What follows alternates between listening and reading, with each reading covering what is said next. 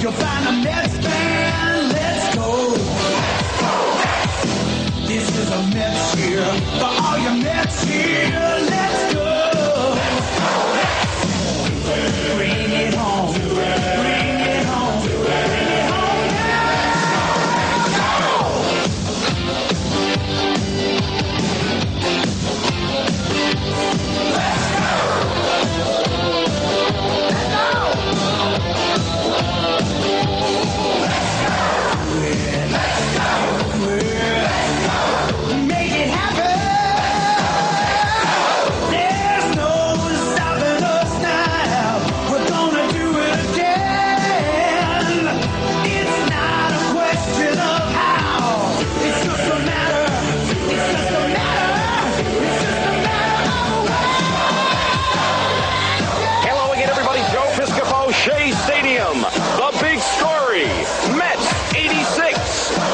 exciting, thrilling, awesome.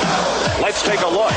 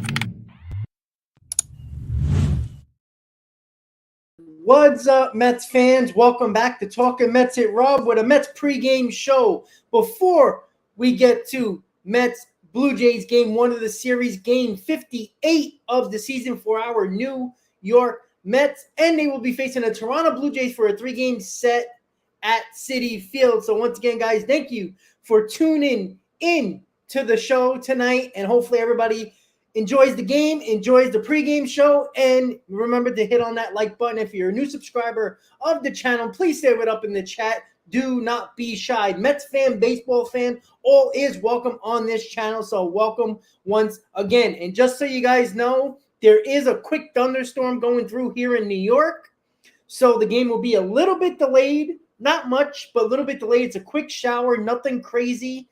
It was coming down hard for like 5 minutes, and then it basically is just cloudy at the moment with a little bit of drizzle. But they'll probably start the game about 10 to 20 minutes later, and that's okay, right? And the good news is that the New York Mets are playing much better, and the Mets are now 30-27 on the season, along with their counterparts for the next 3 games, the Toronto Blue Jays, who are also 30-27. The Mets are coming off a sweep of the Philadelphia Phillies, and the Toronto Blue Jays have won their last 2 series, so both teams are playing well, and the Mets will have Justin Verlander on the mound to start game 1 against the Blue Jays, and old friend Chris Bassett for the Blue Jays. So there is a little bit of, I would say, a little bit of angst and I guess disappointment, maybe a little bit of anger from Mets fans with the last two starts from last year from Chris Bassett and the stupid comments he made prior to Game 3 about New York. And that is something that probably a lot of people and most Met fans did not want Chris Bassett back after that. And the same thing the Mets did with Taijuan Walker is the same thing I want them to do with Chris Bassett. I want him to get beat down tonight. All right. There will be no excuses tonight from Mets fans complaining or the New York Mets today because all the kids are playing today. That is right. Mark Vientos is DHing, Brett Beatty is playing third, and Francisco Alvarez is behind the plate. So, of course, when the lineup came out today on Twitter from SNY and the Mets, the posts were very exciting. People were very, very happy.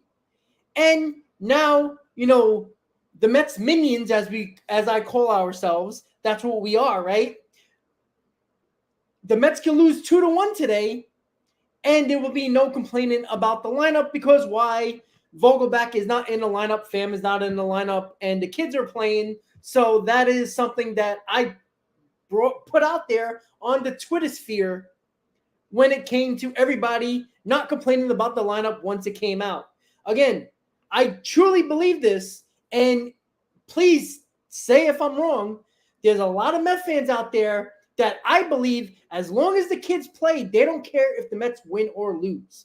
And I brought this up to many people over the last couple of days that I said some Mets fans are probably content with winning 75 games, but as long as the kids play, they will be okay. And I think that is the most hypocritical thing that you were talking about because then you can't complain when the Mets lose if they do. And again, I'm all for playing the kids. I says either play them or trade them. That's the way I see it. Play them, see what they got. Hopefully they help us, or trade them and get people in here that can help us. That's the way I see things.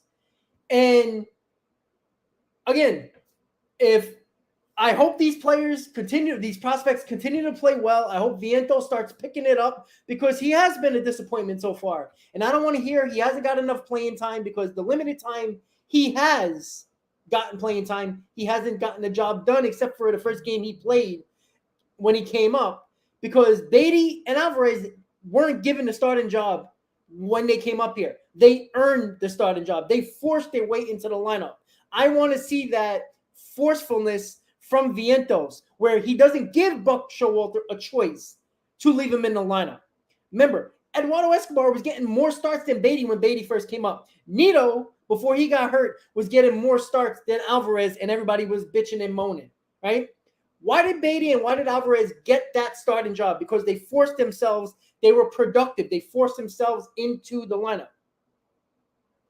And on top of that, that is the same thing that goes for Vientos. I want people to go back and check the at-bats with Alvarez and Beatty when they weren't starting every day.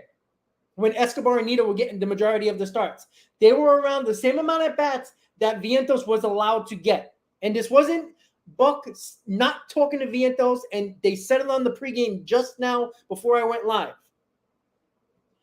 That Buck Showalter, when each of those guys came up, he broke down how they're going to be played and when they're going to be played. This is not a shock to Mark Vientos that he sat for 3 days and played for 3 days or played today, maybe not play tomorrow, whatever it might be. This is planned out where these players know. So this is not, something that they just, Vientos walks in and not knowing if he's playing or not. And this is the same thing that the New York Mets and Mets fans seem to not want to get. And I want to keep on talking about it. Joel, I agree. It is a rhythm sport, but let's not act like Vientos did not get the same opportunities as Beatty and Alvarez did because they weren't starting every day when they came up, right? Again, I'm on board with you guys. I want them to play. Play them or trade them. That's always my motto, right? But nobody's complaining about the lineup today. The Mets better win today, and they better not lose because of the lineup. Because all the hypocritical Met fans that bitched and moaned that they want the kids in the lineup, if they don't get the job done today and the Mets lose 2-1 and the offense didn't show up, who are you going to blame? Vogelback, who sat on the bench today, or Tommy Pham? No, you can't do that, right? That's the hypocritical part I don't like.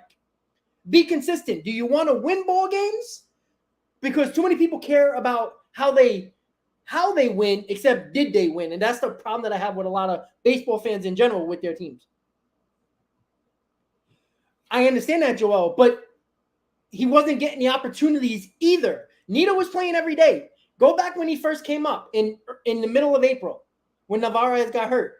He was not playing every day. When he got his opportunities, yes, he struggled early, but when he got his opportunities, a little bit later when he started to figure out the league, he finally started to produce. And the same thing with Beatty. No, Joel, well, that's my point, and that's why I get on people. Because if you need Pham and Vogelback, if they have to be the big keys to the Mets winning, you're going to have problems. The same reason why Vientos in the lineup wouldn't mean much either. It's not going to make or break this Mets lineup because it's always been about the pitching. And if you don't see that, you're not watching the games or you're not caring about the entire ball game. That's what I get mad about with people. Again, I appreciate the passion of you guys. That's one thing for sure. And the people on Twitter, I know a lot of those people on Twitter. I see them at games. But stop being hypocritical when tonight, if the Mets lose and it's because of the offense, nobody's going to complain about it, right? They won't complain about it at all because that's the hypocritical part of the fans because they're so concerned about letting the kids play when the more important thing should be, did we win, right? Not saying that Vogelback deserves any credit at all. No, Joel, it's not just Met fans. It's baseball fans in general. We live and die game by game, which is awesome because what the hell am I doing here if we're not living life or death when it comes to baseball games, right? The New York Mets, when they pitch better, and again, when they pitch quality starts, they win ball games. This hasn't been ever about the lineup. If you thought that was the case, you were not paying attention. And that was the whole thing. Again, the Mets, when they're very, very low points, were scoring a little under 4 runs per game. But for the majority of the year, on average, they were scoring 4.5 runs per game. And now they're scoring about 6 runs per ball game. Yet, all I heard was all of a sudden people realized that pitching was a problem, and that's why we lost in Colorado when it was the case the whole entire year. And yeah, I don't care about the All-Star game, guys. I think it's a big fluke. It's a fan fest. That's all it is. It's fans voting and stuff in the mail, stuff in the boxes. Obviously it's all through, internet now. But again, who cares? Again, I'd rather have all the Mets not go to the All-Star game and rest up for 3 days. Because it's the thing will, if Alonso goes on a bad month after the All-Star break, we can blame the All-Star, but we can blame the All-Star game, right? Let all the Mets sit at home. Let all the Yankees, let all the Braves go. Let all of them go. I don't want the Mets. I don't care about the All-Star game. It's a big joke anyway, right? It means nothing to me. It doesn't make or break the Mets season. So I don't care. The more important thing is the fact that, again, I brought this question up in a poll about, I think it was the end of April. And I said, listen, guys, what is more important, how you win or did you win? That is the question. Those are the 2 questions I put out there, and I put the poll. And thank God that did you win mattered more than how you won. Because when I hear people bitching and moaning when we lose, oh, you care about how we lost, but when we win, all of a sudden you don't care how we won, right? You just saw we won. But when we lose, it has to be everybody's. It has to be somebody's fault, right? But when we win, we're not giving credit where credit's due. And that's the most important thing. And the most important thing is, did we win? All right? That's it. And I think it doesn't matter who is in the ball game, who is in the lineup, who is pitching that night. If the Mets won, right? Where was the Tommy Pham credit when nobody wanted to give him credit when he beat out that infield hit to win the game or get the go-ahead run against the Rays? Where was Vogelback the other day against Philadelphia when he took those 2 walks in front of Canna to get Canna those 4 RBIs. No credit. Not saying that these guys are make or breaking this Mets team, and I can be okay with Pham or Vogelbach off this team. But the hypocritical part of fans, and particularly Met fans this year with a certain few guys, even when they do well and they do something important in the game, they don't get credit for it, because if Vogelbach would have struck out and both times he got on base with 2 strikes, right? So if Vogelbach would have struck out both times, Canna would have never got that opportunity to get those 4 RBIs, and the Mets probably would have lost that game 1-0. So there it goes. And that is the hypocritical part. Yeah, Mets fan, but again, the whole point is with Sanchez. Sanchez is not better than Nito. All right, Sanchez is lazy behind the plate.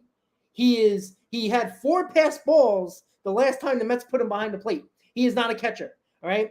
The reason why he's probably hitting there is he's playing every day, because the Padres have no catchers. He's playing every day.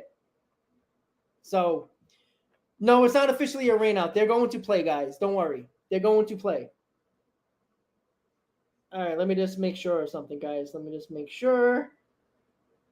Alrighty, and I think everybody on Twitter who is retweeting and retweeting the stream tonight, I appreciate that. And Mario, we're hoping so, right? Again, the game is not going to get rained out. There's only like a 20-30% chance of rain, but it's a quick thunder shower. It's going to last probably about a half hour. Again, it rained hard for like 2 minutes. Like it was like Florida rain. Like it rained on like across the street, but not down the street, right? That's the way it felt. Yeah, committee. I see. Here's the problem with that. I don't think Sanchez is that good of a player, and I don't. And again, I would have kept.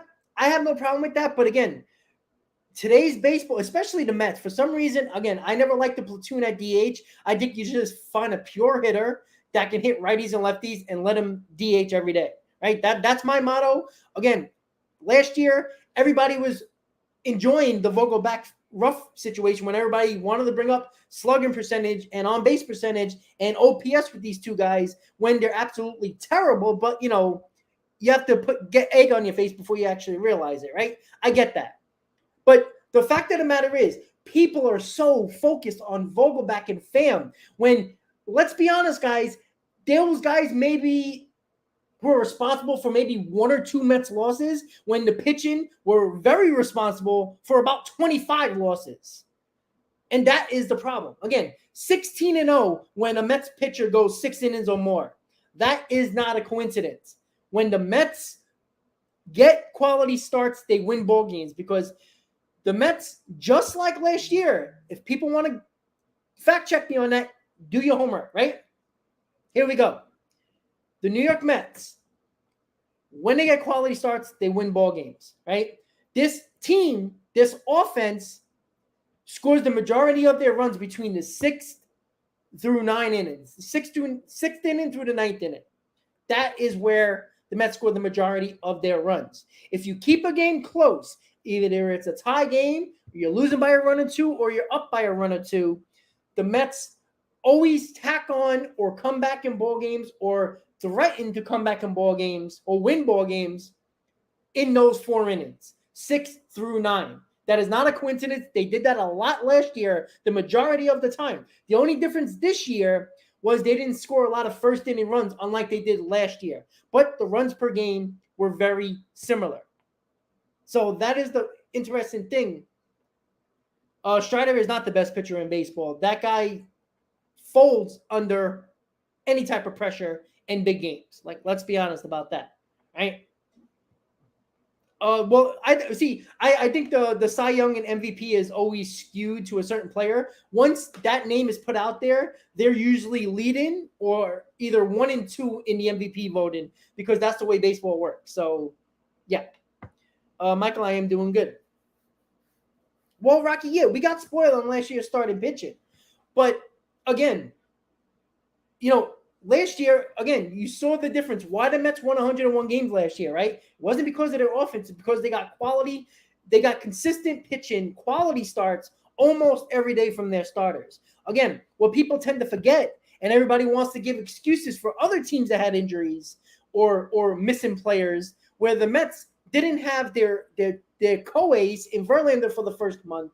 And on top of that, Quintana was hurt, and Carrasco got hurt, and then Scherzer was in and out of the rotation from pitching a few days later because of injury, and then the suspension. We didn't have a consistent rotation until basically 2 weeks ago, when Carrasco, or about a week and a half ago when Carrasco came back. So, and then Quintana is making bullpen sessions, should be getting back probably about another month. He'll probably come back in the first week in July. And the other thing is, the news that came out was Edwin Diaz is working full workouts in the gym, and he'll be facing live batters very, very soon. And there's a possibility that he might come back in September. I won't hold your breath on. I think it better be very, very, I would be more careful than worry about sounding those trumpets in September, because one wrong step can have him miss next year. And what you don't want to do when you just gave the best closer in baseball a contract in this offseason, you don't want to miss him for 2 years. So you got to be worrisome. Mets fan, it's not about Strider hating on Strider, but look at the big games, and the majority of his strikeout games, big strikeout games, are against bad teams. All right, the same reason why the Braves, when they face teams over 500, they struggle,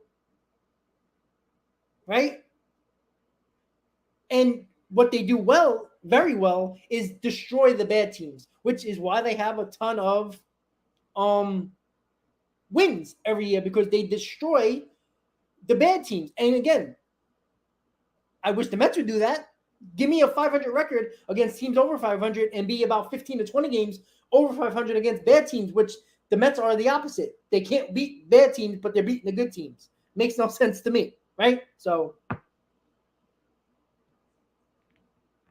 well, Joe, again, Achilles is more, the patella tendon is more of a stronger ligament than the Achilles in a way. It's very, again, the Achilles, especially as a pitcher, you're constantly popping off the mound. You got to remember, it wasn't a throw-in, he wasn't, driving down the mound and his patella popped, right? He landed awkwardly when he was jumping up and down at the World Baseball Classic. So again, I wouldn't even make him pitch. I don't care if he looks great. Give him the entire season and the offseason to make sure he's 110% going into next year. Again, David Robertson has been better than Edwin Diaz at this point last year. He has a full run ERA better, pitch one more inning more, and he has I think he just has one exactly the same amount of saves as Edwin Diaz has. The only difference is he's not electric throwing the baseball in Robertson, but he gets the job done. He's been better at this point than Edwin Diaz was last year.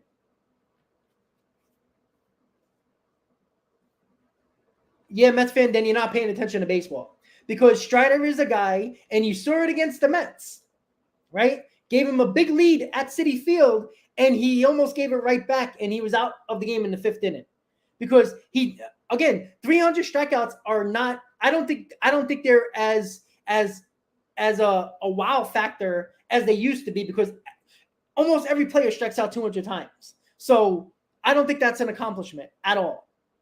I don't think it is. Again, Strider, where was he in the playoffs last year for the Braves? He got lit up against the Phillies, right? And the Mets lit him up as well. Strikeouts are very mediocre now, because everybody strikes out. Somebody asked me, what do you think? Let's see. I'm sorry. Let's see. Nick, I think Nick said it. Let me see if I can find it. Hold on, guys. I'm trying to catch up. Nick, the same reason when people thought the season was over when the Mets got swept in the Brewers in April. No, it's not over. Why would the season be over when the Mets have a wild card to lean back on, when the National League isn't doing very well right now? The season is not over. Again, I prior to the season, I picked the Atlanta Braves to win the division. All right. I always give the respect to a team that won the division the prior year, because I think you can't take that team off the throne until you actually do it. And that goes for the Phillies fans and the Mets fans who were irrational with thinking that the Mets could just, or the Phillies could just roll over and win the division over the Braves, when that's showing no respect to the Atlanta Braves, which isn't fair to a team who has dominated the NL East for about 20 years? For forever, the last time I checked, right? So again, I like to give that team the benefit of the doubt. And the Braves have been freaking awesome, right? Well, Christopher, he said a couple of things. Prior to Game 3, the night before, after Game 2, they talked to the Game 3 pitchers. He said that the pressure of pitching in New York, every pitch is like a main event. He goes, anytime you make one bad pitch, they get on you, even though if you have a good game. And he said stuff that, he's like, it's not easy to pitch in New York. And he basically mentally screwed himself for the next game, because it felt like he was going into that Padres game in Game 3 in the wild card series and mentally thinking about that stuff instead of actually trying to get those guys out. And we saw the disaster that he was. No, Nick, it won't be a good look if the Braves sweep the Mets. But if the Braves sweep the Mets, wouldn't everybody says, oh, well, the Braves are better than the Mets? 99% of Mets fans should believe that. But again, we only look at it based on what, right? On paper, or you just checking about, right? The Mets in 20 games were also 7-13, not just 2 weeks ago, right? The Braves were going through a stretch where they were in their last 20 were 7-13. So they had the similar stretch than the Mets did. So are the Braves a bad team, or the Mets are a bad team? Because they both had the same 20-game stretch, 7-13. So are the Braves a bad team, or they're just going through a rough patch, whichever Major League Baseball team does? Again, this is the first year where the Braves got out to a hot start, right? The last 2 years, which one ended in a World Series championship, they started off slow and ended miraculously. This year, they're running. They're playing extremely well early on, which they haven't done in the last 2 years. Mets fan, yeah, I'll be going to that in August. I mean, it's many months away, which I can't stand this new balanced schedule thing, because I think it's stupid. It makes the division. It makes these division games more important because you play your teams less. That's why beating teams like the Phillies and taking a sweep, and we saw last year what a tiebreaker can mean for a division, right? 19 games, the Mets lost a tiebreaker but had the same record as the Braves, right? So those games matter a lot. John, nothing that the Mets can give up. I can tell you that much. Because I guarantee you one of them is going to be Vientos, Alvarez, or Beatty. That's what the Brewers would want, right? I don't think they want anything else, right? They would want a pitching prospect back. Can you name me a pitching prospect that any other team would probably want? Probably not. President, I'll be there Sunday as well. And again, we can talk about Ohtani. We can talk about Burns. We can talk about Giolito of the White Sox. Again, we're not the only team looking for starting pitching. We're not the only team looking for pitching or bullpen in general. So there's competition to get those players. Just because the Mets might have a couple of guys that they might be willing to trade, Bieber is another one too. Again, Shane Bieber is another one. But again, we have to look at the fact that there's going to be competition for those guys. The Mets farm system is probably not better than the teams that they're trying to compete with when it comes to getting those guys, right? Because if Beatty, Alvarez, and Vientos are off the table, what are you trading them? Why I kept on saying that Ronnie Mauricio, and we'll get to him in a second, Ronnie Mauricio is the biggest trade chip in the Mets farm system. And I'm going to continue to repeat myself until the Mets do something otherwise. So I wanted to let you, and I led into that. President, I will be sitting in 515 where my season tickets are. So with Ronnie Mauricio, if you didn't hear the news, the Mets are taking Ronnie Mauricio out of second base. Shocking, right? You know why? Because he has 13 errors in 27 games at second base. So he's clearly not comfortable at second base. The Mets are trying him out now in left field once again. 2 years ago, once the Mets gave that big Lindor contract, they tried him out in the outfield, in the backfields in the minor league ballpark in Port St. Lucie. That ended very quickly. So the problem that Ronnie Mauricio is going to find himself in, since he can't play shortstop for this Mets team, he's going to once again try left field, and the Mets are hoping that he can be adequate or at least average in left field. So the Mets are clearly trying to bring Mauricio up. But again, when you have 13 errors in 27 games at second base, you can't throw that guy out there when the Mets have one of the best infield defensive infield in all of baseball. You can't mess with that, especially when you got pitchers that have been pitching well. You can't have the defense messing up plays and double plays, getting out of innings. Ronnie Mauricio has been absolutely terrible at second base. That's a problem. Can't put him at third base. Brett Beatty, right? Can't put him at second base, even though the Mets tried, because he can't play second base. Again, that's a huge difference. And we saw that with Jose Reyes when they moved him over for Kaz Matsui when he came over from Japan. And Reyes could not play second base very well. He didn't like the angles. The same thing that goes for Ronnie Mauricio. Sometimes you just can't play a position, and that's okay. But Ronnie Mauricio is finding himself to be a player that is similar to Mark Vientos, who at the moment is positionless, and why Vientos isn't getting a ton of playing time with the New York Mets, except for in DH spots, right? If Ronnie Mauricio can show that he's average, and I'm talking about catching the easy fly balls, making sure he knows his cutoff man, that's a big deal, right? Knowing where to play, making sure he can go in on balls, go back on balls and left field, right? Left field is not an easy place to play at Citifield, especially the big left center field gap at Citifield. So with that, okay, Rocky, let's let Mauricio DH. Then Vientos won't get playing time. Ron, they haven't really said a start time as of yet, but I hear the rain right now. Again, this should be quick rain. I don't think it's going to last more than 45 minutes, half hour, hopefully, but we'll see. So I'm assuming it might start around closer to 8 o'clock, maybe 7:45 or something like that. Once again, people are so concerned about the bat, but don't care about the defense. Last week, we had people on the stream saying, "Oh, I don't care about his defense. His bat is good." No, his bat is good in AAA, right?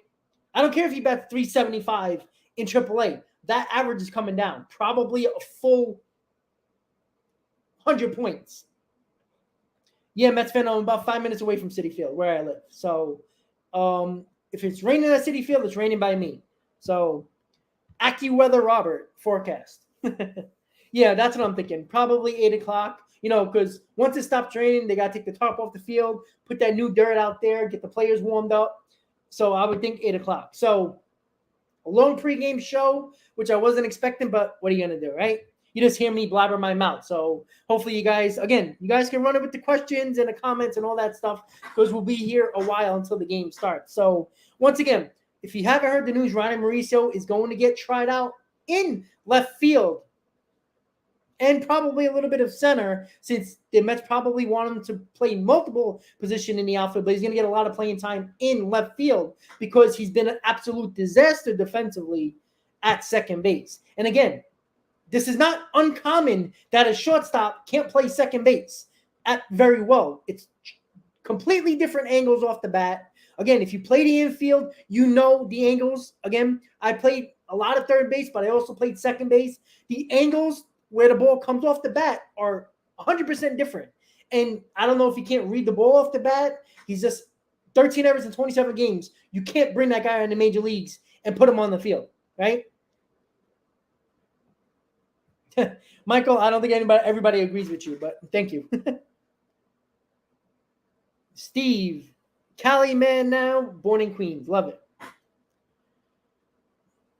Committee, I can care less about the All-Star game. But to answer your question, I mean, the obvious ones, right? The Nimmo, Alonso. I would not be shocked if Senga gets a lot of votes, right? A lot of the Japanese players get a ton of votes for the Japanese fans. So I wouldn't be shocked if Senga makes the All-Star game. So, again, I can care less. President, I don't want to give Ronnie a chance because if you give Ronnie a chance, that means you're not giving Vientos a chance. And isn't that what everybody wants, right? You can't put Ronnie Mauricio in the field if he's an absolute disaster defensively.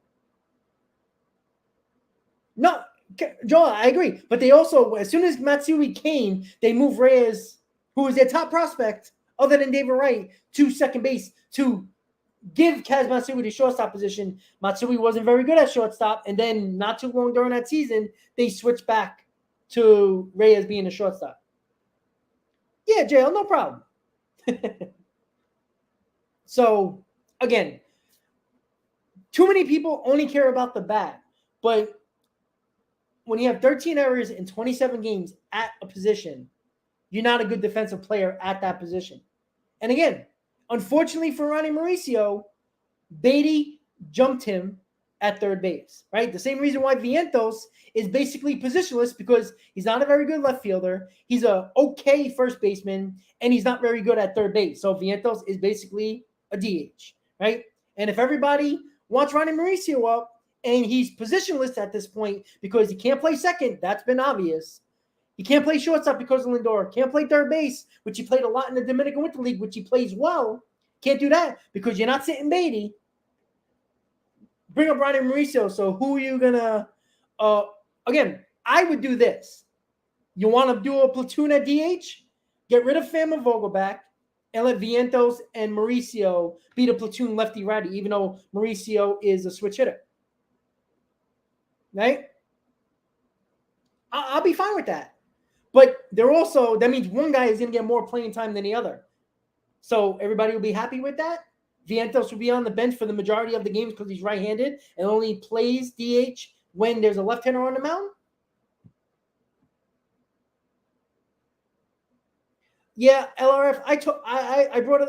People brought it up. I talked about it. Again, nobody is giving me a trade package, right? If you're not trading Alvarez, Beatty, or Vientos at the moment, right? I don't think they're Beatty and Alvarez are 100% untouchable. I think everybody would agree, right? So if Mauricio isn't up yet, where I still believe he is the biggest trade chip in the Mets farm system, because you're not getting Bieber, you're not getting Ohtani, you're not getting any other pitcher that can actually be a very good pitcher. You know, you're maybe a number 2 or number 3 in your rotation without giving up 1 or 2 of your top prospects. And who is that? And if a team like the Guardians is getting rid of one of their better pitchers in Bieber, you don't think they're going to ask for a top pitching prospect, which the Mets really don't have, which the Mets are probably not going to give any of their pitching prospects up because they're very limited? So what are you going to do?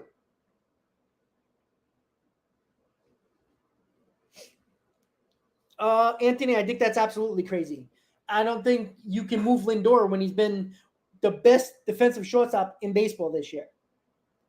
You know, people hate Lindor, but he has better numbers than every other shortstop in baseball right now, defensively and offensively. So why move somebody that is doing the job? That's what pisses me off about people, right? When people talk about that.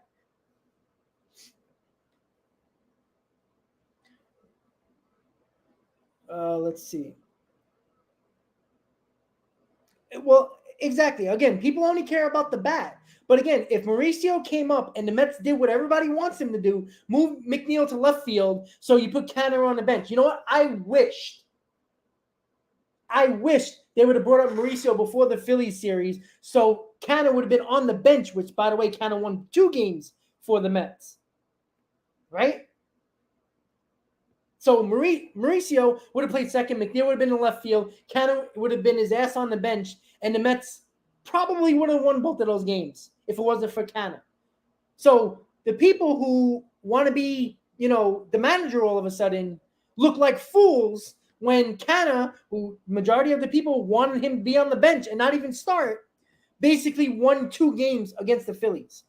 Again, this is why when people talk about things, they don't look at the bigger picture. They just look at today and tomorrow. They don't look at, well, what does Canna do well? You know what Canna does well? He makes the plays in left field. He's not a disaster in left field, right? He makes the plays when a fly ball is in the outfield. I don't worry about him trying to get to that catch. He knows the angles. He's a pretty good left fielder. Not great, but a quality left fielder. So people are like, oh, let's just put McNeil out there. McNeil has been great. He can play anywhere. But McNeil is also a very good second baseman. So why move McNeil, who has been good defensively at second base, been better than advertised at second base? Move him to left field where he'll be good, but bring in Mauricio, put him at second base when you know he's not very good defensively at second base and made 13 errors in 27 games since he's moved to second base. That's what people want to do when defense can win you ball games, and it's shown in the Phillies series. Did people forget them plays by Lindor? Did people forget those plays by Alonso and that great throw by Beatty deep at third base? Yeah, well, Anthony did not leave him at second base because clearly there's something going on with him at second base. He's not good. They're moving him to the outfield now and giving him starts at left field. That's why Mauricio hasn't come up, because of his defense. I'm sorry. Do the Mets really need another one-dimensional player in Mauricio? No. We have enough of those, right? That was the big problem with the Mets, is that last year it was so much fun because everybody on the Mets bench was versatile prior to the trades. J.D. Davis, if you needed him, he could have played left field, could have played first base, could play third base. Dominic Smith could, in a pinch, play left field, but was the backup for Pete Alonso. Jankowski could play all 3 outfield positions, right? We had Luis Guillorme could play every infield position except for first, right? There was versatility in every bench player. The Mets right now basically have no versatility, right? Vogelback can't play the field, right? Pham can play all 3 outfield positions, right? But is not very good. So, and that is the issue that I keep on talking about. Look at perfect example in what I'm going to bring up with Mauricio. Look what the Marlins did to Jazz Chisholm, right? They got Luis Ariz, and they moved Chisholm to center field because, well, we made that trade, but didn't give a damn about one of the stars of their team, right? Move him to center field. He's an absolute disaster. And then he gets hurt in the process playing center field. John, you can do that, but again, you're not playing him every day. Where are you taking? You want to take Canna out of the lineup, who's batting over 400 over the last 7 games? Like, this is what I don't understand about people. People don't like Canna, so you're going to take him out when he's hot, and let's play Mauricio because why not, right? So if Lindor gets a day off, great. Put Mauricio at shortstop. So great, you play him for 1 day. So now, are we going to play Mauricio the next day at DH? So Vientos gets to sit now, and people will bitch about that. You can't have everybody in the lineup because at some point you're going to be hurting the team. So you want Mauricio, who's, again, he's not playing shortstop every day. What, is he going to play once a week, twice a week? John, I understand that, but over the last 7 games, Canna has batted over 400. This is not just about the Phillies. He's destroyed the Phillies. I agree with you, but he's also been hitting better the last 7 to 8 games. Look at his last 10 games. He's batting .350, couple of home runs, close to 10 RBIs. So it's not just the Phillies. He kills the Phillies. We all know that. He's a Phillies killer. But he's actually putting better at-bats together, for everybody who wants him to be on the bench. Again, hopefully Mauricio is an average. Give me an average left fielder. I'd be happy about that. 100%. Because then you can play him in left field. But again, you're going to take out, if they would have brought on Mauricio tonight, you want Canna out of the lineup, put McNeil in left and Mauricio in second base. number one, you're hurting your defense in the infield. And one of your hottest hitters in your lineup, you're going to take out of the game.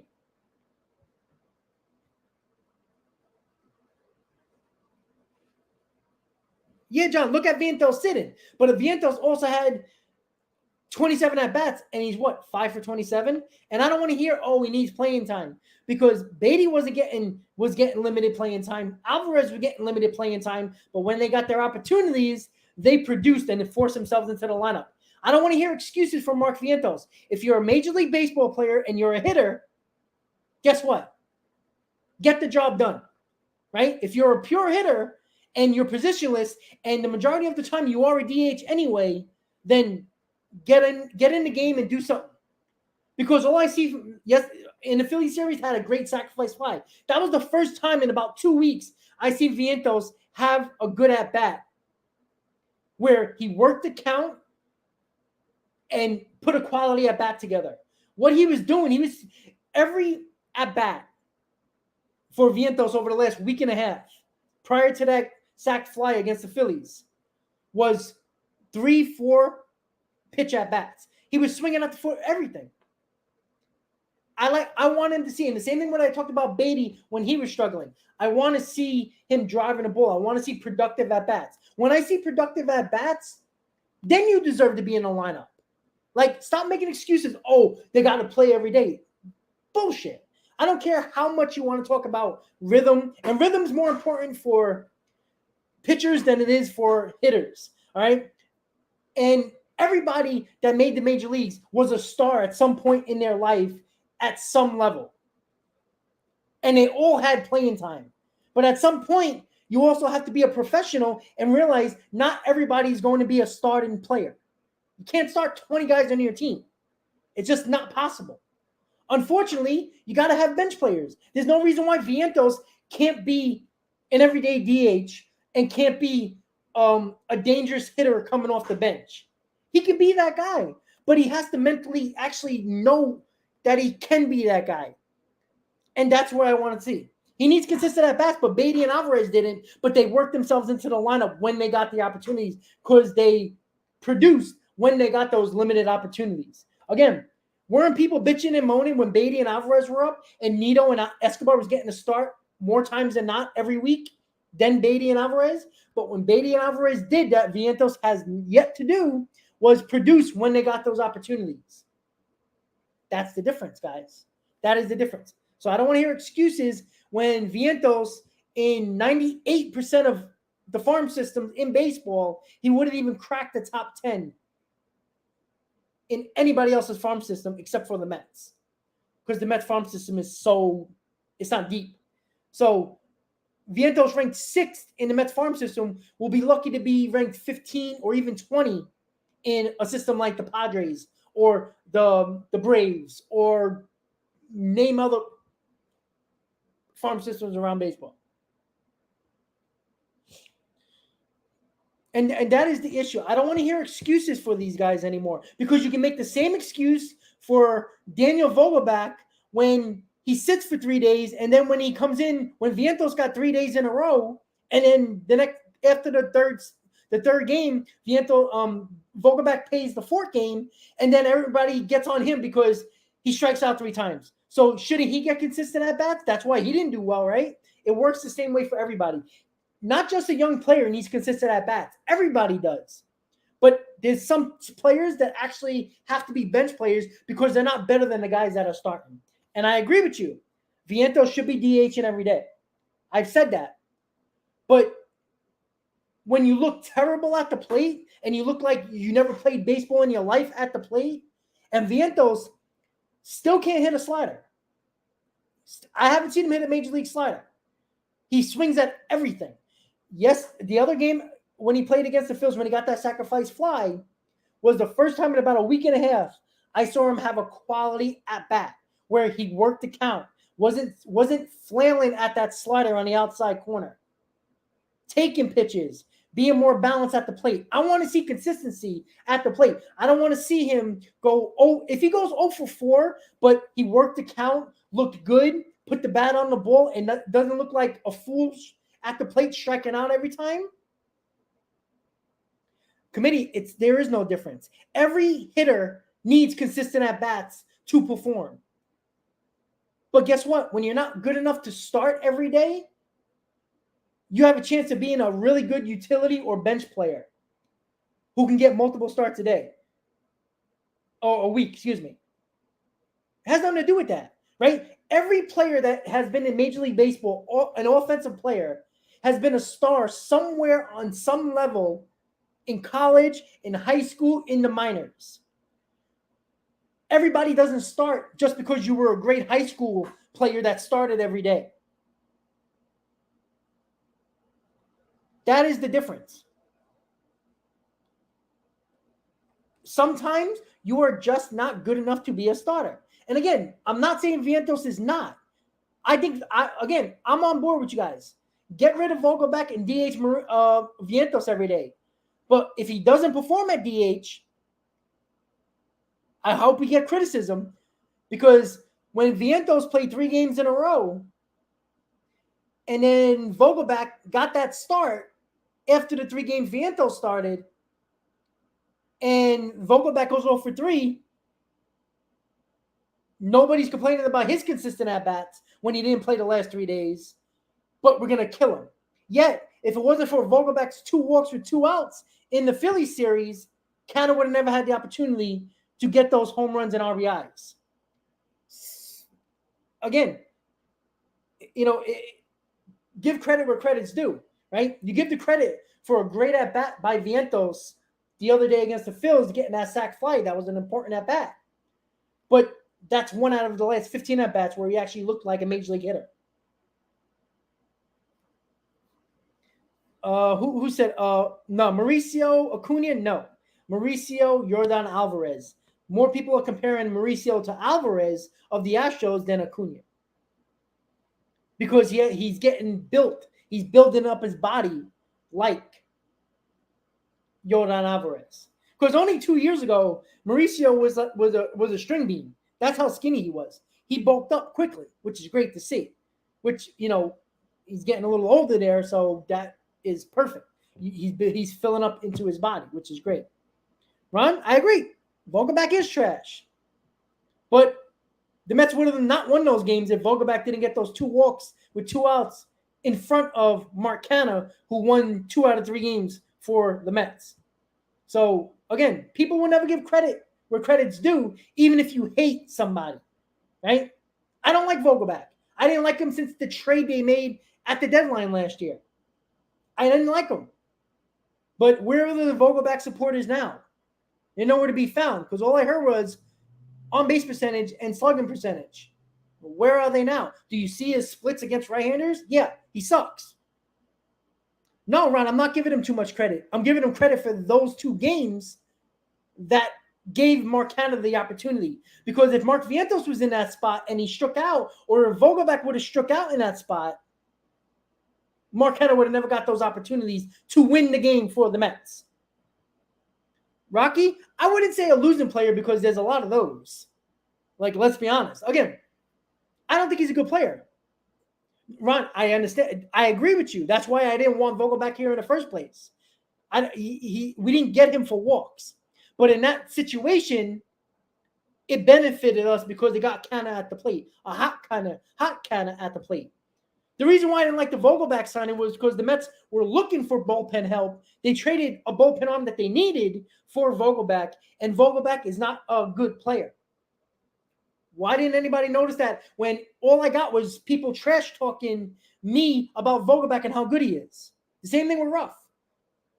People didn't like that we gave up 3 players, 3 prospects, and 3 minor leaguers and Davis for him.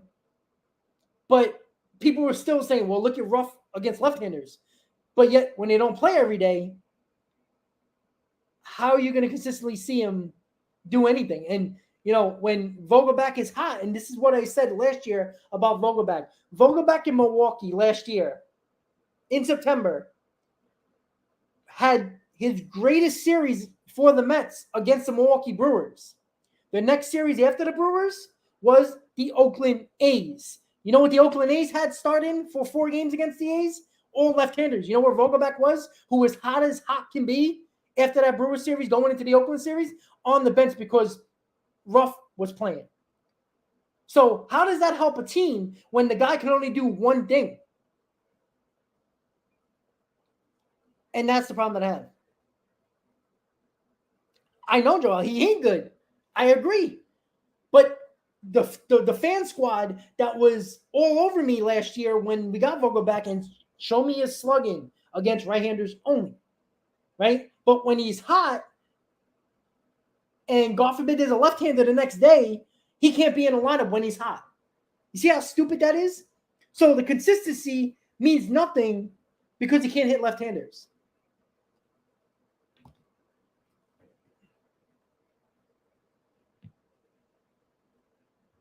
Well, it's not even about first pitch right down the middle. The guy needs to hit for power. I don't care how you do it. You got to hit for power. That is the most important thing. That's why we got him, right? Because last year, he was actually better last year for the Mets than he was this year, right? He hit more home runs. He was driving the ball. The problem is he became more of a on-base guy than he was taking those walks and looking for walks than trying to hit the ball over the wall, which we got him for. Unfortunately, he doesn't do that. Right now, I don't know if it's mental. I don't know. The point of the matter is, I don't want Vogelback here anymore. And I never liked Vogelback from the day we got him. But I also would like to give credit to a guy with 2 outs when you had no problem with him getting a walk in that situation that got on for somebody that was hot as hot can be against the Phillies in Mark Hanna. And both times Mark Hanna came through because Vogelback worked the walk. I agree, Teddy, 100%. Yeah, Billy, that's what I think. I think it's mental. I think he was going through a stretch. I don't know if it was this year or late last year where he wasn't seeing the pitches well. He didn't look like he was doing well when it came to, seeing pitches or whatever it was. And I think he became gun shy swinging the bat. And now he's just a pure, basically, guy who looks for walks. And that's unfortunate because I think he can hit 20 home runs.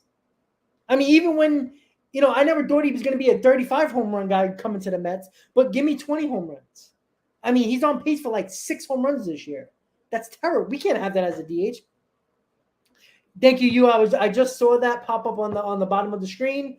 So the game is going to be starting at 8:30 officially. So we got about an hour. So you get more of me. Haha. Home Slice, what's up? Why are we calling up Mauricio? We shouldn't call up Mauricio, and I'll tell you why. The New York Mets are taking him off of second base because he's an absolute disaster at second base. 13 errors in 27 games. Not something you want a guy to bring up and put him at second base, which everybody wanted them to do, and put McNeil in left field. So, guess what? Now he's going to get attempts at playing games in left field. Great. Let's hope he can do that. Because if he can't play left field and he's a disaster there as well, he is where Vientos is finding himself right now, which is positionless. And he's in the same boat as Vientos. Probably a better hitter. But once again, if Mauricio comes up, great. Let him DH. That's no problem. Then Vientos ain't getting starts. So now what do? You can give Lindor a day off, put Mauricio there. Great. One game. Great.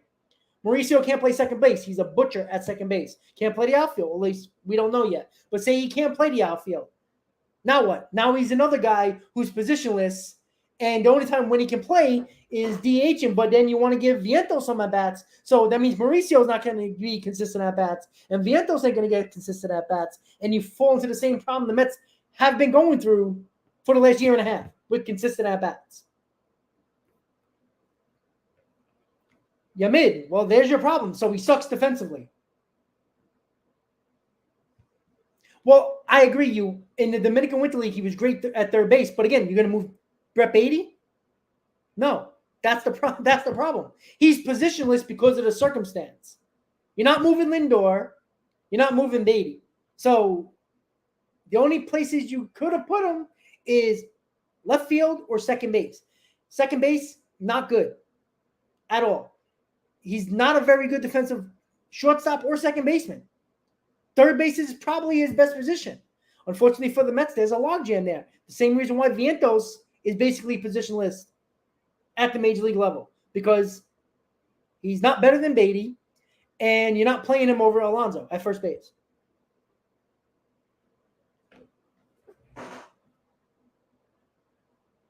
Well, Johan, of course we're not going to get the bad highlights, God forbid, because here's the problem with baseball fans, and specifically Met fans in particular, their prospects. We only see the good highlights. I'd love to see the bad highlights where they look like they can't even play baseball, because it shows you that they're actually human, right? Brett Beatty was batting 370, 360 at AAA. He's batting 250 in Major League Baseball. It's a 120-point difference. Same thing with Alvarez, right? The power was always going to be there. You know, he was batting like 340, 350 in the minors. He's batting around like 260, which is fine. Look, again, that's fine. But give me production. Give me run production. That's what those guys are supposed to be, right? If you bat 250, you hit 20 to 25 home runs in Beatty's case, and knock in 90 RBIs, I'm fine with you. Alvarez is probably going to be more of a power run-producing RBI guy than an average guy, which you should be expecting. But if he bats 240, 250, gives me 30 home runs and 100 RBIs, I'm good with you.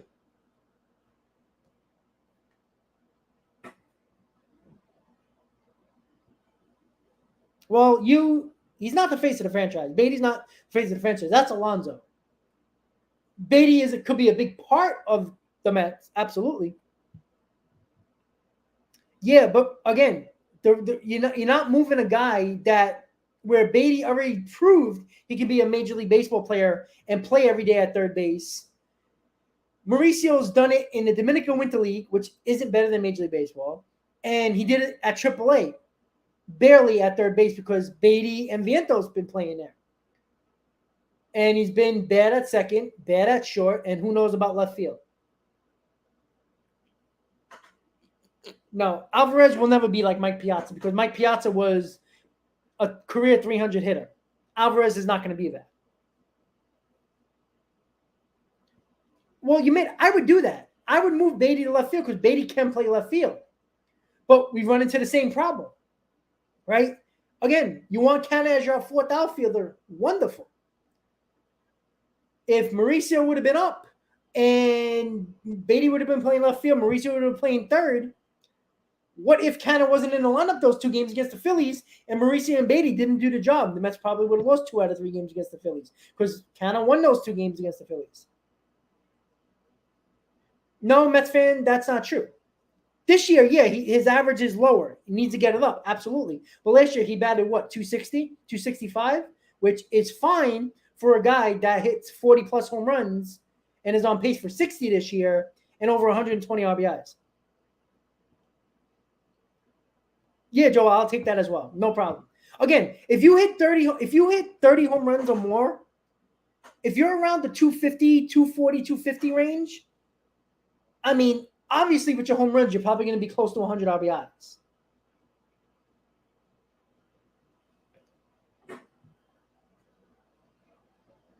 Mets fan, but again, Alonso is not Aaron Judge average-wise. Again, nobody ever said that Pete Alonso was going to hit for average. Again, you need Pete Alonso. And again, to compare Judge and Alonso is silly. They're probably the 2 best power hitters in all of baseball. The reason why Aaron Judge is an MVP is because he's a 300 hitter. And again, I guarantee you can knock off 10 home runs easily from Aaron Judge from the fake home runs that Aaron Judge gets in the Little League ballpark.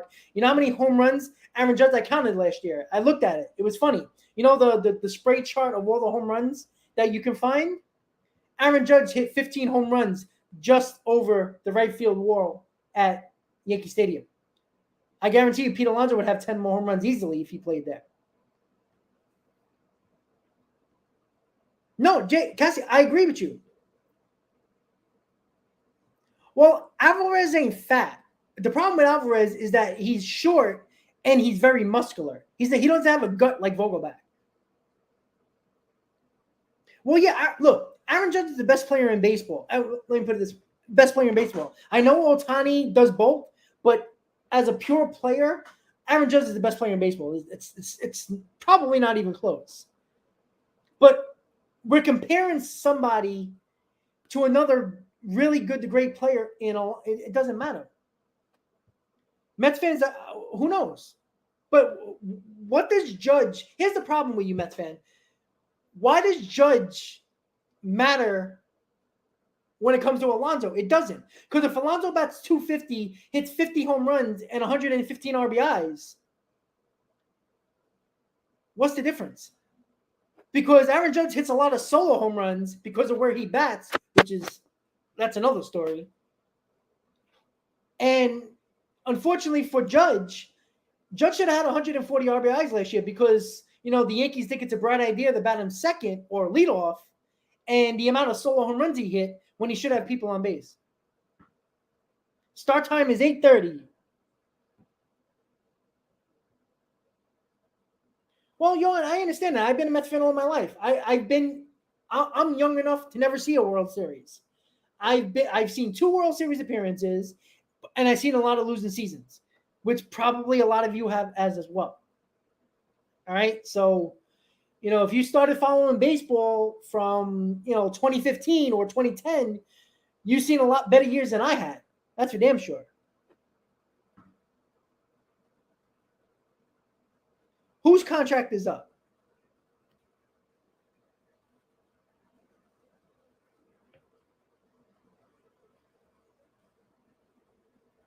Just checking. Well, people forget this situation too. People don't want to realize that did Pete Alonso ever have a Giancarlo Stanton or Anthony Rizzo behind him in the lineup? No. If Pete Alonso had any type of protection like that, Alonso would probably hit more home runs. Alonso's contract is not up until after next year, 2024.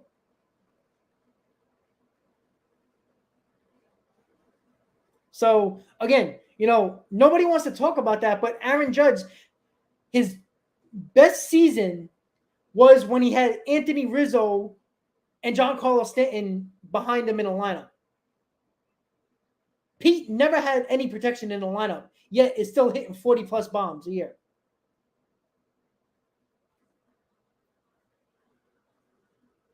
Cassidy, at the moment, he's a bust.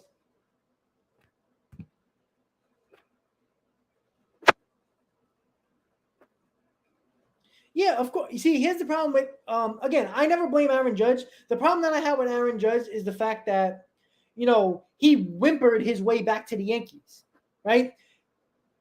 Aaron Judge is the best player in baseball. If you put Aaron Judge, because remember, if Aaron Judge was on the Giants, they probably would have assigned Michael Conforto. They probably would have got 1 or 2 other guys, Jock Peterson or something like that, most likely. Would the Giants be better? Maybe. But we all see that one player isn't all the difference at all, because that same Aaron Judge that Mets fans seem to love, last time I checked, in the biggest moments in Aaron Judge's career, which as a Yankee is the playoffs, he's a .210 hitter. So, and the best player on the Yankees in the playoffs has been Giancarlo Stanton.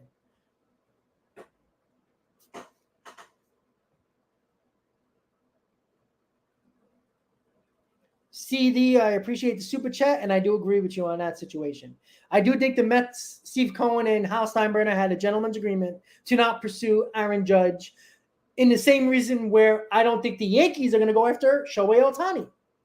And I think there was also a gentleman's agreement about Brandon Nimmo, because there was a lot of talk last offseason or this offseason about Brandon Nimmo to the Yankees, which never developed, because I think that was another gentleman's agreement between the two. Because let's remember, guys, the Giants offered the same amount of money and years as the Giants, and the Padres offered an extra year and about $50 million more.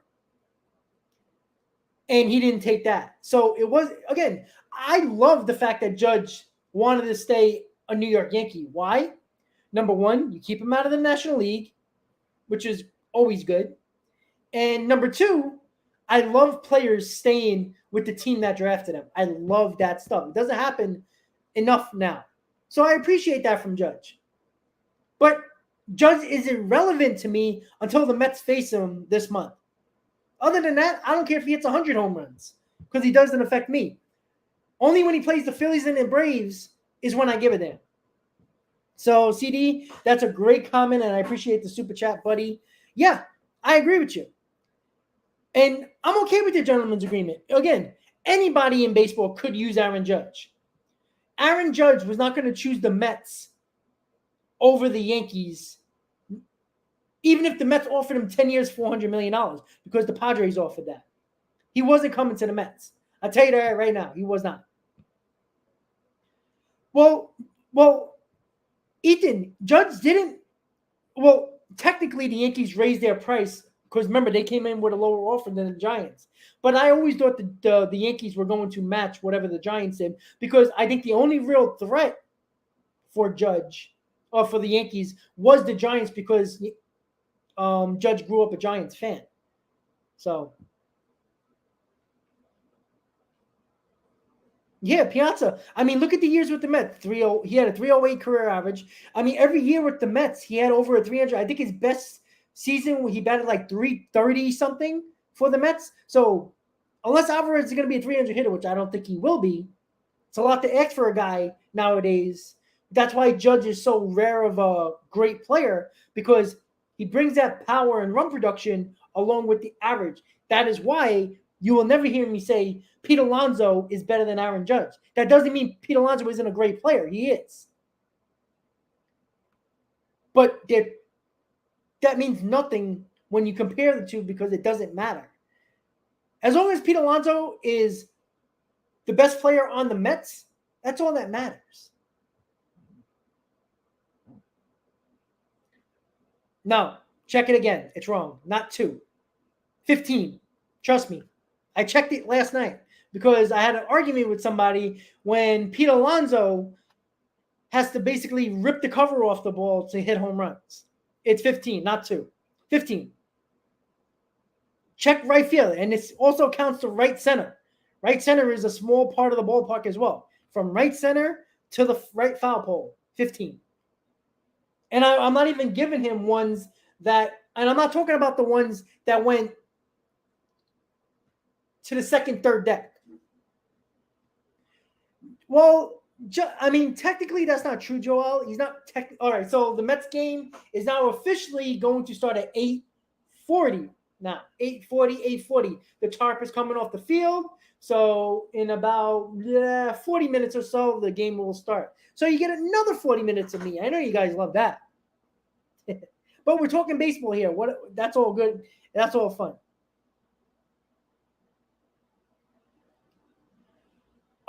I would have to say Ohtani because somebody's gonna give him a contract based on what he does. And CD, once again, for the super chat, I appreciate that and a great comment, by the way.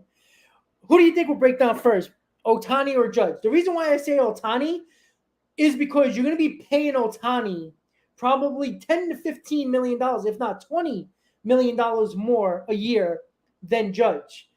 Clearly, Ohtani's going to break down either pitching or hitting quicker than Aaron Judge will. And that is the problem with Ohtani that nobody likes to talk. It's like the elephant in the room that nobody wants to talk about. Shohei Ohtani, at some point, is not going to be a very good pitcher.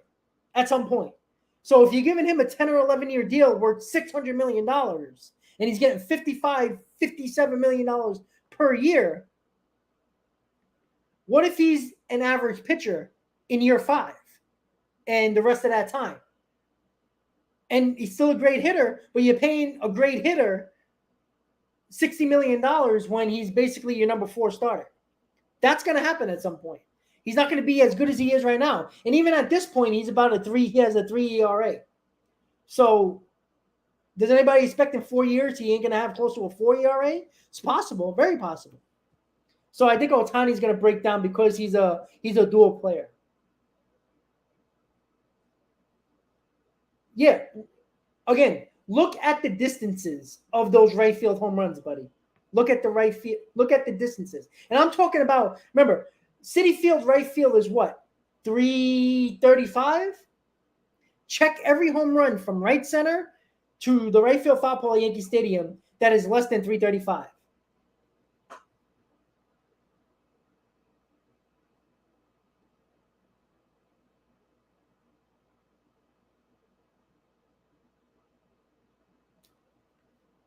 Again, Mets fan, are you sure you're not a Yankees fan? Why do you care so much if Judge hit 700 home runs? Who cares? Just the same reason why I don't care he hit 62 last year. What did he do in the playoffs? Nothing. All right? Judge will never be a great Yankee, right? Is Judge a better offensive player than Derek Jeter? Because Derek Jeter is a hot topic. I'm assuming everybody would say yes, right? But you know why Jeter is in the Hall of Fame? Not just because of the 3,000 hits. That gets you in the Hall of Fame. You know why he's a Hall of Famer? Because of the greatness and the production he had in the playoffs. Every time.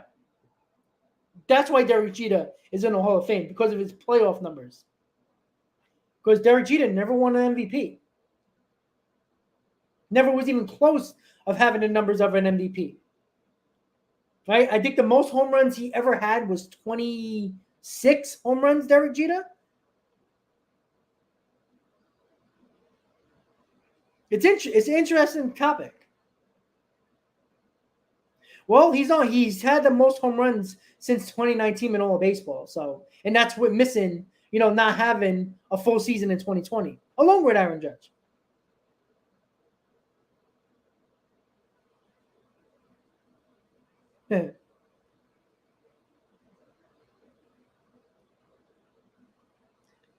I do think Derek Jeter is overrated. You can't tell Yankees that because, it's the same thing with the Mets fans with David Wright, right? You're going to have a soft spot for, your face of your franchise, the guy that is always a Met, right? Everybody sees David Wright as a guy that retired number, all that stuff. Never won a World Series, never won MVP for the Mets. Got MVP for the Mets, had great numbers, but his career ended short because of injury, right? Derek Jeter was overrated. Let's be honest. If Derek Jeter played for the Detroit Tigers, would have never got a lot of opportunities in the playoffs. And if Derek Jeter had the numbers he had as a Detroit Tiger in the season, nobody would even bat an eye and probably wouldn't be a Hall of Famer.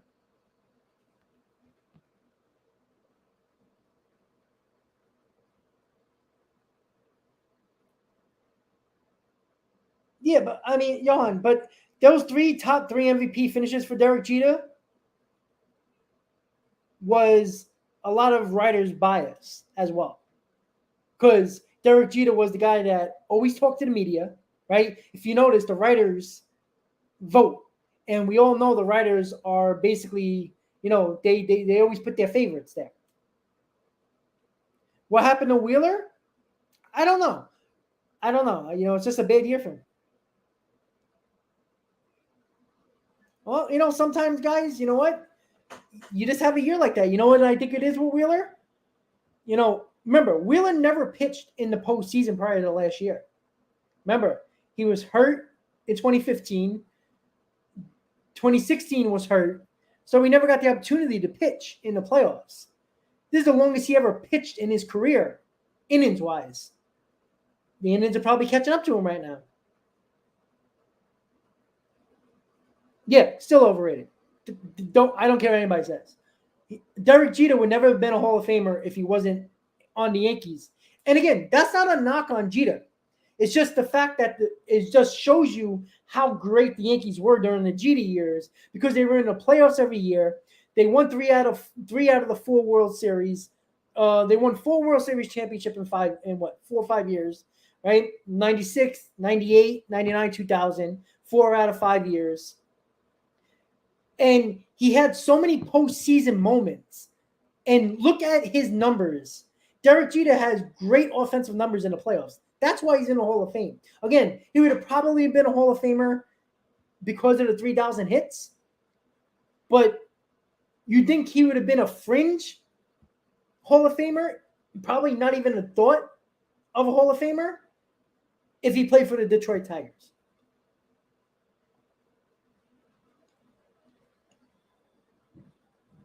Correct. CD. That's a good one. Ian Kinsler. That's a good one. But again,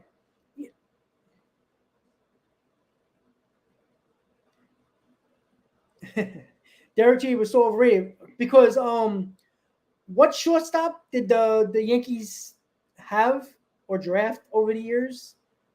Again, this is not a knock on Derek Jeter, and this is not just about shortstop. He kept the spot on the winning team because he produced in the playoffs. If Derek Jeter didn't have the numbers he had in the postseason, he would be just another shortstop. A very good shortstop, but not a Hall of Fame shortstop. Again, we're talking about good over great. Never had a 30 home run season, never won an MVP. I can care less where he finished in the top 3 in MVP vote. That means nothing, right? That just shows you that writers had favoritism for certain players. That's the reason why Trout is always in the top 3 because writers love him. A-Rod was dominant, but again, why didn't A-Rod get the love from Yankees fans was because he never showed up in the playoffs except for 2009. Yep, New York game tonight, 8:40, RJ, absolutely. Again, this is not about Jeter not deserving the Hall of Fame because he deserves it because of the numbers he put up in the postseason. Yankees probably don't win 2 out of those 4 championships in the late 90s and the first year of 2000 if it wasn't for Derek Jeter, right? We all remember, if you're a Mets fan, you remember the 2000 World Series. Who hit that first pitch, big home run in Game 5 to start the game? Derek Jeter, right? The guy crushed the postseason.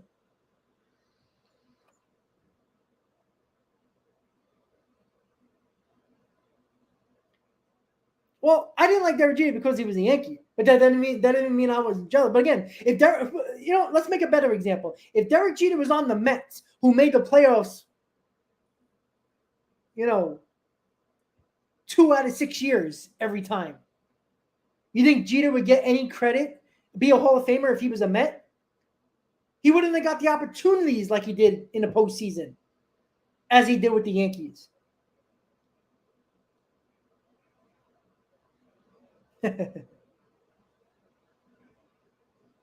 Yeah, I respect Derek Jeter because every time Derek Jeter came to the plate in the postseason, he scared the hell out of me.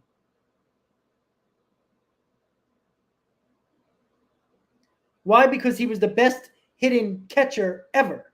That's why. He was not a first-round pick, wasn't a second-round pick, wasn't a third-round pick, 7th round. One of the last picks in the draft. That's why. He wasn't Derek Jeter, who was a number 1 overall, who was a first-round pick. Piazza's in the Hall of Fame because he's the best hitting catcher ever in baseball.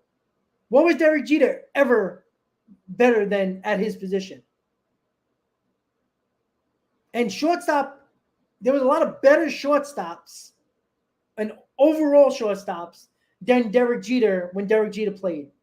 A-Rods of the world. Could we just go on and on, right? A-Rod's not going to be a Hall of Famer because of the steroids.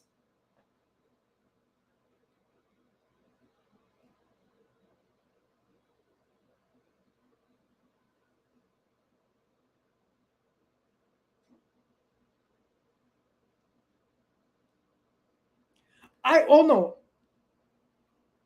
Barry, I agree with you. There's worse players. Again, there's a lot of players that don't deserve it. And this is not me saying that Derek Jeter doesn't deserve to be in the Hall of Fame. That's insane. That'd be stupid of me. But again, if you're a Yankees fan, you're going to be biased. Of course, you love Derek Jeter if you're a Yankees fan. You should not love him. You know what I'm saying? But let's be honest. Look at his numbers in the season, not playoffs. Because MVP voting and season stats are on a different level, on a different platform than the postseason stats, right? MVP, Aaron Judge, last year, shouldn't he be the best player in baseball in the postseason, numbers-wise? Doesn't work like that, right? You're the MVP and you batted .210 in the postseason, right? Judge can have the greatest numbers during the season, but you're going to look at Aaron Judge the same way if he never wins a championship for the Yankees and never puts up big numbers in a postseason to help win a World Series or help win the World Series for the Yankees. Derek Jeter is a legend for the Yankees because of his postseason numbers, not because of his season numbers.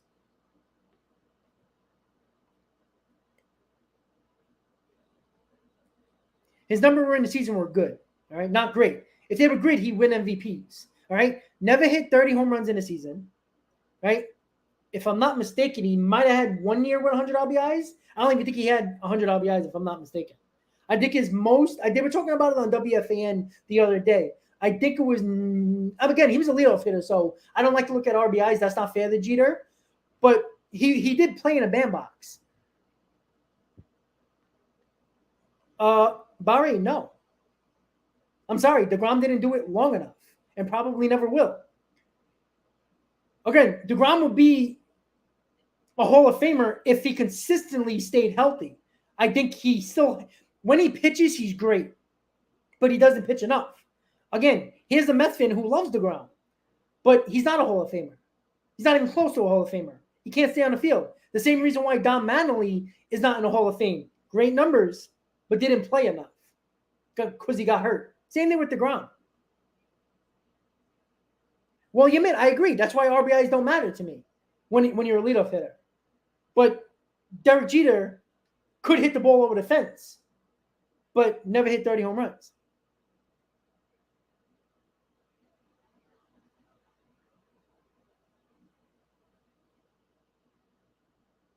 Correct.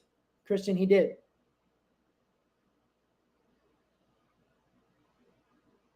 Mauer, Piazza, no. Piazza was a better player. Now, Mauer was a better defensive catcher.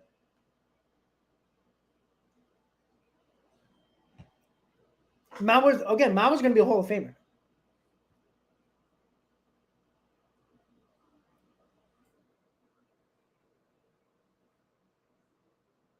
Billy, that's a good point. 2,500 more at bats than Tony Gwynn. That's true, Joel. So once again, guys, why aren't the Mets playing? Because it is raining in Queens. I'm about 5 minutes. I live 5 minutes or so from Citifield. They had a quick thunderstorm. It was about 20, 25, about a half hour rain coming down hard. The game is going to start at 8:40.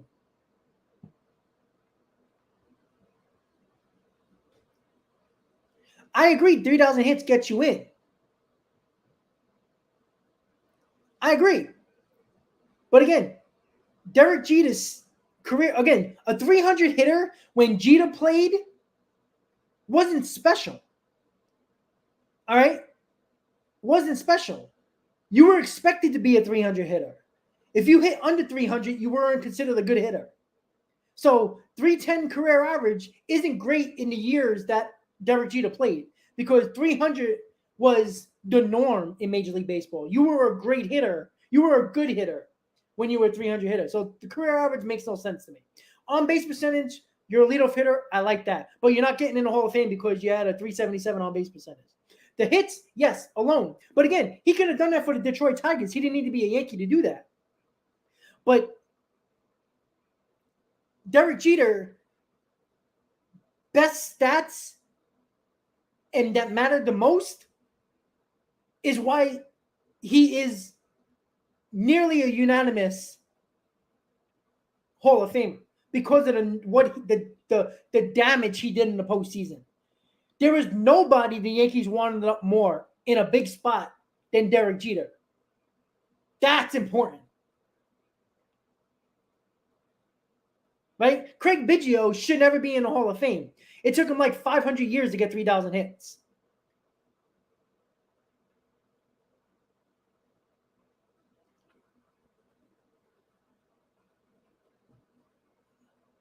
Well, that's not true. I guarantee you can find about 40 to probably close to 50 players that had 300 averages around the years that Derek Jeter played, especially in the mid-90s until like the early 2000s.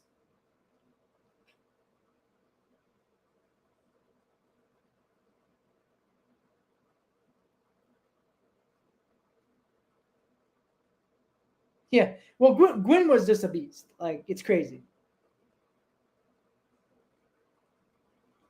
Well, how many does Pete Alonso have more home runs now? He has like 160 in his career. And remember, guys, and this goes for Aaron Judge as well. Aaron Judge and Pete Alonso missed out on a full season because of 2020, the pandemic year, which sucks. Even though Judge around that time, he was kind of in and out of the lineup a lot because he was injured a lot in 2020 and part of, so that was, but again, if Pete Alonso played an extra 100 games or say another 90 games in 2020 along with Aaron Judge, I mean, you would think Pete Alonso and Aaron Judge would have close to 50 home runs, right? So that would have, Pete Alonso should have an extra 30 home runs, 35 home runs along with Aaron Judge. So that hurts both of them career-wise.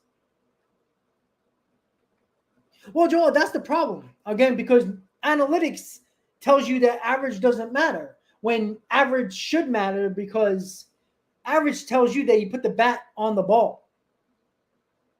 Right? You put the bat on the ball and you don't strike out, there's a pretty good chance that a player would make a mistake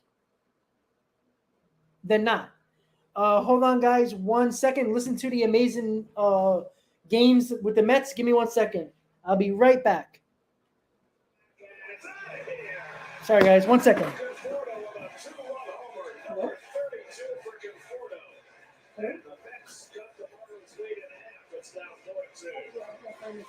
Then in the ninth, it was Conforto once again, serving as evidence of the incredible resiliency of the 2019 Mets. He drives this one deep right center, toward the wall. It's out of here. Michael Conforto ties the game with a second two-run homer of the night. The game would head into extra innings, where in the bottom of the 11th, Brandon Nimmo stepped into the batter's box with the bases loaded and a chance to win the game. The Mets win the ball game. Sorry about that, guys. I had a knock on the door. I got a package.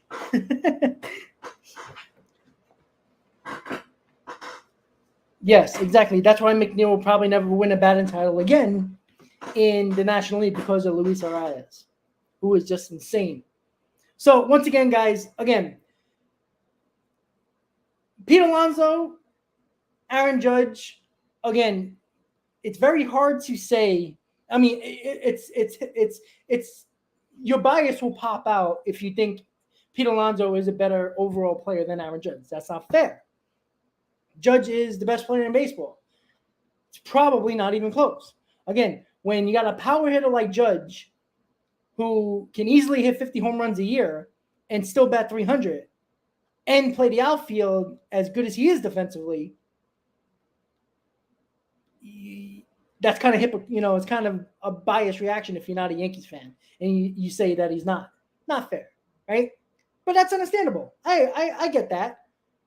But we also, you can still have a great player on your team, even though he might not be better than the best player in baseball, right? Pete Alonso means everything. To take Pete Alonso out of this lineup, the Mets are in trouble. Same thing with the Yankees. You take Aaron Judge out of the lineup, are the Yankees even a 500 team? Similar to the Mets, right?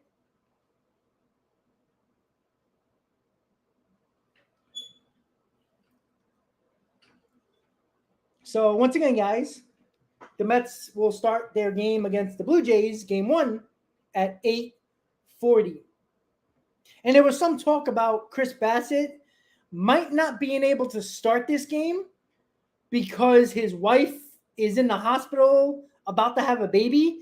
And there was some conversation on Blue Jays Twitter that he was supposed to fly out of New York to Toronto to meet his wife at the hospital right after the game. So there's a possibility that Chris Bassett might not start the game. So maybe he will, maybe he won't, but we'll see. Well, Mets fan, that's great. And Strider is a disaster in the playoffs and throws too many pitches. So, again, I can care less about how many strikeouts a pitcher has because everybody and their mother has 150 strikeouts in baseball. And that's not a stat that I care about anymore for a pitcher. The same way wins and losses don't mean nothing for a starting pitcher anymore because the way analytics work now that you should take your starters out and it's more of a bullpen game now. So, yeah, well, that makes sense. So, yeah, Bassett's wife is in the hospital ready to have a baby. Sorry, guys. Got a lot of texts from a lot of people that follow the channel.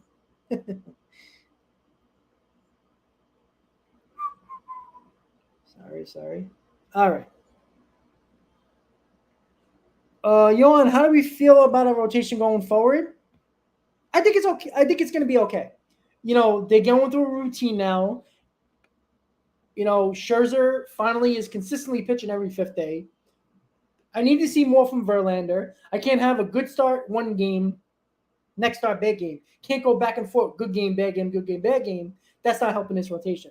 You notice Carrasco is still a good pitcher because his elbow is not in pain, right? I talked about the bone spur and the bone chips in his elbow. If those don't interfere with his elbow and cause pain, he's still a good pitcher. Again, not saying that he's going to throw 6-7 innings every night, but give me 5-6 innings, 1 or 2 runs, on occasionally 3 runs. I'll take that every time for your number 5 starter. Jose Quintana should be back by the first week in July. It's amazing what happens when you have a quality start. The Mets are 16-0 when they get a starting pitcher pitching 6 innings or more. The Mets are wearing their black jerseys tonight for Blackout Friday. Unfortunately, the rain has come, and the Mets are going to start at 8:40.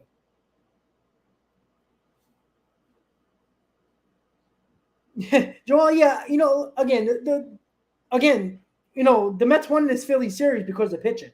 Let's be honest, right? Senga going 7, Carrasco going 6. Yesterday, Scherzer, so going 7. So it's a beautiful thing sometimes, right? When you get quality starts. Because a quality start keeps your offense in the game. That is important. So they're still showing those amazing finishes right now in 2019 on SNY.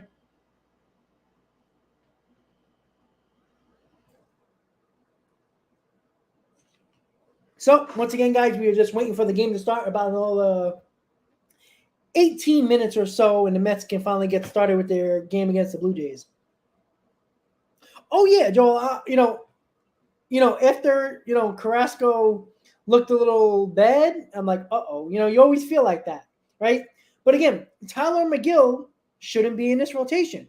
Unfortunately, injuries caused him, Peterson, Santana, Reyes, all getting opportunities to start in this rotation because of the injuries and suspensions, right?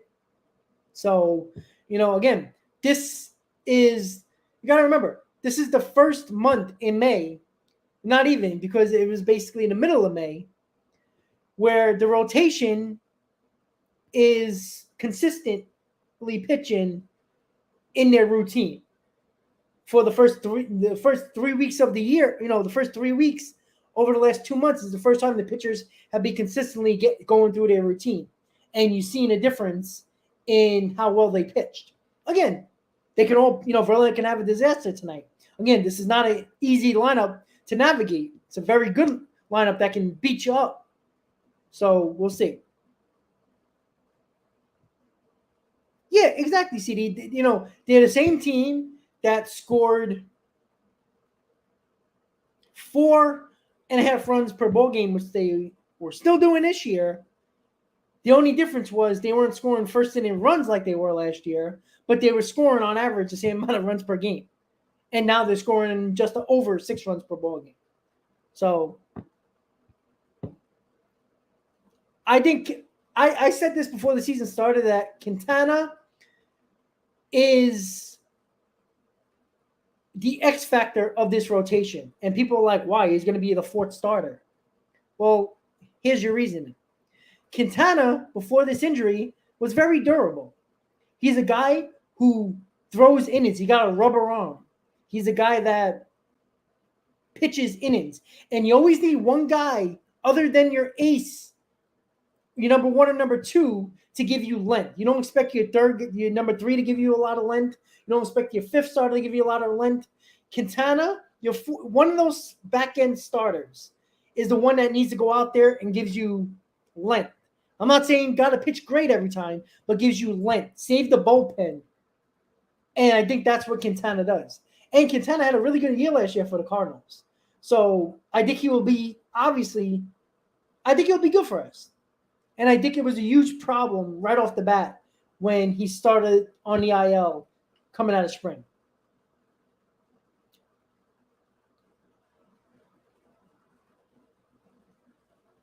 Well, yeah, over the last, I believe, 16, close to 20 games, the Mets have hovering around 6, 5.9, 6.2 runs per game. When before that stretch, a month and a half, they were scoring, in the first week, 2 week, 3 weeks of April, they were scoring about 3.5, but they moved it up to 4.5, which is exactly where they were last year. Oh yeah, absolutely, Christopher. You don't want no ill will personally, right? You just want the Mets to rock him all over the yard today. And then have his wife get through the pregnancy, have a healthy baby, and everybody's healthy. But I want the Mets to beat his ass on the field. That's basically it. So, once again, guys, we got about 15 minutes until game time. Why is the game starting at 8:40? Because it was a downpour for about a half hour in Queens. I live about 5 or 6 minutes from Citifield, so I'm getting the same weather that is rolling out at Citifield. So, rain stopped, clouds are breaking up, and the Mets will be starting at 8:40 with Verlander on the mound up against old friend Chris Bassett. And I want to see a nice performance from from Justin Verlander. Excuse me. Because, yes. Because I need to see it, right? You can't have a 4 ERA and you're making $45 million a year, right? I wasn't expecting, and I said this once we signed Verlander, I'm not expecting it under a 2 ERA from Justin Verlander. I don't expect him to repeat what he did last year. But how about giving me 2.9, 3 ERA? I take that. 100% I take that. I want quality starts. I want really good starts. I want him to go 6 and 7 on a consistent basis every game. Every starter is going to have their moments, but every game, 6 or 7 innings.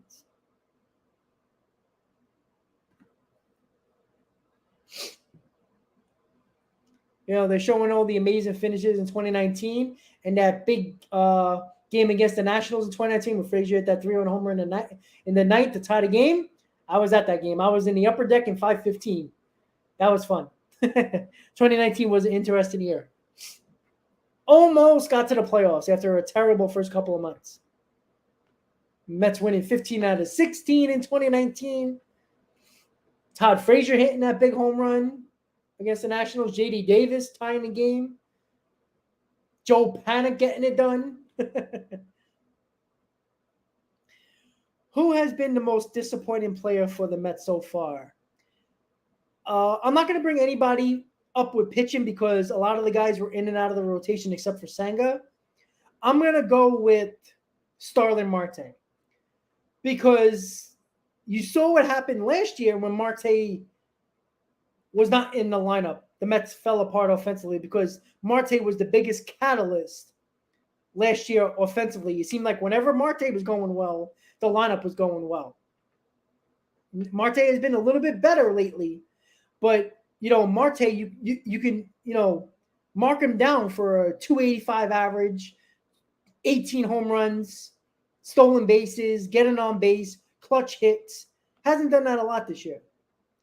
The average is about 50 points from where it should be. He's a career like 275, 280 hitter. When you're hitting 240, 250, that's a huge difference. And that's why he's batting sixth a lot now instead of 2 where he should be. But we'll see. Jonas, you remember much about that season? I did. That was the season where the Mets actually showed life prior. Hasn't shown any life since 2016. 2019, they actually had a pulse. LRF, that's a tough task. I'm not going to lie to you. I mean, we do got Senga most likely pitching on Sunday. We got Verlander tonight. Sweep is going to be hard, but I take a sweep. Hell yeah. Go 6-0 on his homestand going into Atlanta. I take it. I agree, Joel. Again, you saw what happened to this lineup last year in September when Marte was out.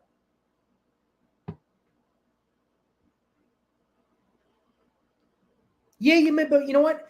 Peterson was never supposed to be a part of this rotation. So that's why I'm not going to bring Peterson up because it's unfair to throw a guy in a rotation that wasn't expected to be in the rotation this year, excuse me. So I'm not even looking at the pitching because all around the pitching has been bad except for the last 2 weeks. So I think the Mets have lost a lot of games because of the pitching, but Marte is a big part of this lineup. We forget that. People talk about, getting swept by the Cubs. Those games were pitched very well. It's not like the Mets lost 6-0. A lot of those games that they lost in September were 1-2-run ball games. Marte was a beast last year in clutch situations, always getting on base, batting 300 in the top of the order in front of Lindor and Alonso. That was a big deal. Yeah, but you know what? Peterson was never going to be a part of this rotation this year if it wasn't for injury. So once again, guys, a big crowd at Citifield for this Friday night. Blackout Friday for the Mets as the Mets are wearing their black jerseys. Game 1 against the Blue Jays. And it also is fireworks night at Citifield. So the game is going to start in about 10 minutes. Again, keys to the game, Verlander given at least 6 innings. Quality start, 1-2 runs at most. So let's get it done. Tonight, let's go for 4 in a row. Let's have the Mets win game 1 of the series, win 4 in a row. Great start. Again, you always want to win the first game of the series because that is your best chance of winning the series because you get the next 2 games to win the series. That's what I want to see tonight. Well, I think every franchise, organization, baseball team, organization would love to run their team like the Tampa Bay Rays because guess what? They would all be saving money.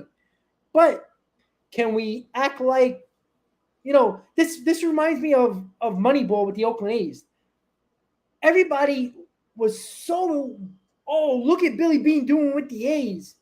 The A's never won a championship. The Rays, with all their fun times and making the World Series in 2020, making the playoffs with the Rays, they get to the playoffs, but they don't win nothing. So who cares? The whole point, right? Right? Can you say the Washington Nationals organization has been run well? Maybe, right? A lot of people talk about the Atlanta Braves being a great front office, great organization with developing players. Even in the 90s, when they were basically winning the NL East every year, they're doing it again this year. But they have one World Series to show for it when they had one of the best rotations in baseball for many years in the 90s with the Maddox, the Glavins, the Smoltz, and all those guys, right? Again, stories yet to be told with the Braves, but this organization has developed very well with their players. But right now, they have one World Championship with those young core. If they win more, you can consider that a really good organization. But can the Tampa Bay Rays win a World Series before we keep on giving them all the credit in the world? Because they don't have a choice but to have the best front office and developmental league, organization development in the minors. They don't have a choice because they can't spend money. That is the difference. Yeah, it's a tough lineup. That's what I'm saying. It's not going to be an easy series against the Mets. The Blue Jays have won the last two series against the Twins and the Brewers. The lineup is looking good right now. It's going to be a tough task for Verlander tonight, but I expect him to pitch well. I want to see. Look, the Mets can lose the game 2-1, and Verlander can pitch really well. You know, we are facing Chris Bassett, who has been pitching better as of late.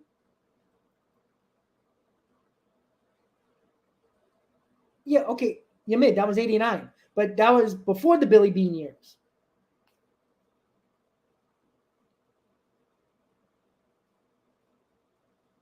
You know, the Billy Bean era where it was Moneyball, and they made a movie after it for what reason makes no sense. It was a great movie. I love watching the movie. But you made a movie based on a team that had won the most amount of games in a row in a season, and they didn't get the job done in the playoffs. Haven't made it a World Series with the Moneyball aspect and the Billy Bean era. So who cares? The Tampa Bay Rays can win all their divisions they want, but if they don't win nothing, it means nothing. They can develop all they want, but it also shows you that you also have to spend a little bit of money to bring guys in to fill out the roster and finish up the roster to get you to a championship, right? There's no coincidence that when the Washington Nationals brought in Patrick Corbin in 2019 with all their young guys, you know, their core guys, the Sotos of the world, the Zimmermans of the world, the Strasburgs of the world, they weren't good enough until they brought those guys in, right? Making that signing with Max Scherzer, right? Same thing with the Dodgers. Same thing with the Atlanta Braves. The Atlanta Braves just didn't win on that core, right? They brought in guys as well. Their World Series MVP is Soler, wasn't homegrown. Eddie Rosario, who was money in the playoffs in 2021, wasn't homegrown. Travis d'Arnaud wasn't homegrown, obviously. But they were a big part of what the Braves did and helped them win a World Championship. So Justin Verlander is walking to the dugout from the outfield, 5 minutes until game time. First pitch, 8:40. So once again, guys, don't forget to please hit on that like button. Spent about an hour and a half for a pregame show that ended up being very much longer than I thought. But hey, what are you going to do? That is life. And hopefully you guys keep on tuning in for the watch party today against the Brewers for the New York Mets. So once again, guys, before the game starts, let's get the starting lineup for our New York Mets, which every Mets fan should be very happy about. Game 58 of the season, the Mets are 30-27. The pitching matchup for tonight's game on Friday night at Citifield, Blue Jays, Chris Bassett, old friend of the New York Mets, and for the New York Mets is Justin Verlander. Mets starting lineup, which is scrolling at the bottom of your screen. Brandon Nimmo leading off, playing center field, batting second. Francisco Lindor playing shortstop, batting third. Jeff McNeil playing second base. Cleaning up, Pete Alonso playing first base. Brett Beatty batting fifth, playing third base. Starlin Marte playing right field, batting sixth. Mark Vientos DH and batting seventh. Mark Canha, hot as hot can be, batting eighth, playing left field. And to round up the lineup, batting ninth is Francisco Alvarez catching. So the lineup tonight is exactly what every Mets fan wants. And this lineup better show up because I will kill all of you hypocritical Met fans that want this lineup, but if they don't produce, won't bitch and moan about the lineup tonight if they lose 2-1 and the lineup does nothing. And that will be the funniest thing ever because Mets Twitter better wait for my wrath because I'm telling you right now that the Mets lineup doesn't show up tonight. All you hypocritical Met fans that want this lineup and they don't show up, it's about time that you criticize a team, a lineup that everybody wanted. They better hit tonight. I tell you that right now. Yes, it is Friday night. Yeah, I was gonna go with the black, but the Mets been winning games and I've been wearing this hat, so I'm gonna keep it going. Oh yeah, well they wanted to focus on the Moneyball aspect of the fringe players that the Oakland A's brought in. You know, the Hatterbergs of the world, David Justice of the world. Basically fringe major leaguers in the bullpen, stuff like that. Johnny, I'll be there on Sunday as well. Yes, the sunglasses are going to be great. They haven't brought it up yet, but I think after the game they're going to let us know that Sanger is pitching on Sunday or not. So the Mets are wearing their black jerseys. They got the patch on the left chest area above the TNS. I think that's for Pride Month, if I'm not mistaken. I could be wrong. I think it is because the Coca-Cola sign is in the Pride colors, Pride flag colors, and I think that's what it is for. Again, quote me if I'm wrong. Correct me if I'm wrong, but I think that's what it's for since it is Pride Month in the United States. So I think that's what it is. Crossface, well, he did say that he wants to pitch for a couple of more years. So he says he wants to pitch until he's like 45. And again, if he's a guy, you could see his stuff is there, right? It's the location. It's not that he can't throw 95, 96. He can. We've seen it. The problem is his location hasn't been pinpoint like it usually is that you've seen from Justin Verlander over the years. So if he gets his location there, his stuff is there. The breaking ball is tight. His fastball is 95, 96. That's fine. He's got to locate better. All right, so the lineup for the Blue Jays: Springer, Bichette, Guerrero, Belt, Chapman, Merrifield, Varsho, Kirk, and Kiermaier for the Blue Jays against Verlander. Verlander is ready to go. Mets, Blue Jays, game 1. Mets going for 4 in a row. And let's see if Justin Verlander can pitch better than he did in his last start. So let's go, guys. Let's go, Mets. First pitch just about to start with George Springer leading it off for the Blue Jays. Once again, guys, hit on that like button. And once I put up the volume, let me know in the comments if you can hear the stream. Well, Mike, the only reason why he's surviving it right now is because he made the World Series last year. That is the only reason why. All right, guys, so here we go. Oh, it is? Yes, it is. It is Lou Gehrig, ALS. Thank you for that, LRF. So it is. Lou Gehrig, they're doing a thing with the whole ALS, Lou Gehrig Foundation and all that to, make awareness to that. ALS is a debilitating, obviously deadly disease. So, all right, here we go. First pitch. Mets, Blue Jays, game 1. Springer will lead off. First pitch by Verlander is up and away for ball 1, and we're underway. All right, guys, let me know in the comments if you can hear the audio. Let me just put up game day. Sorry about that. And Springer hits a shot and gone. Leadoff home run for Springer. Oh, boy. Well, that's what Springer does. 1-0 Blue Jays. Second one this year for Springer, who is the active leader. Sorry, guys. I'm going to put up the game day right now. High fastball, letter high, out over the plate, and I just had a feeling that VENMO was going to run out of room.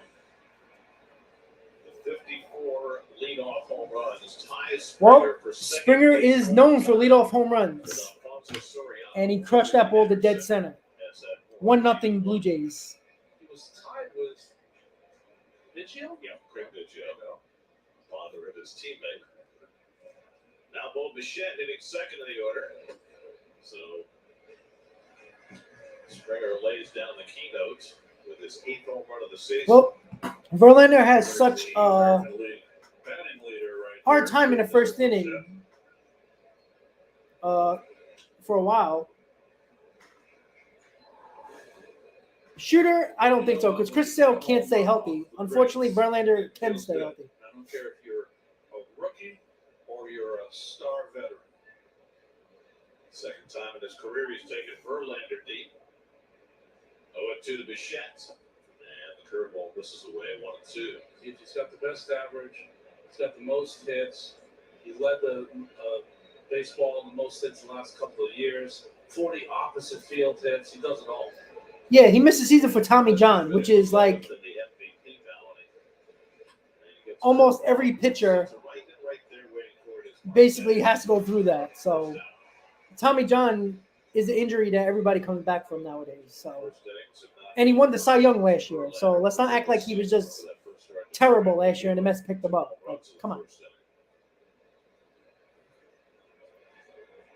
Last night.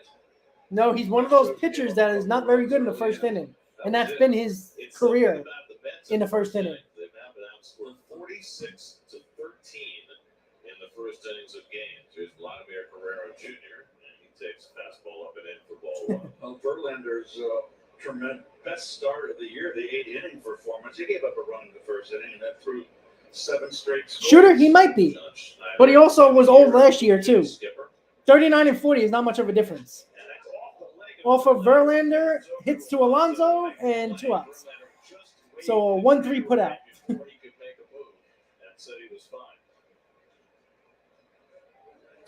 No one hits the ball harder more often than Vladdy Jr. Shooter, not in baseball nowadays. Nowadays, you pay for prior years, right? That's basically what it is nowadays. Aaron Judge didn't get paid all that money because what he can do at 35. He get paid because of what he's already done. The same reason why people want to give Alonso a contract now, because of what he's already done. And that goes for everybody. Sitting out the last couple of days, he had a stomach virus. But he has been a hot hitter of late. Last 22 games, hitting .349 after a slow start. He's playing predominantly against right-hand pitching. Only 11 bats against lefties this year. Well, now 35 years old, signed a 1-year deal with the Jays. You know, the same people that don't like Verlander were saying that Scherzer was done. So He's always been an unusual hitter. He gets all coiled up in that box like a corkscrew. that's not even close because Tom Seaver was a shell of himself. Remember when the Giants made that adjustment with his hands, his grip on the bat. And we do realize that Verlander did miss a month for a non-pitching injury, right? You do know that, right? He got hurt lifting weights with an injury that happens more to defensive and offensive linemen in football because he was lifting weights. It wasn't because he was throwing and got hurt. Okay, Shooter. Whatever you say, but he had his 3 best starts of the year. Can't handle a pitch clock. But he's given up, 2 runs in the last 3 games? Matt Chapman would be next. Yeah, because you're not a professional athlete. You should get hurt gardening at 33. 76 straight games without being shut out. It's the longest active streak in the majors. Ball 4. That's up and away, ball 4. And so Belt is on with the 2. Well, Shooter, we'll see. But let's not act like he's DeGrom because DeGrom gets hurt. I guarantee you, Met fans would rather have DeGrom on the IL, and as long as he's a Met, he's okay. 8%, and it's under 20% this year so far. Now, small sample size, but strikeouts are. Well, Shooter, how do you know? You see what I'm saying? Like you're telling me that it's proven, but you're telling me I'm wrong. So that means you're wrong because there's no facts yet. He got hurt lifting weights in an injury that offensive and defensive linemen get in football. This wasn't an injury from throwing or stepping off the mound or running after a ball or playing a ball. He got hurt from lifting a weight from a teres major injury that is minor for a pitcher. He was still throwing the whole time he was hurt. Shooter, because you got hurt at 33. Why'd you get hurt at 33? It's the prime of your career.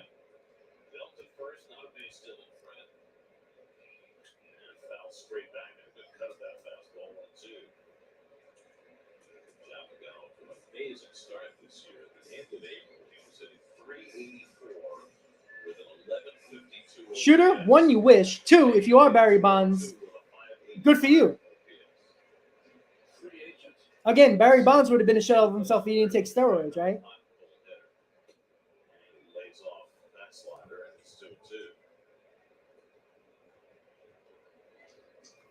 Joe, I do work.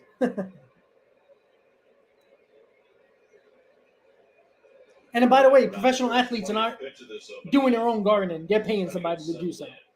So that's an easy giveaway. And he strikes him out. Verlander, who is toast, according to many, gave up a solo home run to George Springer, who is the best leadoff hitter and has the most home runs as a leadoff hitter with 54. So there you go. So once again, guys, Mets trail 1-0 after the first. And again, great pitchers, a lot of great pitchers struggle in the first inning. And Verlander, in his career, is not a very good first inning pitcher. Yeah, exactly. Who the hell wants to garden landscape? Nobody wants to do that on their own. New York City has grass. You know, don't look at Manhattan and think that's all of New York City, because it's not. Out of town scoreboard, everybody sucks except for the Mets. I'm joking. I'm sorry, guys. Had to have some fun there. Alrighty, hold on, guys. Out of town scoreboard. Of course, you know, game day is a little bit different now, which is annoying. They used to have all the scores at the top, but I'm just gonna give it from my phone. Alrighty, guys. So the out of town scoreboard for the New York, for everybody, I should say, if it would load, that would be okay. Here we go. Marlins lead 4-0 against the A's. Cardinals lead the Pirates 5-0. Nationals are destroying the Phillies 7-1. Mets kind of rained on their parade. You know, a lot of people, and I guarantee you some people in this chat thought the Phillies would be better than the Mets. Mariners, Rangers, no score. Astros lead the Angels 2-0. Royals lead the Rockies 1-0. Guardians, Twins 0-0. Tigers, White Sox 0-0. Cubs, Braves, Cubs, Padres, Braves, Diamondbacks, Yankees, Dodgers, Orioles, Giants. Tampa Bay and the Red Sox are postponed. And the Brewers beat the Reds today. So that is your out-of-town games for today. So let's see what the Mets can do against Chris Bassett. Nimmo leading off. Here we go. Only 4 innings of work in his last start in Minnesota. Brandon Nimmo leads off against Bassett and takes the first pitch on the outside corner for a strike. Nimmo just one hit in his last 12 at-bats, but starts the day 10th in the National League, batting 10th in on-base percentage. Lindor and McNeil to follow. Cutter misses high, and it's 1-1. Nick Letts is your home plate umpire tonight. Charlie Ramos, first time we've seen him. First base, Jeremy Rehack and Chad Fairchild, and another very young umpiring crew. So every player has a little angst during rain delays. Generally, the starting pitcher more than most. But Chris Bassett tonight, even more than normal. Because back in Toronto, his wife Jessica just went into labor, preparing to deliver their second child. And the last thing he needed was a 90-minute rain delay. He plans to bolt the ballpark, get on a plane, and fly to Toronto as soon as his stint of the game is over. But obviously that's going to be later than planned. Hang on, Jessica. He's coming. You know, the Mets should knock Bassett out in the third inning so the Mets can win the ball game, beat him up, and Bassett can be on the plane to Toronto get to his wife who's having a baby. Didn't end well, but boy, was he a stalwart. Mets fan, why would you say that? Rocker was a racist asshole. Swing and a miss, and he And strikes Nimmo out. strikes out. Nimmo with the sinker. We should be killing Nimmo now because Nimmo's won for his last 13. Let's kill Nimmo since everybody wants to love the lineup. Defense brought to you by Chevrolet. Gold Glove winner last year, Vlad. They said he's playing a better first base this year so far, the first 2 months of the season, than all of last year. And of course, the three-time Gold Glove. Rocker, when I was a young kid The corner, at Chase Stadium, when he was warming up in the bullpen, one time I seen him on the train. all with Tampa. He actually gave me the middle finger. I was like, I don't know, like 12 years old, 13 years old. Because I was like, hey, Rocker, you suck. And he gave me the middle finger. And I was like 12 or 13. Go on, Francisco. Pulled up the ground foul, and it's 1-1. Well, Bassett, you see his numbers, but such a deliberate worker. That's his numbers for the Mets last year. Last year, we made many comments about it, but how he's confronting that this year is that he is giving the signs. He has the pitch count on his belt. He's pushing the signs, and it's going to Kirk, the catcher. It's very odd to see Chris Bassett on the mound not shaking his head. Coaches the off-speed pitch, he gets a swinging strike 1-2. Well, that he beat the screen with himself. He had to shook his head. I've noticed every I've never pitch seen is almost Eastbound and down. I gotta check that out. That was baseball for Rocker? Fastball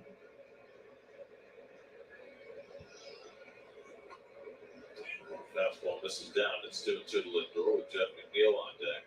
Bassett signed a 3-year deal with the Blue Jays, $63 million, and they threw in the pitch count just as an added bonus.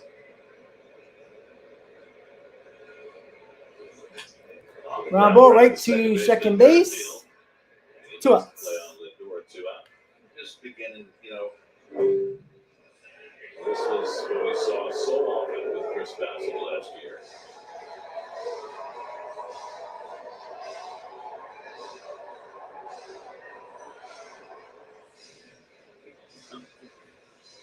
Shakes and nods and exasperation at times. No more of that. There's Jeff Okay, McNeil Billy. with 2 out. And McNeil hits one in the right field gap.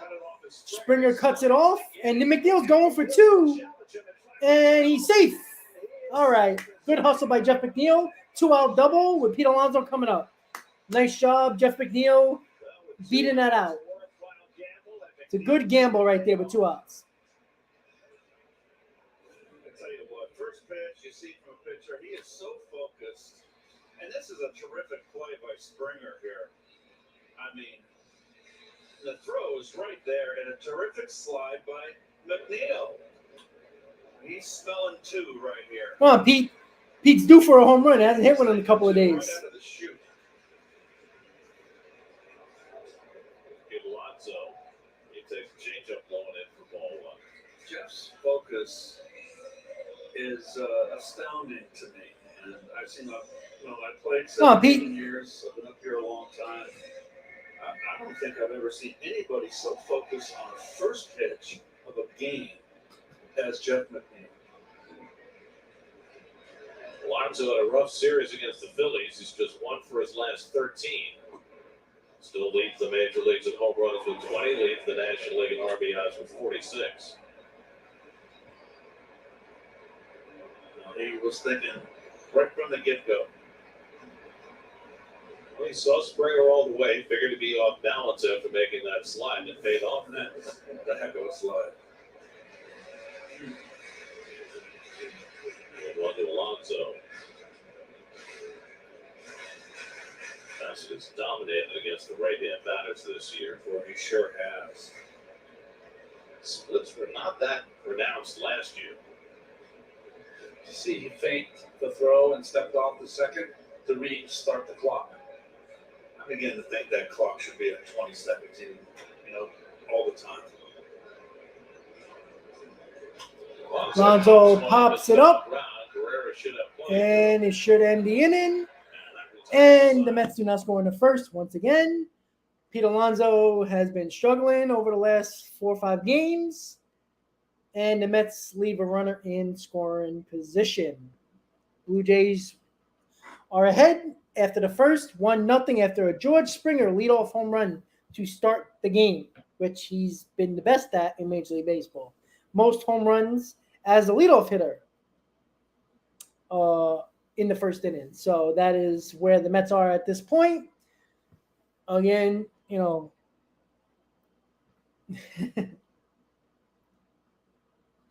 but long way to go. Mets don't score first inning runs anyway, so we all know that. Score the majority of their runs 6th inning through 9th inning. That's what they do. So once again, 1-0 Blue Jays going to the top of the second. Verlander back on the mound. And for anybody who's ready to jump on Verlander's back, he is a first inning pitcher that is not good in his career. And that's been his whole career, Astros included. First inning has not been very pleasing for him. All right, he struggled in the first inning. Verlander gets stronger as the game goes on. That's just been his MO. So we'll see.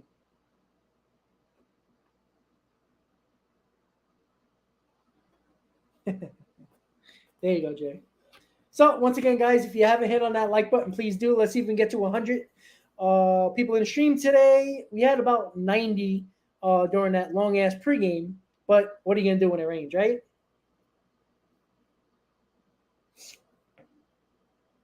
So once again, guys, I'm probably not going to do a stream tomorrow for the game. I'm going to the game on Sunday, so you'll get a YouTube short. Maybe I'll do like a pregame show prior to the game at Citifield. We'll see. So top of the second, 1-0 Blue Jays. Verlander on the mound. It's off against Justin Verlander. First pitch curveball in for a strike. Garfield, former Kansas City Royal, came over to Toronto at the deadline last year.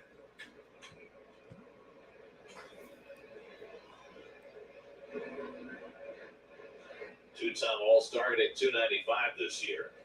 He fouls off the fastball from Verlander, 0-2. Dalton Varsho on deck, then Alejandro Kirk for the Blue Jays. With the exact same record as the Mets, 30-27. While the Mets are 3.5 games out of first place, Toronto's 9.5 back. By dint of playing in the AL East. Out to right field, and Marte is there. All right, one out. Wow. So Merrifield is retired. Yeah, Phillies are not good. And now the left fielder, Dalton Varsho. You guys must have played against his dad, right? Yeah, yes. I remember him as a guy off the bench, pinch hitter a lot. It's Gary Varsho, right? Yes. Varsho, left-hand hitter. Played a lot with the Phillies, and that's why his son is named Dalton. Oh, there you go. After Darren Dalton. That's right. Curveball in for a strike. Did Varsho with the Cubs as well? Yeah, he was. Yeah. Dalton was with the Diamondbacks. He had a great year last year. Hit 27 home runs and was involved in a trade that has really benefited the Diamondbacks. They got Lourdes Gurriel in that deal. He's having a fabulous year. And they also got a young catcher, Gabriel Moreno, who has been playing wonderfully for Arizona. Varsho has had an up and down start to his season. He torched the Mets last year when they played the Diamondbacks. Popped it up. On the right side. Alonso is under it, and 2 outs.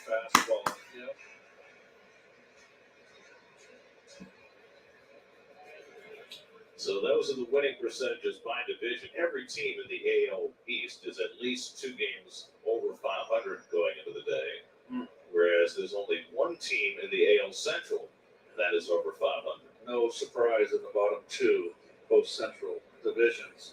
They'll stink up.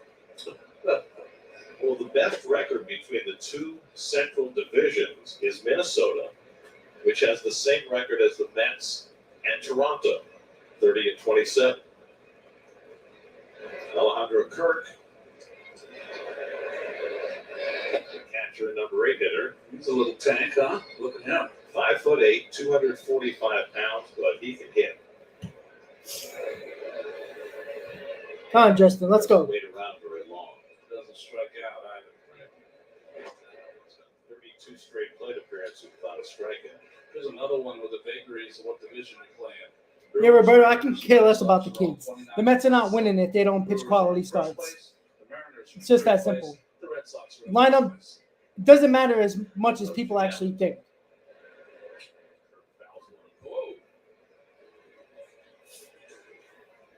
Tortuga, yes. I love him because I'm shorter than Kirk. He reminds me of myself, just left-handed. I wasn't a catcher, though. When Kirk gets back in the batter's box, check his front foot. You see it a lot. It's not as dramatic as Juan Soto, but he does pigeon toe that front foot. So trying to keep that left hip close. I think it's all about Kirk balance. easily. Okay. And Kirk is not as slow as you think. that to me would feel awkward. I'm sure he was taught that. Gotta be It's careful. very This natural. guy don't strike out a lot. 2-2 for Verlander, and Kirk takes up the win 3-2. Prevent him from lunging or drifting. By that I mean leaning forward. You want to always be erect when you make contact. Wait. It's like a telephone pole. Is Donnie batting like Hey, Big Don. bench coach? I got to go down and say hi to him tomorrow. Give me a chance. It's gotta be odd for a guy who's been a manager for so long with the Dodgers, with the Marlins, to now be the second in command. When he got the job, I was surprised. Were you? That he took it, or That he took it. yeah, He loves baseball. That's all there is. Kirk to it. putting together a good at bat, In uniform. and this is what Kirk does. Doesn't strike out, puts the bat on the ball. Take a look at what happens here. He's on the inner part of his foot, and he opens up. That foot has to open up and face the pitcher, so you can rotate your hips. Curveball, fly ball, right to Marte, barely has to and a 1-2-3 for Justin Verlander in the second. Mets coming up. We'll have up 5, 6, and 7. And who is that? That is Beatty, Marte, Vientos for the New York Mets in the bottom of the second. Mets trail 1-0 against the Toronto Blue Jays. Once again, guys, long pregame show to start the stream since there was an hour and a half rain delay prior to the game starting. Shooter, again, we're fans. We're quick to jump to conclusions all the time. I'm guilty of it a lot of times too. But, you got to look at the overall picture except for just one inning where you got to look at, you brought up the career, you brought up history. You bring up history.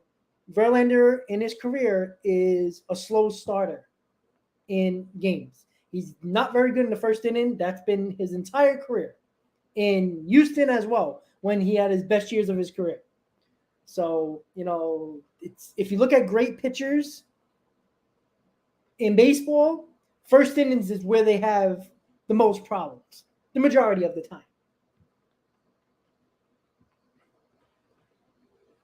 But again, we don't need 9 innings every time out, right? Give me 6, 7 innings, 1 or 2 runs, and there's a pretty good chance the Mets are going to be in a ball game. That's basically it.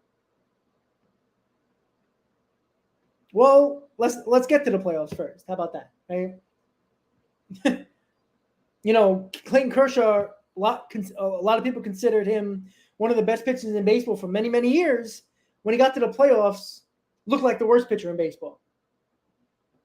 So what are you going to do? Lord, well, you gave me a view, so that's on you. Everybody has their opinions, and I don't have to have everybody like me. So there's other streams out there that you can enjoy. Goodbye. That doesn't hurt my feelings. All right, so Brett Beatty leading off the second, 1-0 Blue Jays. Beatty takes a cutter outside from Chris Bassett as we start. Yeah, you see, unfortunately, Shooter, I do this because I love the game. I love baseball, and I enjoy it. People don't like me. I can't change everybody's opinion. I don't try to. Chris Bassett working against Not the everybody pitch likes clock. everything, It's a so. good thing for Bassett that the pitch clock resets. But as he soon came as on you this start room, your so I don't know what to motion, tell you. and not when you finish it. Yeah. So it takes him a long time Come on, Brett. to get from start to finish. This windup was more of an unfolding. That's a good way of describing it. It's like taking apart origami. That's right. I'm going to check the clock out here when he starts. 4, 3, 2. 2. Yep. You know, when they were instituted the pitch clock over the winter, we all thought about how we're going to deal with it on the broadcast. And Hove, I appreciate it, buddy. Don't work too hard. training, Thanks for listening. all the time now we ignore it. Can you imagine if we counted it down on every pitch? That's right. Come on, Brett. Take away from the rest of the commentary. Swing And he pitch, strikes out with on a fastball. 2-2 pitch. So Bassett's got his second strikeout. He threw 3 fastballs in a row, 2 sinkers. Nice To get back pitch. in the count and then cut one inside. Right in Beatty's wheelhouse, low and inside. That's where he's usually dangerous. Just on But the opposite side of the plate, yeah. well, calls, we can say that a lot about a lot of pitchers. So one Sterling Marte. Yep, but nobody's killing his career against Mets fans. You see what I'm saying? That's the hypocritical part of baseball fans. We're not going to kill Beatty, who's been just as bad, if not worse, than Vogelback, hitting-wise. But we're going to kill Vogelback. Kill him, but kill both of them. Well, you can find out if he's got guts, that's for sure. And last year, Bassett, you remember, folks, gave Buck Showalter and the Mets a lot of length in his starts. He didn't miss a start, and he went the furthest of anybody in that staff last year. All right, Marte up, 1 out. Postseason, he was probably Mets trail by disappointed, 1. but he had a terrific year. And Marte strikes out. Pitches as he 2 came up outs. with the cutter. Back-to-back strikeouts for Bassett to start the second. Here comes Vientos with 2 Here at outs. Citifield alone. And that was an interesting cutter because it started. Any team that makes the playoffs can win the World Series. You know, Garrett, as usual, I didn't really answer your question. That's okay. I But never really I expected think it was it. Greg's question. It's Mark Vientos. I will answer your question. We have another pitch, and we do know, be very brief. Yes, you get a feel for how he likes Want to see work. good at-bats from Pay Vientos. attention more to how he pitches late and close when he's in Want to trouble. see him balance at the plate. He's been flailing out in front a lot In terms of him since being he's been the up. enemy, he's your teammate. The one thing we talked about a lot, though, with Chris is when he's on, he can throw a multitude of 6 to 7 pitches over for strikes. So that's where the rub lies with him. It makes it more difficult. So it's 0-2 to Vientos. Sliders, curveballs, changeups, and he throws them all in pretty equal balance. So you really can't key in on anything. Fortunately for Chris, his year with the Mets last year is going to ultimately be remembered for his last 2 starts, the one the final weekend in Atlanta and the one in the game with the Mets. And Vientos takes a strike right down the middle, and the Mets go 1-2-3 in the second.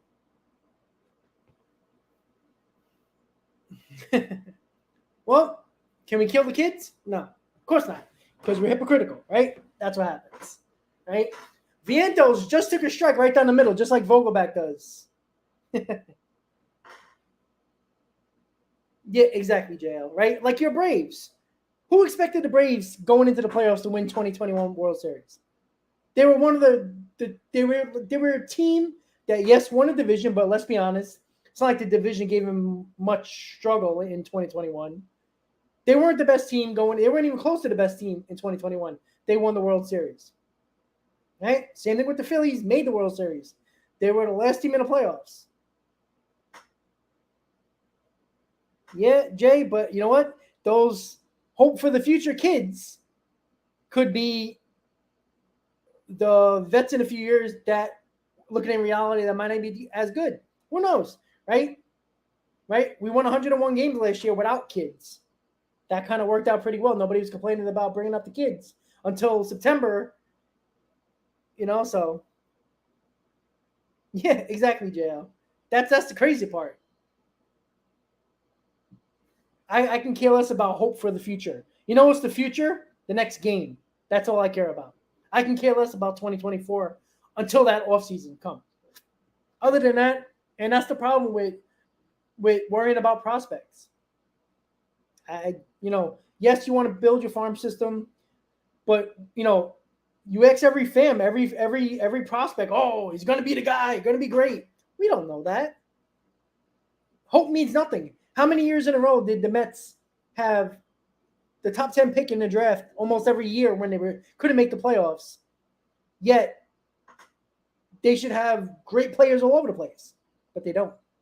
So we'll see. Look, I hope Beatty Alvarez and everybody else is great, but we'll see. Top of the third, 1-0 Blue Jays. Oh, you don't have it, Garrett. No, I agree, Jay. I know how they look at it, but winning ball games is more important. How that happens really doesn't matter. The Yankees in 2009 won the World Series and one of the oldest teams in baseball. Did anybody care? No. Yankee fans didn't care. Yeah. Generation K 2.0 with Harvey, DeGrom, Syndergaard, Matz. That ended very well, right? Swings over the curveball. It's 1-2. Kiermaier just a lot last year with hip surgery. There's how he ran his speech as we speak. There's Madge behind him.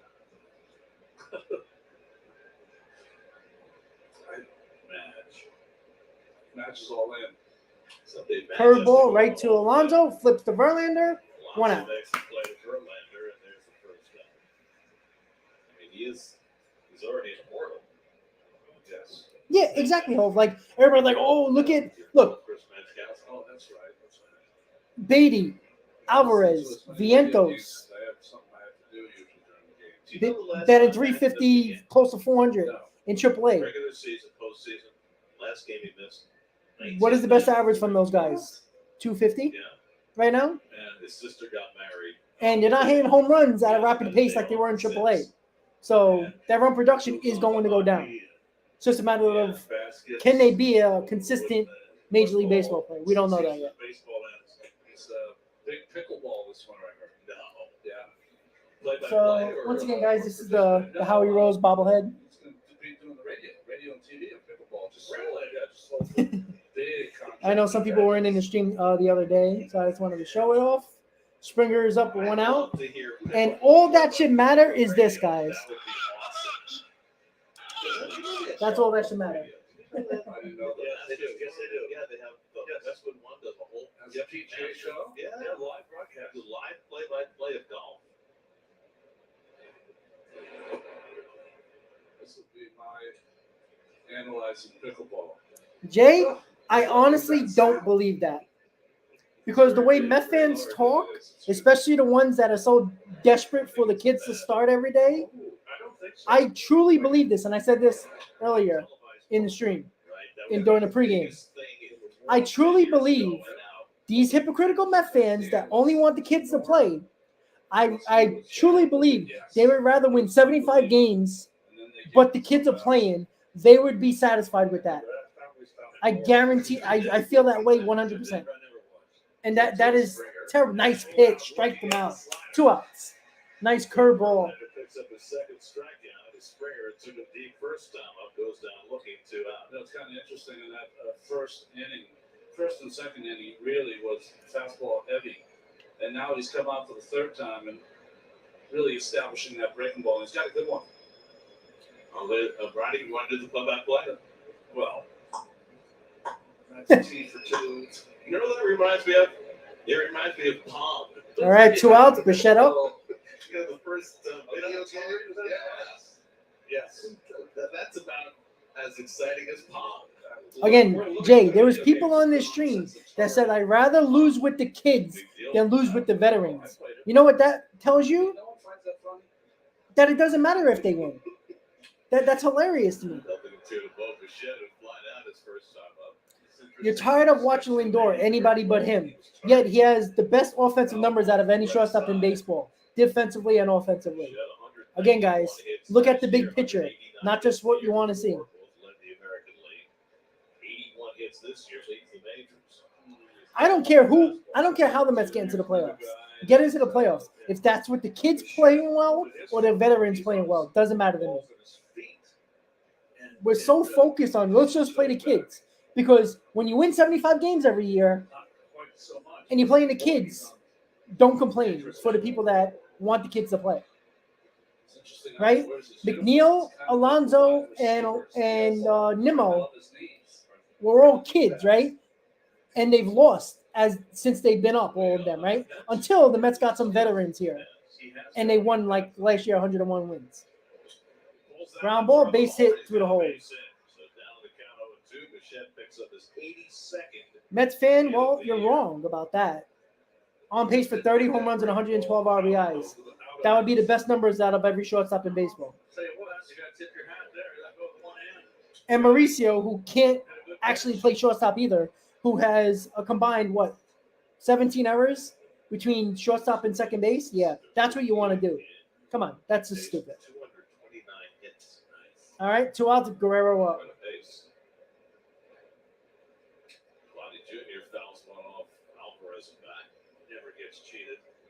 Well, Jason, he might be.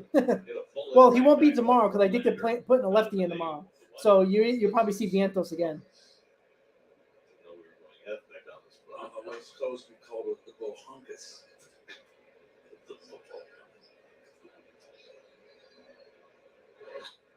That curveball gets up into the upper deck. Well, Mets fan, that's every Major League Baseball player. That was like a Mike Logan shot. And it's not only because of defense and contract, all right? 25 and 100 last year, and you're complaining? Again, you want Almer Rosario back, who looks like a terrible player? Which is where Vladdy Jr. was born. And strikes out Guerrero, and 2 solid innings for Verlander after the solo home run in the first from George Springer. Yeah, Carlos, I agree with that. But we're not trying to prep them for the future. We're trying to win, right? And this is the problem where the Mets find themselves at. And then you can blame Billy Epper in this situation, right? You know, the kids were Nimmo, Alonso, McNeil, right? They didn't win nothing, right? They couldn't help this team get to the playoffs prior to last year when the Escobars and the Martes and, the Canas, all those guys came along with Scherzer as well, right? They didn't even stiff 90 wins with those young kids. And it took a couple of veterans to form out this roster. You always want to set it up, but this is not a team that's ready to rebuild, right? You're trying to win right now, right? This is a team going into the season that has World Series aspirations. Now, if the kids can help, great. But you're going to need a full roster, right? You can't just play the kids every day. And if they struggle, you're just going to keep them in there. And then you can be satisfied about 75 wins. It doesn't work like that, That's the problem that I have with people saying, there was people in the stream that says, I'd rather see the kids play. I'd rather lose with the kids than lose with the veterans. No, that's a loser's mentality. I want to win any way we can. And if that's a mixture of veterans and prospects, great. If it's just the kids, great. But let's not act like losing is losing no matter which way you do it. And if Escobar is better than Beatty right now, and Escobar is making us win ball games, I want to see Escobar out there. I can care less. Oh, do I have to worry about 2024 with Beatty? No, how about we wait until 2024? The same people that didn't want to trade any prospects last year were saying, oh, the future. Well, the future is never guaranteed. But right now means something. Against his longtime teammate, Chris Bassett. All right, so Mark Hanna at the plate, bottom of the third, 1-0 Blue Jays. Turner against Scherzer yesterday, guys were teammates in 2 different places, Oakland and then with the Mets. Hanna's homered each of the last 2 days. First time he's hit homers in back-to-back games as a Met, and he takes a curveball strike from Bassett 0-2. Agreed, Jason. Mets fan, I agree with you about Lindor. Average got to get up. Like, give me 250, 260 with 25 and 100, and I'm okay with you. He's got to get the average up. I agree with you on that. But Lindor has better numbers than any other shortstop in baseball and is the best defensive shortstop right now in baseball in metrics wise. But they've done So, a lot better. You see those numbers there. You could do a lot worse than Francisco Lindor. Far improved, so it feels as though he's Oh yeah, set in the look, right it's always direction. great winning with homegrown talent. But can you name me a team that only won with homegrown talent without mixing veterans in there? Doesn't really happen. But if that's the case, the A's would win every year, the Rays would win every year, right? Well, it's interesting that Toronto's got Jordan Romano throwing to the bullpen. Now, he's basically their closer, so he's probably just getting some early inning work in. Why would that happen? Yep. I've seen him before. He likes to, early in the game, And ball like, three. toss and catch. Canna has been one of the hottest hitters in the Mets lineup over the last week. Just plays a little catch. And the bottom of the third, and the Toronto Blue Jays are warming up a pitcher in the bullpen because Bassett has to catch a plane because his wife's in labor. So he's just trying to simulate what he's going to have to do maybe later. And that's a base hit for Canna, lead off the inning. That's everybody's fourth outfielder, right? A lot of egg on the Mets fans' faces. Boy, he gets hot. That would be a splendid addition to Well, the lineup. Mets fan, who would you rather have, Trey Turner or Francisco Lindor? I can show you that's a very easy answer. Two good bats in the 8th and 9th. Well, the Mets' fourth outfielder, Mark Canha, who everybody doesn't want in the starting lineup, has been winning games for the Mets here. All right, let's go Alvarez. This is why I like Alvarez batting ninth. Bring some damage to the lineup in the ninth spot. People hate that, but you know what? He gets protection from Nimmo. It's not a bad spot, especially when you have Beatty and Vientos a little in the middle of the order. They're among the leaders in catchers offensively and even better defensively. His defensive numbers through the first couple of months of the season rate with just about everybody in baseball. They're starting to pitch Francisco with a little more, I don't want to say caution, respect. Canha's running. Great jump, and he's safe. Stolen base for Mark Canha. Great jump by Mark Canha. Good job. Runner in scoring position with nobody out. You saw it, folks. The camera caught Good it job by Canha. perfectly. Never want to let Walk-in lead. Woo. a bench runner get a walking lead. Well, when you know a pitcher, you know his So tendencies. Jake Vlade, it plays so far off the bag, it lends itself to a walking, jumping lead. So a runner in scoring position. Ball three for Alvarez. There we go. Inside 3-1. Christopher, I 100% agree with you. Sixth stolen base against Bassett in 10 tries this year. You know, I guess if people buy jersey or not, that's cool. You can have a favorite player. But Worked in his favor. I want W's. I can care less how we get there. And that's a ground ball off the glove. Safe. Yeah. Alvarez with an infield single from Guerrero not picking up the ball. First and third, nobody out. With Nimmo coming up. Good slide by Alvarez, getting around the tag of Bassett. Did he get out of the baseline to avoid the tag? I don't think he did either. Take a look. No, he's No, fine. it's fine. Actually, it's a pretty. And he never tagged them. Safe. All right, guys. First and third. Nobody out with top of the order coming up. Bassett was also involved. He was late getting over. Well, Guerrero was Come on. thinking of going to third. That's what he was thinking. Yes, he was. So a single, a stolen base, and he Come on, Brandon. now first and third, nobody out. Here's Brandon's been Nimmo. struggling. Infield a double play now.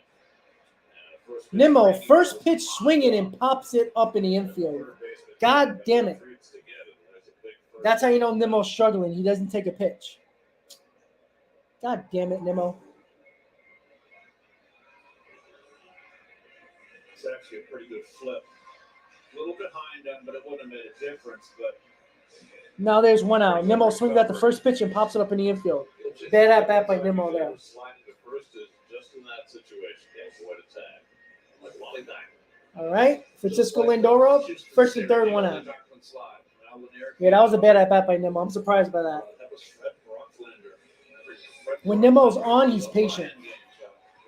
Come on, Francisco. Let's go. Well, now Lindor, it's time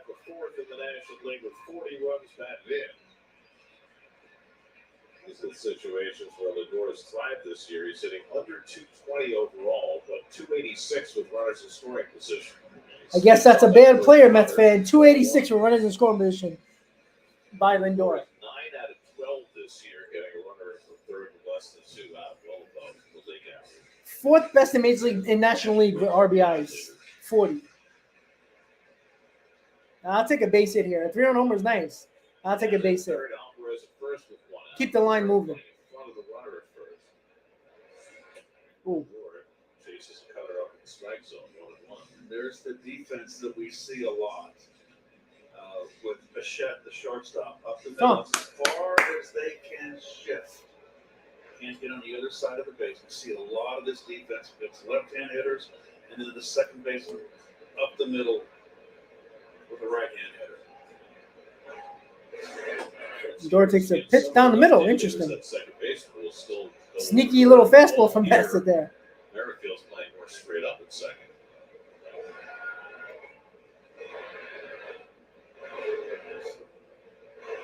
It's a long way to go to get to for a double play if Bichette has to go to his right. 1-2 coming. And Lindor takes another fastball, strike 3. Ooh. Bassett, who doesn't throw his fastball a lot, throwed it there and fooled Lindor looking for a breaking ball, 2 outs. It is a weird year for Lindor. RBIs are good, home runs are there. Average is just not. So 2 outs. So 2 bad at-bats by your leadoff hitter and your number 2 hitter with first and third and nobody out. McNeil up, who had a double in his first at-bat. Double to right center, a hustle double on the first pitch he saw in the first inning. That's at first and third and nobody out. Now they're still stuck there with 2 out. All right, up to McNeil here. Get it done. McNeil popped it up. Jesus Christ. Wow. And there you go. The 3 guys you want up at the plate with runners on. Nimmo, first pitch swinging, pops it up in the infield. Lindor looking at 2 pitches down the middle. And Jeff McNeil swinging at a first pitch, which is not shocking. Pops it up in the infield to end the inning. So, well, Jason, he's actually the best player on the Mets with runners in scoring position. So that was a bad at bat. I'm not gonna, you're giving an excuse to Lindor there. But you know what? You have 3 of your best hitters, average, for the way they are in runners in scoring position on the team, besides Alonso. You got to get a run in there. But Nimmo's struggling. Nimmo don't swing at first pitches. But when he's struggling, he does. That was bad. That was not good.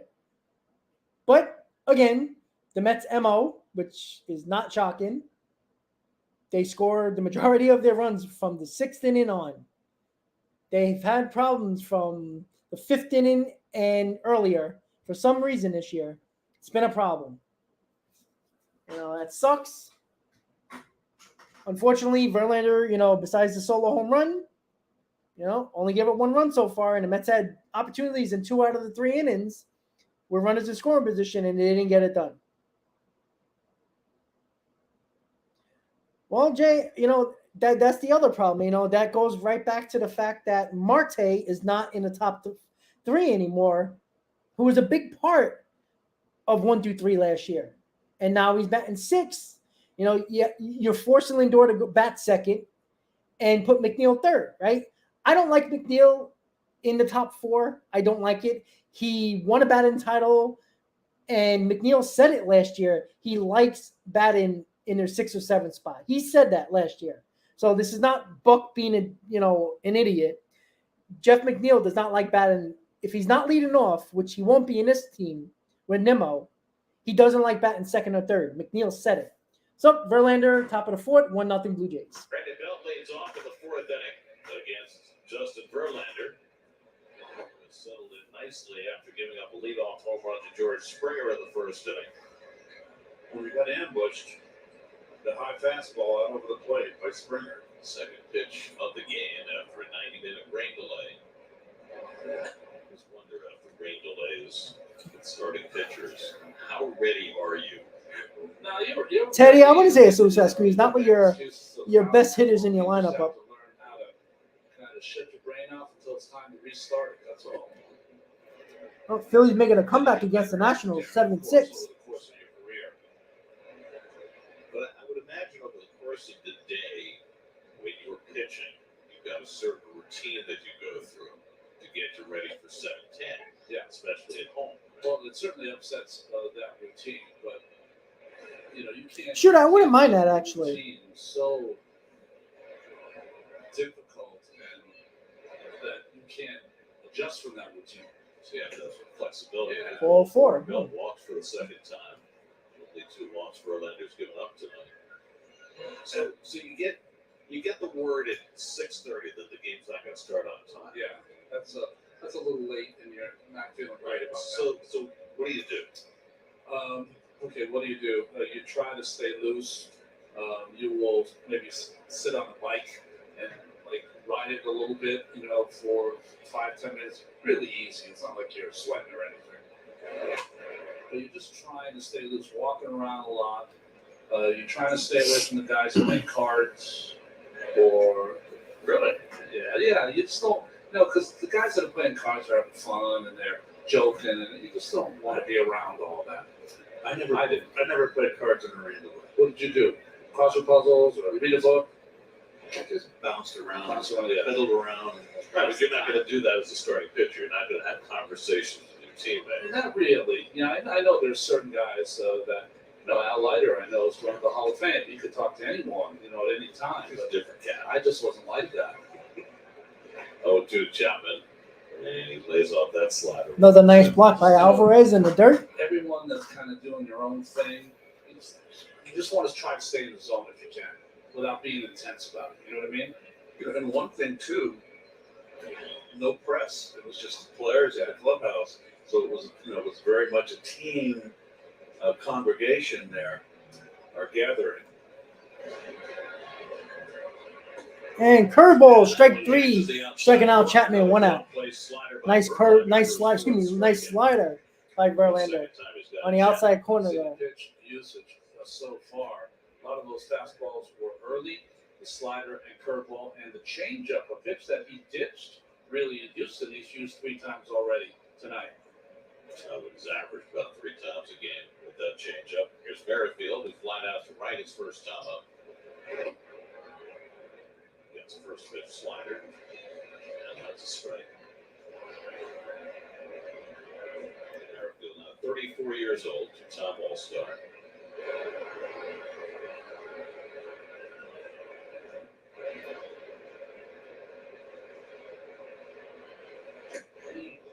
Alvarez throwing behind. Got him. Oh, close play at first. Almost got him at first. They're checking. Very emphatic call by Just got the hand back. Woo. or Ramos, excuse me. Gets to the back of that bag and makes Pete kind of search for him. I love umpires that make emphatic calls.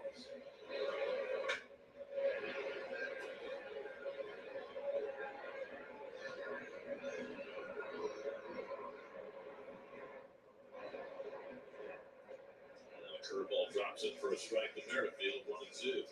That curveball has so much break that it just starts in the eyes of the hitter Merrifield, and it probably hitting. It seems like it's too high when it comes out of his hand. It's a 12 instead. Yeah, it settles nicely though.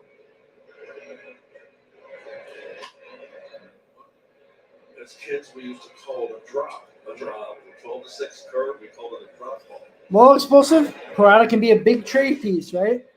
If Alvarez is going to be the guy, Parada is unnecessary. Good. I was tough to hit with that wiffle ball. I could throw a drop to Keith tomorrow. I don't want to make Well, I think Altuve would have been a Hall of Famer, but because of that cheating scandal, I don't think any Astro is going to make the Hall of Fame. Don't throw it in your eyes. Probably my best shot of getting there on the fly. I used to put the holes on the underside and throw sidearm and get it to rise. Throw it at the letters.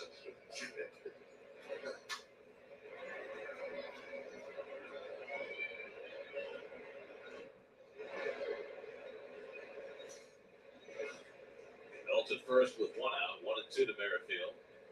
And he grounds one. Ground ball to Pete. Goes to 1, 2, double play. What a turn by Pete Alonso. The 3-6-1 double play to end the inning. And the New York Mets get out of the fourth with a nice double play ball. And the Mets are coming up in the bottom of the fourth. So nice pitching by Verlander there to get a ground ball. Pete Alonso with an excellent turn for the double play. The 3-6-1 double play. So Mets trail by 1. Going to the bottom of the fourth. Verlander has figured things out after that solo home run by Springer in the first, which is his MO. First inning's just not good, and he gets stronger when the game goes on. But the Mets had multiple opportunities with runners on base in 2 out of the 3 innings so far, and they need to start scoring runs, right? And what did I say prior to the game starting? This lineup better do something because all the hypocritical Met fans that wanted the kids to play, well, guess what?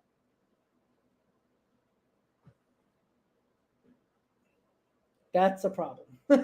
I'm telling you guys right now. I'm telling you, I'm ready. This lineup better hit. I'm telling you right now. Everybody, there was not one comment about the lineup negatively when the lineup came out earlier today on Twitter.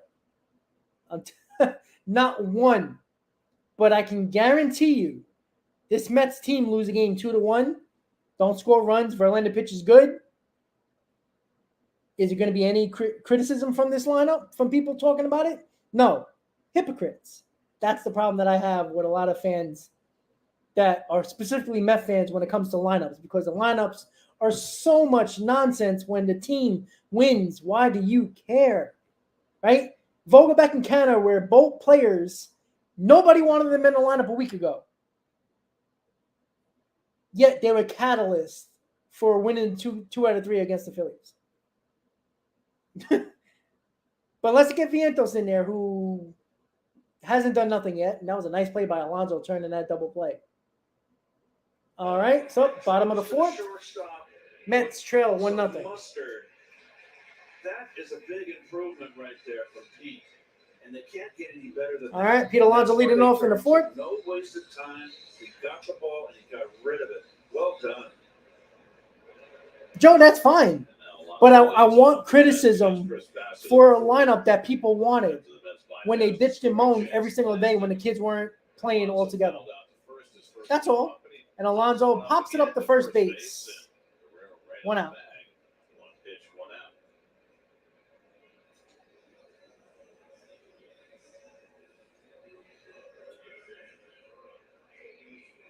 So Alonso retired 1 out of the fourth, and now Fred Beatty. Well, that's just got done sweeping the Phillies, and the Phillies are now in Washington. And Zach Wheeler got lit up tonight, got knocked out in the third inning. They were down 7-1. But Nick Castellanos had 2 home runs driven in 5. It's now 7-6 Nationals as they play in the 7th. The Phillies only scored 1 run in those 3 games against the Mets, right?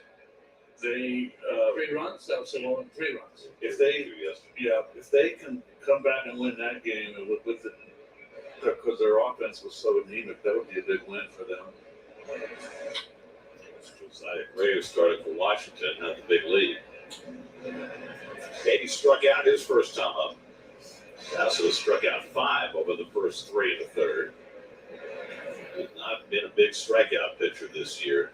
7.7 strikeouts per 9, but he's off to a good start tonight.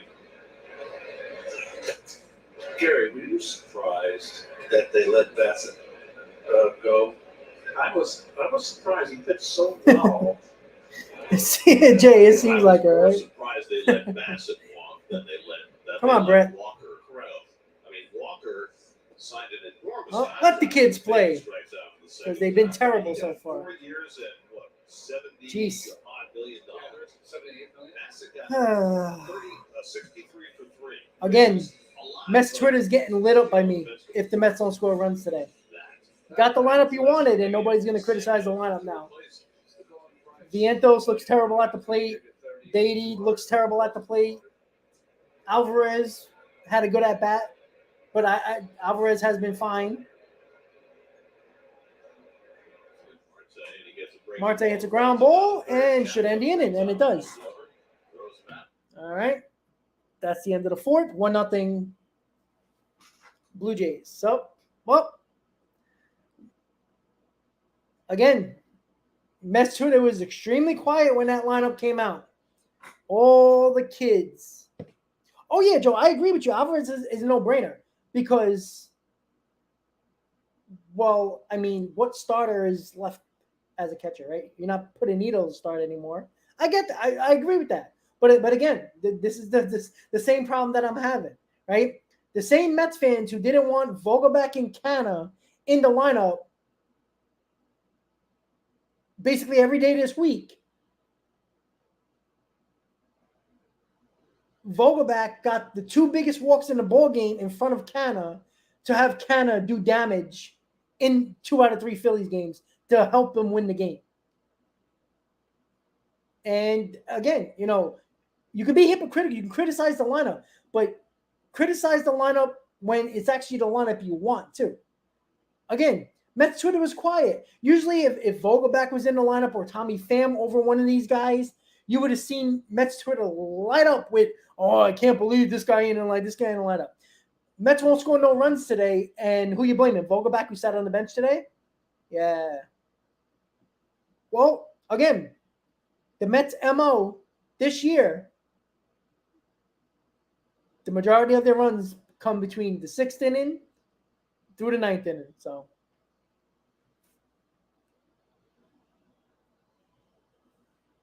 all right, President, have a good day. Cool off with that AC. Well, again, look, I have no problem playing the kids. I have a problem with people, Met fans, that criticize a lineup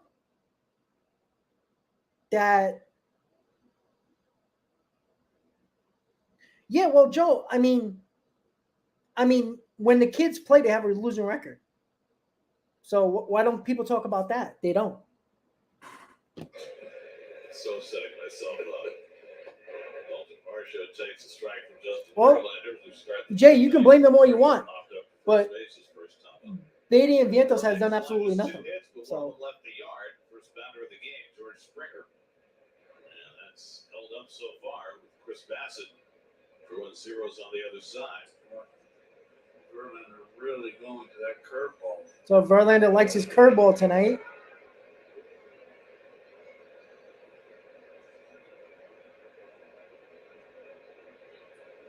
Varsho 0-2. Curveball, strike 3. Verlander on his game right now. 1 out. Strikeout number 5. 3 of the 5 have been on call third strikes, all on the slider. 5 strikeouts for Verlander. This is a great location. 69 pitches, 1 out in the 5th. This ball just cuts that inside corner. That's wicked.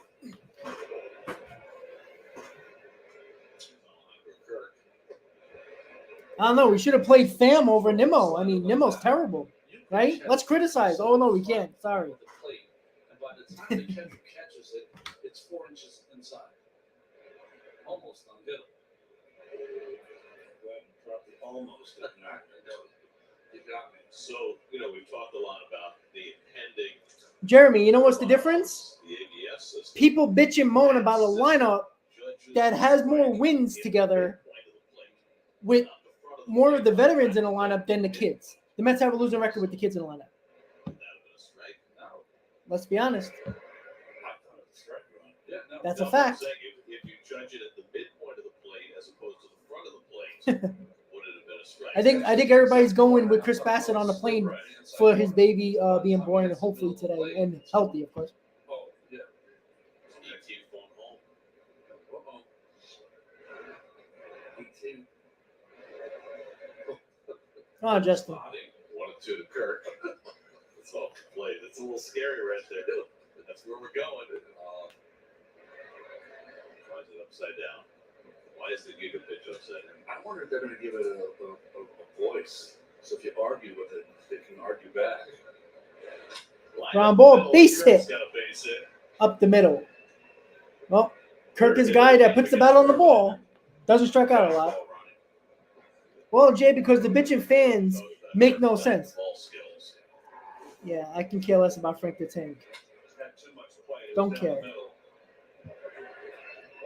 I've seen him 3 times, twice during the Philly series, sitting in the Piazza Club.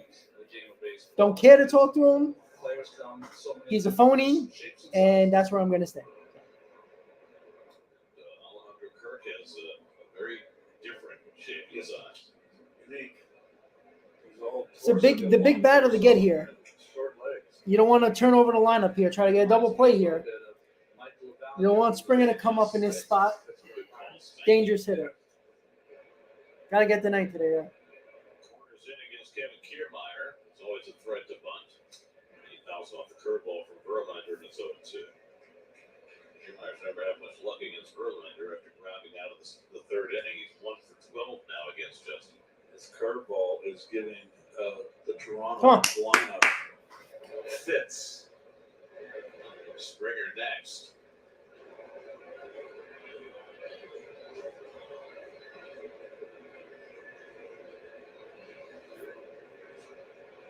Two coming, and Kiermaier takes that slider down, and Alvarez keeps it in the neighborhood, 1-2. That's an easy one for Francisco. A short hop.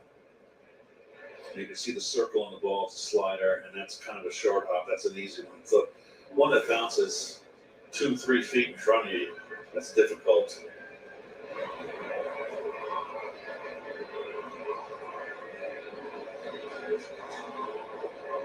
Another slider in the dirt. 2-2. Alvarez smothers that. 2-2. I tell you, he has been fabulous back there as far as blocking balls. Blocking, framing, throwing. He's done them all well. He's thrown out a lot of runners because it's hard to do that these days. But he's shown it all. That was Glenn Sherlock. Curveball 3-2. He's the catching coach now. And so that's his pupil right there. He was just telling Alvarez, you have to watch out now, even though Kirk's on first. He gets a walking lead here. He might go. Keep your eyes on him. 3-2, 1 out. Not going. And Kiermaier fouls off the fastball. So after all those breaking balls, Verlander challenging the number 9 hitter with Springer standing on deck. There, your pitch. Come on, Justin. Interesting. 36 breaking balls, 40 and 40. 40 fastballs, 40 secondary. Yeah. It's not normal for Verlander. 7th pitch of the at-bat. Ground ball, double play ball, too slow to hit. All right, gets the runner at second, 2 outs. Too slow to get the double play, but gets the lead runner, 2 outs. Did they call him out of the baseline?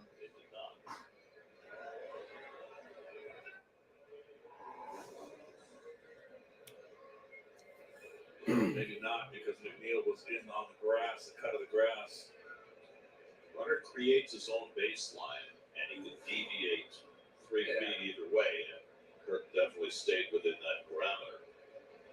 Buck Showalter likes his All right. to drop to the George ground. Springer up, 1 for 2, solo home run. The only get run of the ball game was a first inning home run by Springer. First inning, his 54th career leadoff home run, tying it for second all time. Tied it with Alfonso Soriano, trailing only Ricky Henderson. Fun facts. Springer, the Connecticut native, went to UConn. First round pick by the Astros in 2011. 19 postseason home runs. 19. I know there are more rounds than ever, but that's 19 postseason home runs. Went to New Britain High School for his freshman year and then transferred to Avon's Old Farms. Avon Old Farms. Grand Legion. That's right.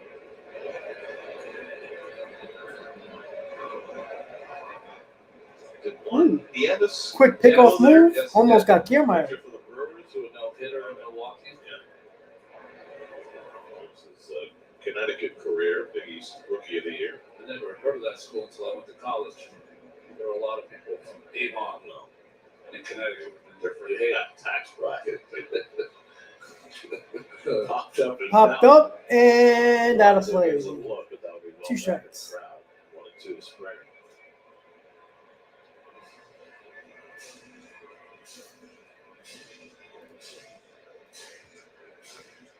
Well, these fans are ready to cheer. Let's get something going. We got a full house. Met fans.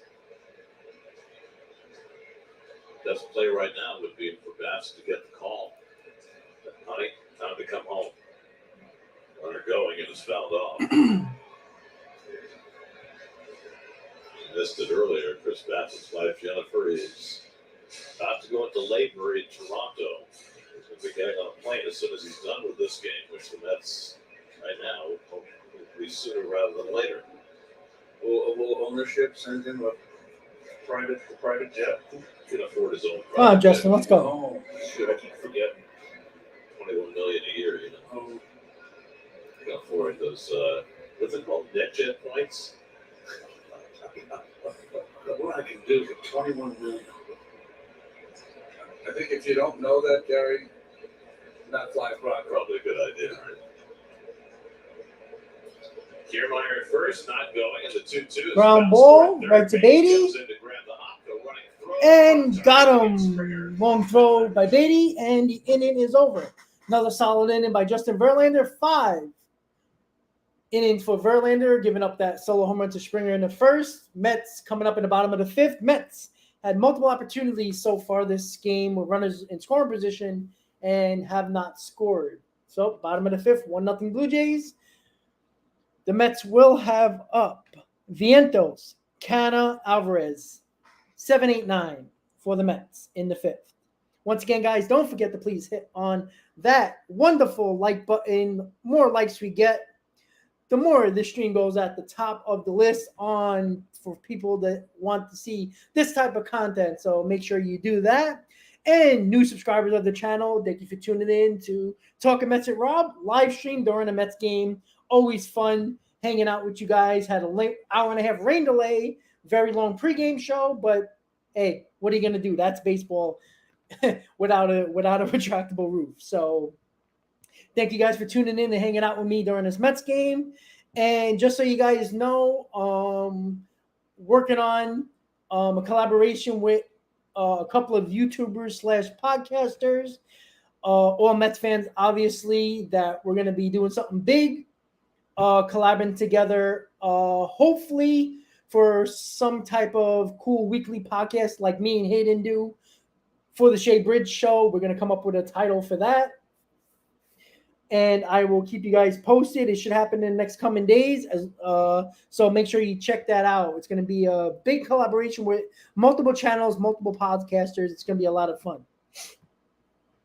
So let's see if the Mets can actually score some damn runs. That would be nice. And my trip at the Jersey Shore is letting me get sunburn, and now I'm peeling. All right. Sorry, guys. A little bit too much information, but that's okay. All right, guys. So, just giving you a heads up on that. Bottom of the 5th, Vientos is going to lead off the inning. Mets trail 1-0. Dave Malicki pitches a complete. Steve Gelb's talking to Dave Malicki. First time back at Citifield. So great to see you. And, you know, we were just talking about how in a couple weeks, Subway Series again. And it's always exciting, but nothing quite like that first one was. What was the atmosphere on that day like? Oh, man, it was insane. It was, like I said, it was the first game. So, fortunately, I was able to pitch that game, right? And then walking into Yankee Stadium, at that time, I'd never been to Yankee Stadium. And the crowd was insane. Vientos fouls it off. I'm just glad we scored some run in that first inning, so it kind of took a little bit of pressure off. And fortunately, I had a great game. Todd behind the plate who did an awesome job, and it's just crazy. It's been 26 years. I don't feel that old, but apparently I am. So. Yeah, you look pretty good. You look like you can still go out there. So listen, Dave, I heard a story today that you were interviewed for so long after that game that you actually missed the team bus back to Shea Stadium and had to get a taxi. Is this true? Yeah. So we. Obviously, it was a great game, first time, playing against each other. And, so Jay Horowitz, which everyone knows and loves, we were out here, hours after the game. And obviously, the boys needed to get back to the clubhouse. So Jay and I caught a cab back. I believe it was. Vientos struck out on a terrible pitch. At this point, yeah. definitely missed the bus, but it was One worth it out. for sure. Who makes that decision? When you just pitch a complete game shutout and somebody says, all right, we're going to leave him behind here? Yeah, well, I guess it's just the boys were hungry, right? It was just time for them to get back, and it was, again, it was such an exciting time. All right, Mark And Canna the up. next day, and it was great to be the first game, but yeah, we had 2 more games to win. Unfortunately, we didn't do it, but it was awesome. I mean, to be in Yankee Stadium here, let's go Mets chants, and it was something special that I'll never forget. Dave, that was in 1997, obviously right in the middle of that Yankees dynasty. Who was the toughest hitter in that lineup to face? Name one. Yeah. I think Paul O'Neill for me was always a tough out, and I play golf with him every now and then, and so I bring that game up to him, and then he asks how many World Series rings I have, and kind of shuts the conversation down real quick. But that whole lineup was so good, obviously with Jeter and I actually somebody was out that game, which helped, but it didn't. Come on, Mark. I mean, they're just loaded. So we were talking at the beginning of this interview about the atmosphere on that day. Would you be able to compare that? And count, what a play by Chapman. Rob, a double down the line, diving catch by Chapman, 2 outs. That was a shot by Canna. Tippy cap to Chapman there, diving catch down the third base line. no, absolutely not. That was insane. So at that point, I never pitched in the playoffs, World Series, anything like that. And later in my career, I pitched in a playoff game, and it was not as intense. At the time I was with the Astros, we were going against the Braves, and it just wasn't the same feeling. I just think it's because it was the first time, the Mets played the Yankees, and especially in New York with these fans, and I didn't realize how really big it was. All right, Alvarez up with 2 outs. And now looking back, Trail by I 1. was just thankful to be a part of it. It was just, I'll never forget it, and it's pretty cool. Alvarez, first pitch swing in, pops it up. Kiermaier underneath, and that ends the inning. So the Mets go 1-2-3 in the 5th. And again, like I said with Vientos, I don't want to hear the excuse, oh, you got to give him bats. He doesn't play enough, blah, blah, blah, blah, blah. Right? That listless offense that everybody wants to see, the kids. Well, you got it. And they've done nothing. Right? So there you go. And again, for everybody who says, oh, Vientos is not consistently playing, well, Beatty and Alvarez wasn't consistently playing when they first came up either, right? It was Escobar and Nito getting a lot of the starts, right? But when Beatty and Alvarez got their opportunities, they produced. They performed. They forced their way into a lineup. One of those situations with Vientos, the opportunities are there. He's not taking advantage of it. And I'm sorry. At some point, there's no more excuses. Either you do it or you get sent back down. Right? This is a result-oriented business. And this is the whole point. And when people love to kill Buck for it, but when Buck says Vogelbach gives quality at bats, he's talking about exactly what we're seeing from Vientos. No quality at bats from Vientos. That sac fly that Vientos had against the Phillies, that was a quality at bat. But you can't have one every 6 at bats. That's not going to work. And that is a problem that I've been talking about with Vientos. I have not seen, besides his first game when he came up, where he had an entire game where he had quality at bats. Can I see 2 out of 4 at bats where you actually look like you're a major leaguer or look like somebody that can actually hit the ball? He looks terrible at the plate. And I don't want to hear the excuses about consistent at bats because there's a lot of players that don't get consistent at bats, but they find a way to get the job done or at least look like you want to be at the plate. He looks like he doesn't want to be bothered. All right, top of the 6th, 1-0 Blue Jays. Ground ball, another ball that hits Verlander, and he misses the ball. Ouch. So that's the second time Verlander got hit by a ball. Second ball that's been lined back off him. Guerrero nailed him in the first inning, and now Bichette, and this time he'll get some attention from the trainer. Now, did that hit him in the arm? Oh, hit the glove. And then it deflected off his glove. He told Pete, I've got it. But when he spun around, he didn't get it to grip. Yeah. All right, so Bichette on, leadoff He hit. came out because this time he did not wave him off. It might have been when he reached down to get that ball as opposed to hit. That's a good call, Keith.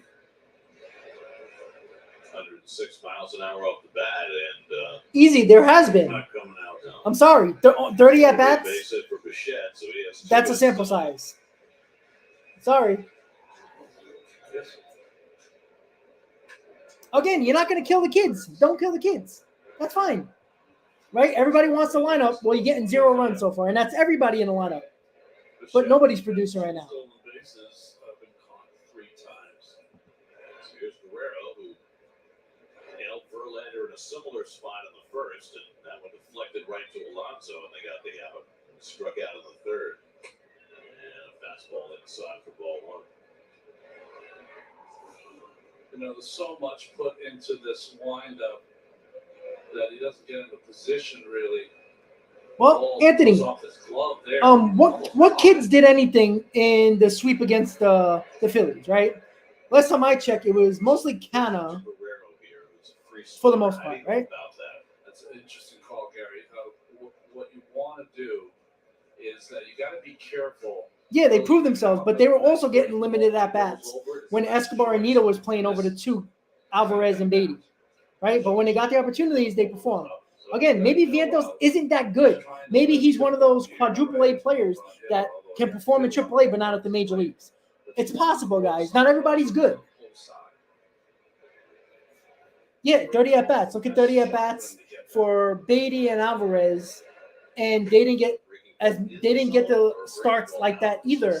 And again, Vientos should play. I'm not saying he shouldn't, but he's looked absolutely terrible at the plate.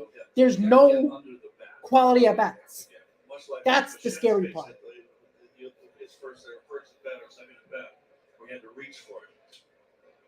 You know, at least Alvarez and Beatty weren't striking out at a rapid pace. They were putting quality at bats, taking their walks. I don't see Vientos taking his walks.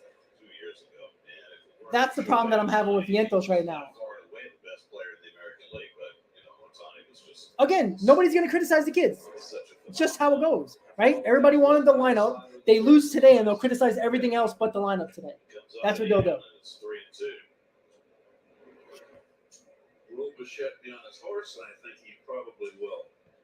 With Vladdy was a strikeout candidate, but yeah, I think we got to. Again, Vientos' big problem in the minors, even with the great numbers, was his strikeouts. 3-2. And that's exactly what he's showing at the major league level. And it's fouled off the fists on a fastball running in. I want him to be good. Living in on his hand. Yeah, fastball on this. From what I see from Vladdy, Anthony, I don't even want Vogel back. he's got a But long the guy that you start. just crushed helped you win 2 games against the Phillies by getting on base for Canna both times in the Philly series when Canna actually won the game for the Mets. So give credit where credit's due, what you won't. That's okay. Right? Ooh, that was close. Almost got Bichette there. You say to yourself, okay, that's 2 disengagements, 2 pickoffs. That leaves him with nothing. It's 3-2. He's already proved he's running anyway. Why not take a shot? Dominic Leone is warming up in the Mets bullpen. Gets up with the Mets bullpen. Verlander up to 94 pitches on the night.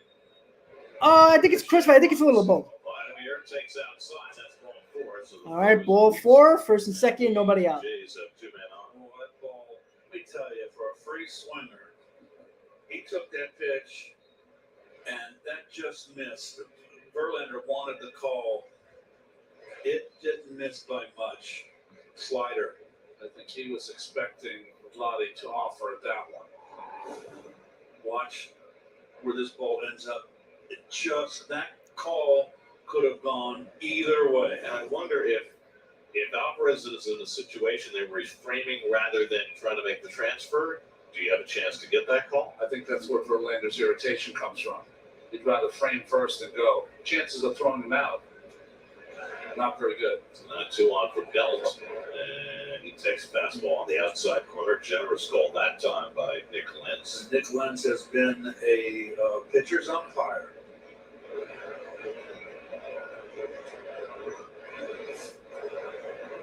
Belt fought each of his first 2 play appearances. Two of the 3 walks issued by Verlander tonight.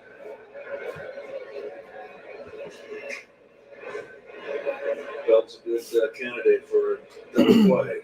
This could be Verlander's last pitcher here. First at bat tonight for the Jays with runners in scoring position. It's the team hitting 242. Another lackluster with runners in scoring position. Nice pitch by Verlander there. Verlander 1-2. Keeping the ball away from Belt.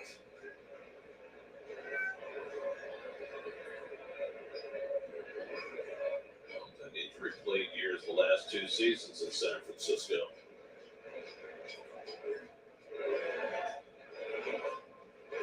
Now you have to throw strikes to 1-2 coming. That's up the way 2-2. Although 2 seasons ago, he had remarkable numbers for limited at-bats. The Giants won 107. Everything went right from that. Yeah, it did that year. Nobody out. 2-2 to Belt. And he just got a piece of that. Well, change Keith, up. there's the other. That's the bigger issue than worrying about the kids playing, right? Nice job by Belt to stay in the at-bat. It's the people that That's an out we're pitch. counting on that should be better, right? Counting on the kids Sprinkling of change is up for a Verlander. problem because you need them, and that is the problem right now. Guerrero at first with nobody out. Again, the 2-2. And he strikes out Belt. Strike 3. 1 out. Nice strikeout by Verlander there. And Verlander picks up his 6th strikeout. 101 pitches, and he might be done. We'll see. Maybe he'll get one more batter. Maybe try to get a double play here. Down and in, it was just kind of floating in the middle, but gets away with it. Agree, Keith. 3 walks, 6 strikeouts for Verlander is now up over. All right, so Matt Chapman has struggled today against Verlander. 2 strikeouts. Big at bat here. See if he can get this double play to end in here. Struck out in his first 2 at bats, swinging in the first, looking in the 4th. Chapman takes on ball 1. Terrific play on Canda's line drive in the last 10 minutes. Canada should know better. Played with Chapman and Oakland.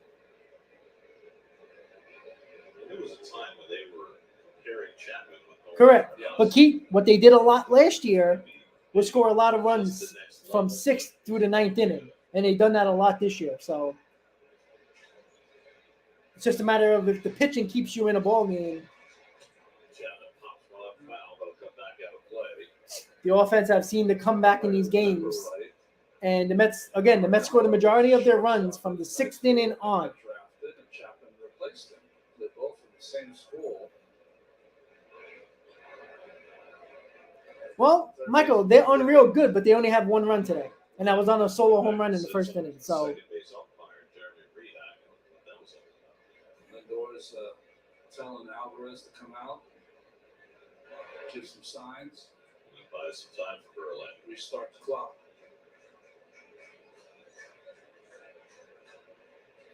I see Philly tied that game up here. Yes, they did, Keith.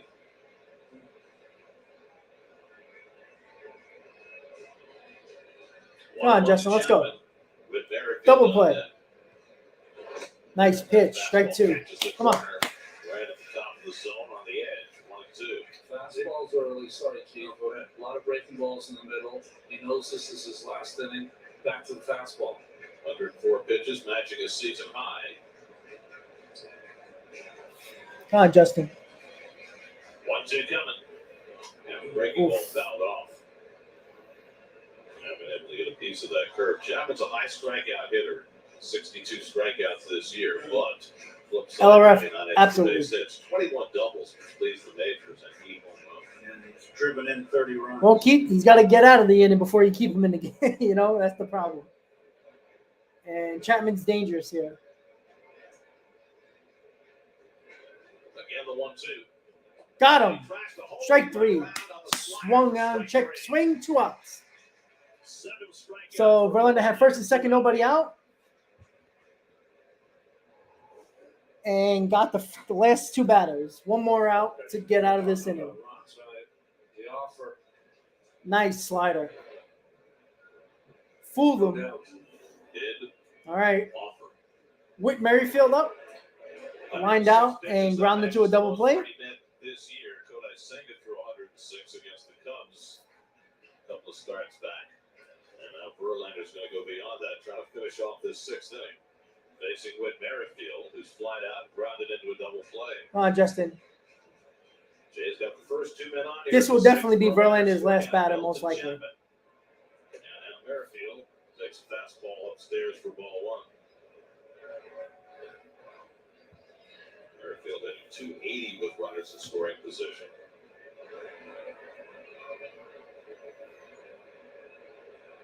High contact hitter. And Nice. slider off the corner. It's been his best pitch all night. He didn't like that call. 108 pitches for Verlander. Verlander would have loved to have gotten that call on Guerrero. Come on, Justin. Let's go. Neal staying close to the bag at second, keeping Bichette from getting too big of a lead. And Merrifield flies one foul. Oh, got the 2 strikes on him. Here we go. Come on. That was an emergency hat. He got jammed big time. That's Come on. why he ran in on the jam. Just completely tied him up. Come on, Justin. Let's go.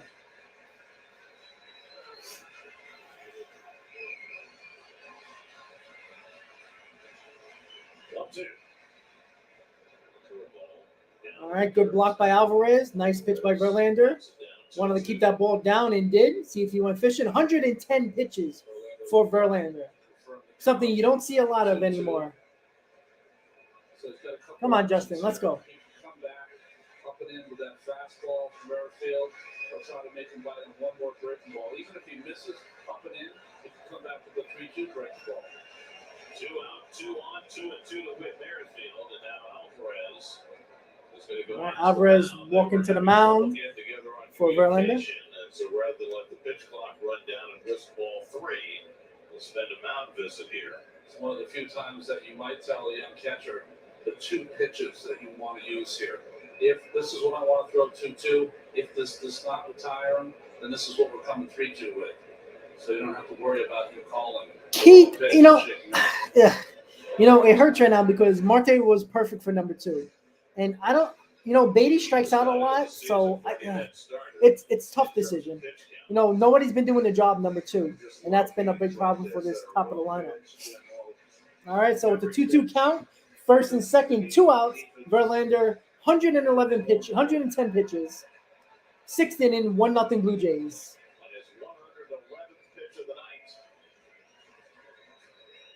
Ground ball to Lindor. That was a tough play. The ball was hit slow. Merrifield ran out the ball. Was he out? He was safe at first. So the ball was hit slow. Lindor is way in the grass behind. Yeah, that was a tough. Yeah, almost got him though just missed by a step. I think they're going to keep Verlander in the game, and I don't mind that at all. I'd rather have Verlander give up the game than bringing in Leone and letting him blow it up. This is Verlander's game here. All right, here's Varsho. Come on, Justin. That's always a good pitch. 12 pitches. On the hitter.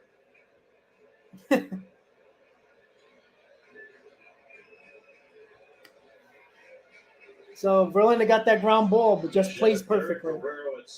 Come on, Justin. Oh, just inside. That was a nice pitch. Jesus. Getting that call all night. Again, I have no problem with Verlander. It's either Verlander gives up the runs. I'd rather have Verlander out there than Leone. So 2-1. Again, 115 pitches. It's a lot of pitches. There's one constant theme with Verlander's career. No one pulled his neck better as he got down to the last outs. Come on, Justin. 2-1 coming to Varsho. All right, nice pitch. 2-2. Come on, Justin. Let's go. 115 pitches for Verlander. Verlander trying one more time to put a positive end on his evening. Come on, Justin, let's go. Great fastballs, challenging Varsho. I love it. Rather lose this game with Verlander on the mound than bringing in a bum from the bullpen. 40-year-old Justin Verlander digging in with the bases loaded and 2 out. 2-2. Oof, nice breaking ball. And good piece of hitting, staying alive there. That was a nasty slider. 116 pitches. Ho-ho. Old school pitching right here with all those pitches. Even though it is only the 6th inning, but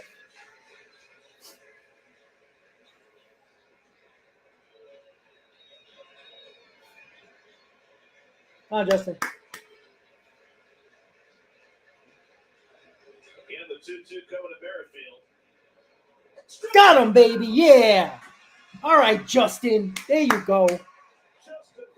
Now, that is a performance there that's a gut performance right there.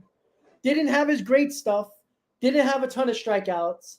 But when he needed a big pitch, he got it tonight. So 6 innings from Verlander, 117 innings.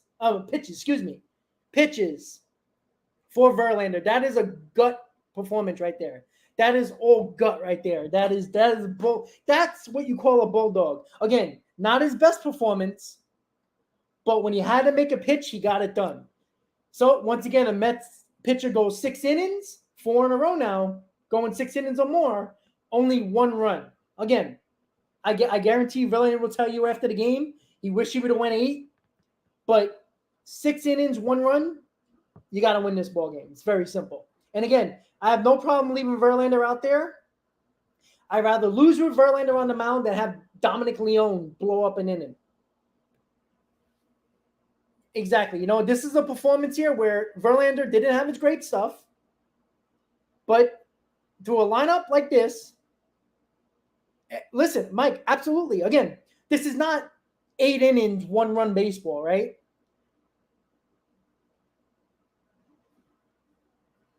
Again, I don't think anybody would have been mad if Verlander would have gave up runs there, because what are you going to do?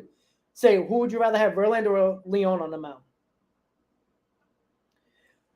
LRF, I think it depends. If the Mets tie the game or take the lead, you see, again, Ottavino and Robertson pitched 3 days straight, so I would be shocked if you've seen one of those guys in today's game. You're going to see the Drew Smiths. You're going to see the Leones. You're going to see the Brighams. I'm telling you that right now. So, and again, this is the performance. This is the reason why you get guys like this, right? It's not about, getting these guys to pitch 8, 9 innings, because pitchers don't do that a lot anymore. But what you get is a guy that you saw, wasn't struggling, wasn't throwing great today. But when he needed to make a pitch, 6 innings, 5 hits, 1 run, 3 walks, 8 strikeouts. 117 pitches and 77 strikes. That's good. All right, so Brandon Nimmo leading off. Mets got to score some runs here. Let's go. Let's get the lead for Verlander. Still has just the 1-run lead as he starts his 3rd time around the Exactly, Mike. Verlander wasn't leaving that game. Nimmo was struck out and popped up. And takes the first pitch, cutter for a strike, 0-1. Tell you what, Nick Lenz has called a good game. He's been consistent. He's got a pitcher's strike zone.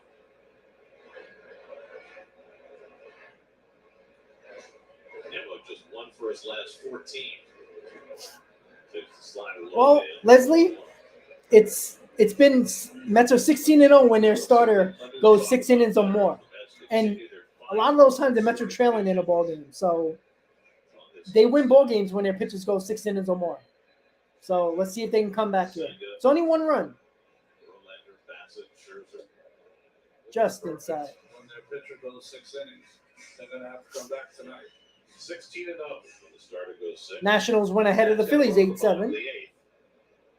on a Lane Thomas RBI single to go back in front of the Phillies going to the ninth. Nimmo hits one to left center. That might go. Oh, right there at the wall. 1 out. Damn. Keep it in the ballpark. Kiermaier's going to catch it.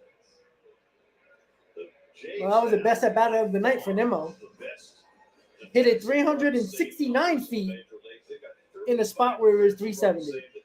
Yeah. And Kiermaier is the biggest reason why. Their center field position is plus 16 defensive run save. Oh, Leslie, I don't know about Yankee Stadium in left center because that's the deepest part of the ballpark in Yankee Stadium. So All right, one out. Lindor is grounded out and struck out, but takes the curveball down for ball one. The Blue Jays had interest in two center fielders, Brandon Nimmo and Kevin Kiermaier. All right, Francisco. Kiermaier was far less expensive. Yes. Whew. Another good curve by Bassett. Bass's breaking ball has been fooling the Mets hitters tonight. Wicked stuff going on. They can't hit the breaking ball for Bassett tonight. They've been hitting it on the fastball. Can't get that breaking ball. Any pitch, any count, any time.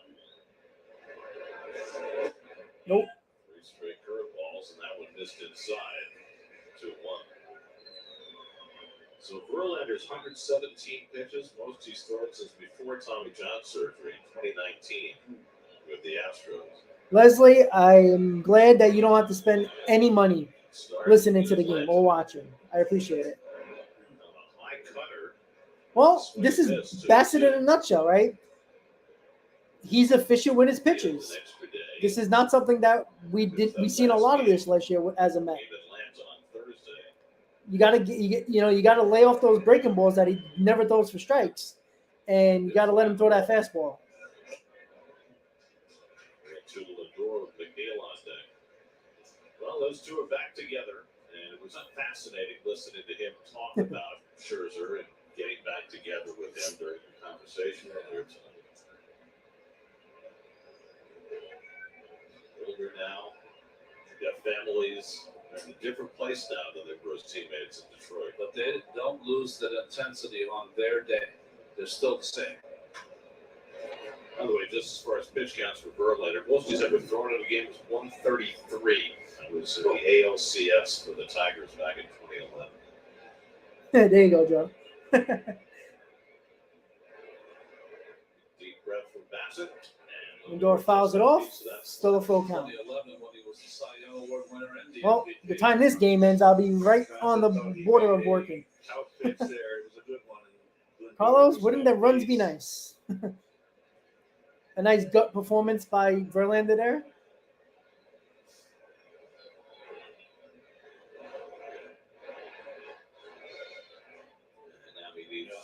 Oh, almost a pitch clock violation.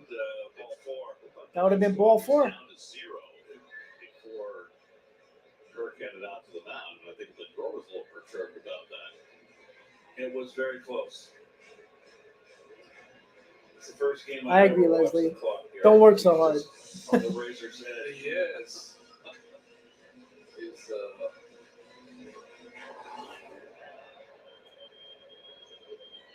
Yep. Oh, I don't know. Oof. Pretty close. That should have been a pitch clock violation. He had ball 4.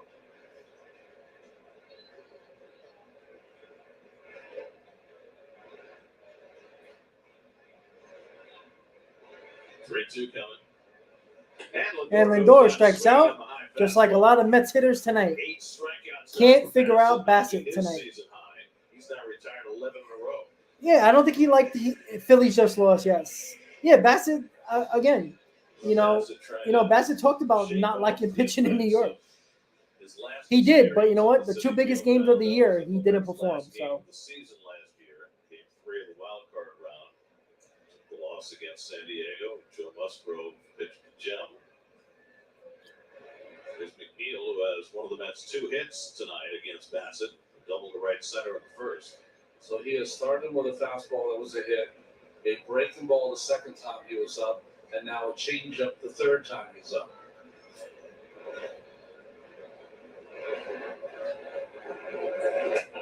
We all know what McNeil is as a hitter. Is this one of those rare situations where he's looking to jump something and hit it deep? I think that Jeff's gotten the home run out of his system.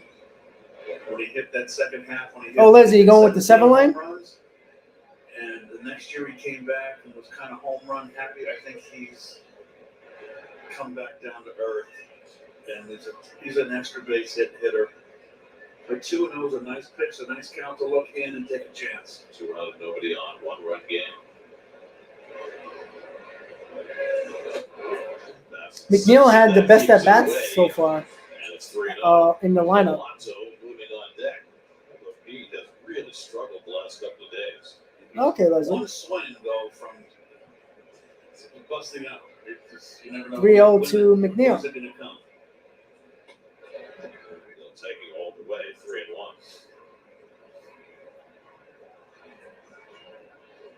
He's going to keep the ball away, RJ. Yeah. Pitch him away, play him away, kind of. And McNeil fouls it off, 3-2. Good sinker right there.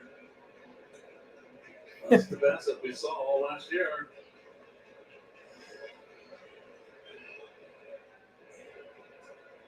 Timeout now by McNeil as both hitters and pitchers.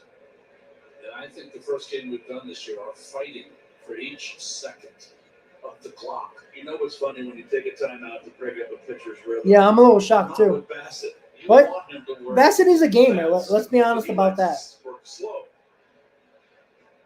2 out and nobody on, 3-2 to McNeil. And Jeff hits McNeil one hits to one to center field, but right at Kiermaier, and it ends the inning. Mets go 1-2-3 in the 6th. So Bassett pitching extremely well, keeping the Mets hitters off balance. And the lineup that everybody wants is doing absolutely nothing, unfortunately. Well, the difference between Walker and Bassett is that Bassett's the better pitcher than Walker, right? So, but now the Mets got to rely on the bullpen, which you're not going to see Ottavino or Robinson most likely. So you're going to get the Leones, the Brighams, the Hunters, the Smiths. Because, well, you wanted to win the Phillies games. Well, you had to pitch Ottavino and Robinson every game.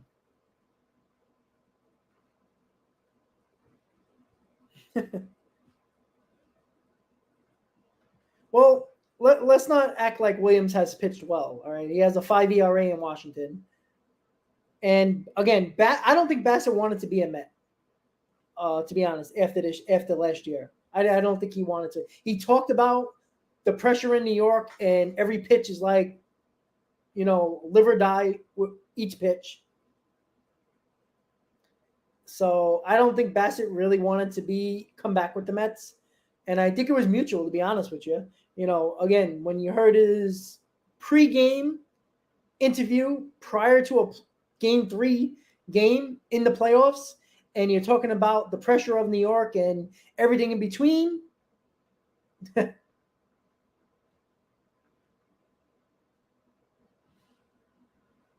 well, Andre, I'm glad you're killing Lindor. So what about Nimmo, who sucks for the last 3 games? What about Vientos, who's non-existent? Beatty's been struggling, right? We're not going to bring up those guys, right? Because everybody wants them in the lineup, no matter if they suck or not. So,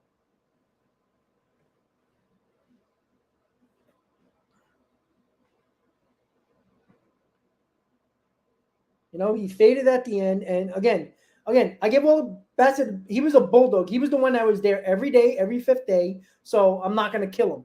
But at the same time, he basically was a mental case in that game against the Braves, and especially in the playoffs. No, Super Baby. I'm telling you, you think there's pressure in Toronto? He has a bad game. Okay. There's not 24-hour sports radio going off about Toronto. I can assure you they're more concerned about their Maple Leafs.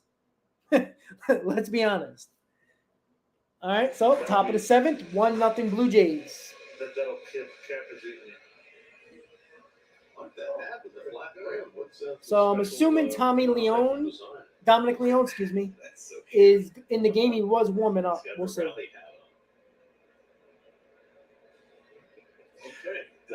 Dominic Leone is in the game. One of the Mets pitchers that thrived in Colorado, 2 appearances, both scoreless. Shooter, I know they have 24-hour sports radio, but it's not New York. Like, let's not act like they're Kirk hits a fly ball. 1 out. Yeah, exactly. Look, I'm not saying they don't care about the Blue Jays. Obviously, they do. They're good sports now, clearly. So one pitch, But one retired by Leon on the seventh. Verlander let's not act like sinks a lot of runs. Toronto is anywhere near New York sports radio. Strikeouts. That you make one bad pitch, you're going to get destroyed all His ERA from 4.80 week. to 4.25. There's Kevin Kiermaier, who's been up twice. Pittsburgh's a great sports town. Do you think they really going hard after the Pittsburgh Pirates' bad games or bad pitching performances? No. Picks off the outside corner, 0-1. But the Pirates tonight, they were down 5-1 going to the seventh. Keep Ryan Hayes at a 3-run homer and a 6-run seventh. They beat the Cardinals 7-5. The Cardinals bullpen's a little shaky, isn't it? Jack Flaherty pitched well for 5 1/3. Well, we know that, Shooter. Washington did hold on and beat Philly. Yeah, well, Shooter, why do you think Boston dialed it down? Got many championships, and ever since the Red Sox won, it's been different. What was their low water mark last year? 8 under? Yeah, 21 and 29. They're almost there. Fly ball right to Canna and 2 outs. Quick 2 outs by All Leon. it takes is for Keith to say something slightly disparaging. And Yeah, Joe, I saw that. I'm not calling her this. I think they're going to bring him back, but he has to take a discount because the Rangers are in a salary cap situation. Down the hole, the other was caught by his old teammate Chapman. And here's Springer. This will be a Wall Connecticut matchup. Correct, Todd. Springer All right, George Springer up. The only man to get anything done today was a solo home run in the first. Leon left to go to Clemson, and he gets the first strike. Second pitch of the game. High fastball out over the plate. Nemo. Ran out of room. Yep, exactly, Michael. According to the Phillies, they were a great team last year. Ground ball, foul. It's 0-2. Chris Bassett has been rolling. He's retired 12. Well, isn't Bros like Philly in a nutshell? Like, but you know what? They're passionate though, so I can't kill them on that. A few pitchers this season that it's thrown. A complete game shutout. The plane will just have to wait. Maybe rev up the engines in the night. Leave out LaGuardia. Hope it's not past curfew. 0-2 coming to Springer. That's the consequence of the rain delay we didn't think about. HPN at this time of night, Jerry. Well, Lindsay, they got hot Yes. for a month and a half. That's what happened. Again, don't tell Philly fans that because they thought they were the best team in baseball. We only had 1-2 on There you go, Robert. He just missed with the slider, 2-2. Verlander struck out 8 tonight. That gets him back to within 13 of Scherzer. Well, Shooter, that was the thing. They that month and a half where they got hot, their defense got a little bit better and their bullpen got a little bit better. And Leon strikes out Springer and has a 1-3 7th. Mets coming up in the bottom of the 7th. 1-0 Blue Jays.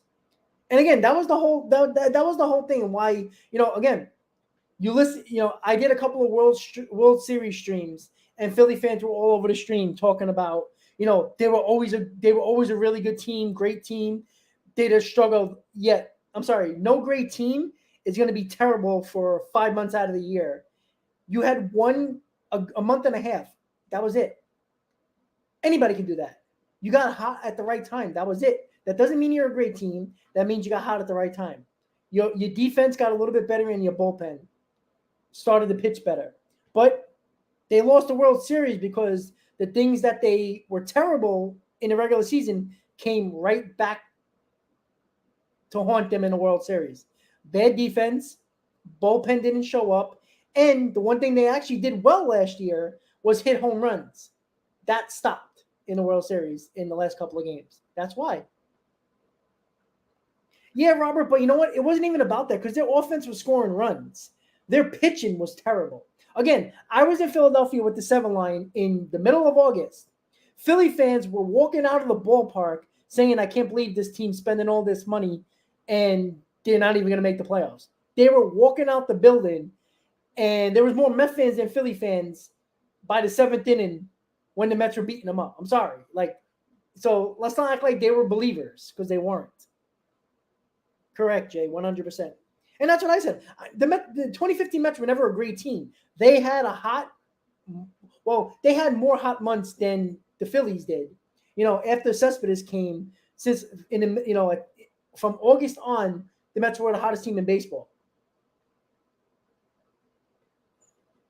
I agree, Joe. I think the same thing. But again, the 2022 Phillies were very similar, even though the 2022 roster of the Phillies all around was better than the 2015 Mets.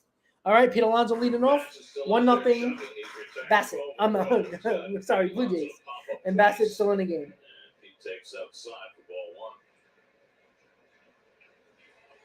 1. He is. Unfortunately, LRF, he's going to be on a terrible team. Alonso, then Beatty, and Martin. I was losing.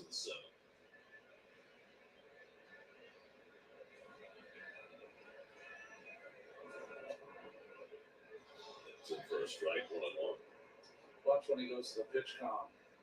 He puts it on before he gets on the rubber. So now it's confirmed. Now he gets on the rubber, and that's why he's cutting it close each and every time. Right. This is the curveball. It's 2-1. There have only been 2. Well, that's what I'm saying. They struggled down the last 3 weeks. But the Padres helped them out too by not playing well either. So Drew Smith is warming up in the bullpen. Should be fresh. He threw 1 pitch yesterday. That was it. Well, 3 to Alonso. Yeah, Keith. I said this earlier. I know you weren't here yet, but Diaz is working out fully in the gym, and I think in the next 2 weeks he's gonna pitch live batting practice. So he's gonna start throwing, which is a good sign. Come on, Pete. Oh, that might drop. And George Springer. Man, defense matters, baby. And he was not playing shallow either. That was a hell of a catch. Shallow, you had to be. To get to this ball with Pete up to play that shallow, that's a heck of a play. Oof. But with a 1-run game in the 7th inning, I went a little deeper. They have the equivalent of 3 center fielders out there. Well, 1 out, Beatty's up. We've certainly all played there. Springer maybe has slowed down a little bit from his days of playing center field. Joe, I said that, man. We had him. If it wasn't for stupid Sandy Alderson. That's a big out. You a pitcher getting that first out. Come on, Brett. Let's go. Somebody hit one over the wall? My God. Beatty rips one foul. Ball to strike. Brett has been up twice, struck out a little time. Nice play by the ball boy. Yep, exactly. Diamondbacks have taken the 3-1 lead on the Braves. Well, Keith, you hope this is the hot streak, right? Verlander gave the Mets offense opportunity to come back in this ball game. They got to come back. Beatty hits one very far, but foul. Well, he threw it in a place where that's the only place you could hit. Exactly. It was up and in and cutter and. Come on, Brett. Let's go. Get the barrel on it. You're just going to pull it foul.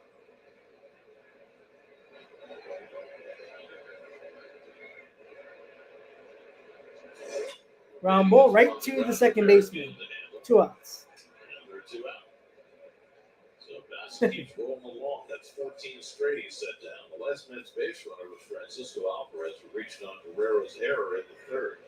What if a pitcher Marte's coming up. never threw the same pitch twice in a row, so you never get the same speed twice in a row?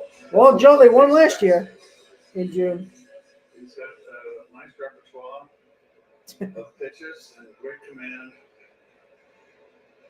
That's had one good scoring chance in the 3rd. They have 1st and 3rd, nobody out of the top of the batting order coming up. If Bassett got out of it, and he hasn't a lot of base runners since. Marte struck out and grounded out 0 for 2.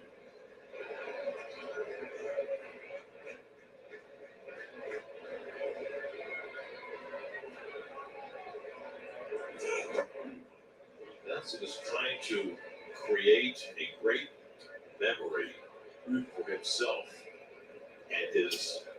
Garcia and Romano warming up in the Blue Jays bullpen.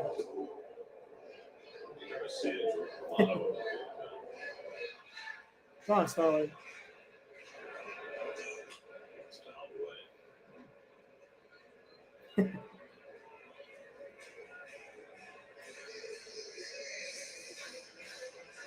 last time. We got Marte out with the first pitch breaking ball, ground ball, hit by Marte. There you go, Key. Hit that like button, guys. Come on. Fastballs. Come on, Starlin. United States Starlin hit a shot here. 1-2 got it. And that's a base hit. 2-out hit for Marte. Nice piece of hit in there. All right. Big spot here for Vientos now. Come on, Mark. Let's go. Get going, baby. Marte with a 2-out hit. Trying to come in. A little bit too much plate. Good hitting by Marte. Good two-strike hitting. And now you have to think about the stolen base. Yes. Marte's tied for second in the National League with 16 steals. Mets have already stolen one base tonight. That was Canna back in the third. Come on, Mark. Let's go. Vientos at the plate. I wonder if Marte's going to try to steal a base, get in scoring position. Off the base, and then he came back. Come on, Mark. Get going, baby. Come on. Decoy. Marte at first It's your base. opportunity right here. The same kind of lead as Marte, and then sometimes fake back to first. Not going. And it's taken inside by Vientos, ball one. They're playing on the infield, the Vientos to pull, and the outfield, they are shading him to the opposite field. You can see the center fielder, and look at the right fielder, way over on the line. Huh. And a second Second throw over. Interesting. Marte free reign now. Third throw All right, over, so either up to pick up second a throw ball. over early in the count. Mark Vientos, 2 strikeouts tonight. Come on, Mark, baby. Let's go. See how big a lead it'll take. Nothing more than Vientos to prove me wrong, baby. Way off. And Marte's going. And it's swung and missed. Vientos swings. And Marte steals second. I know Marte's Vientos swung at that pitch, but I think he was trying to mess up the catcher there. I think he was just trying to do that. So, all right, runner in score position. Come on, Mark, base it, baby. Oh, Barfield trying to college play. So now the tying run in scoring position with 2 out, a 1-1 count to Come on, Vientos, Mark. who struck out each of his first 2 at-bats. That was a pitch. Just missed it. That's it. Come on. Ready to throw that fastball, getting ahead. Remember, he is struck out. Yeah, he might have lost a step or two, but he's still Last time he pretty threw damn that fast. big All right, Mark, come on. hook. Short swing, baby. Base hit. Vientos getting a start against the right-hander, trying to make that move look solid. Bassett ahead 1-2. And a ground ball hit to short. damn Here comes Bichette to grab it. And he throws out Vientos to an empty. Let the kids play. God damn it. No runs through 7 for the Mets. 1-0 Jays. Oh, Keith, that was the big reason why I like Marte second, but he's been struggling, so I get moving him down in the order. But Vientos. Well, again, I don't want to hear no complaints from anybody, guys. I really don't. Right? Mets Twitter was extremely quiet today. When the lineup came out, everybody was like, "Oh, the kids are playing." Well, you got it, right? Again, I said this to Joe. I said this over and over again. I've been saying it all stream. The Mets fans, I swear to God, will probably rather lose 75 games and having the kids play.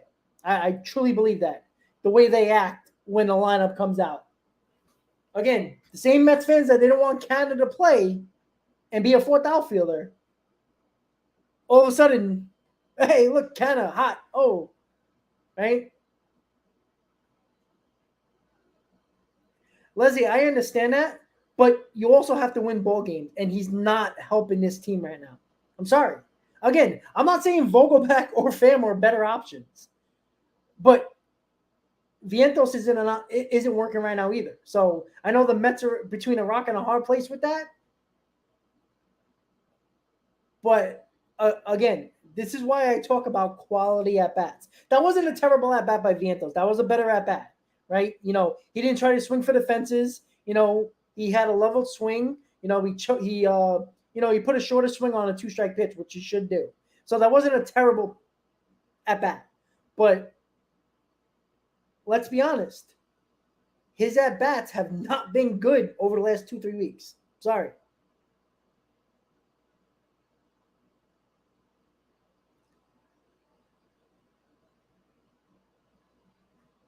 Well, Jojo, 100%. And again, the people that are complaining about the lineup are people that are complaining about the part of the lineup that if you're worried about that part of the order that in most teams are usually not good, if your top guys are not hitting, if you're really worried about Vogelback breaking your lineup, then that's a problem. Drew Smith on the pitch for the Mets in the top of the eighth. Well, yesterday only took him one pitch to get through. He's going to go through a gauntlet here, though. All right, Bichette, Drew Guerrero, Smith and Belt. is in the top of the eighth. Save for Bichette leading off 1-0 Blue Jays, and let's not act like these two offenses are looking good right now. But time run up the plate in the Bassett ninth yesterday. Now Bichette is pitched 2 for 3 extremely well. His 82nd and 83rd hits of the year. And he takes a fastball strike from Smith. Bichette has a home run in his only career at bat against. All right, guys, I'll be right back. Listen to the game. Leon was terrific again. 1, 2, 3, 7th. Took him only 9 pitches. Well, maybe they'd run him out there for another inning. The slider fouled off by Bichette in 0-2. Bichette has 2 5-hit games already this year. Really? I'll take that. Right? So even though she's being feted tonight, Sarah Langs is still hard at work.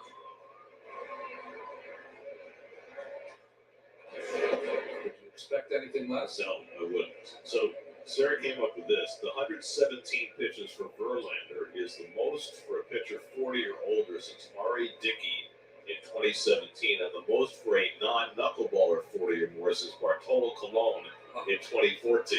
How about that? And that's just not just for a Met. That's any pitcher 40 or older.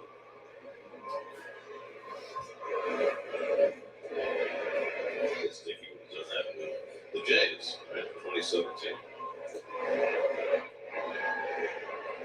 Most definitively a Met 2014. 1-2 coming to Bichette. And he grounds one on the right side. McNeil plays the hop. 1 out. Good pitch, up and in fastball.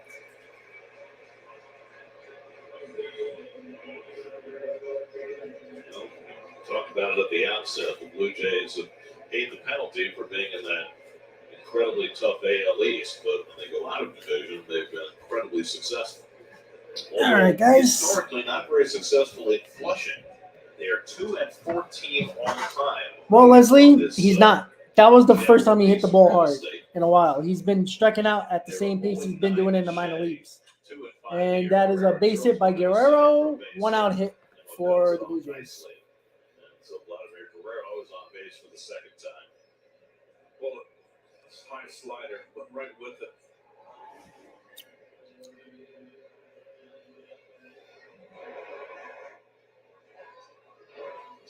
Great first pitch hitter. Great hitter anyway, but so dangerous.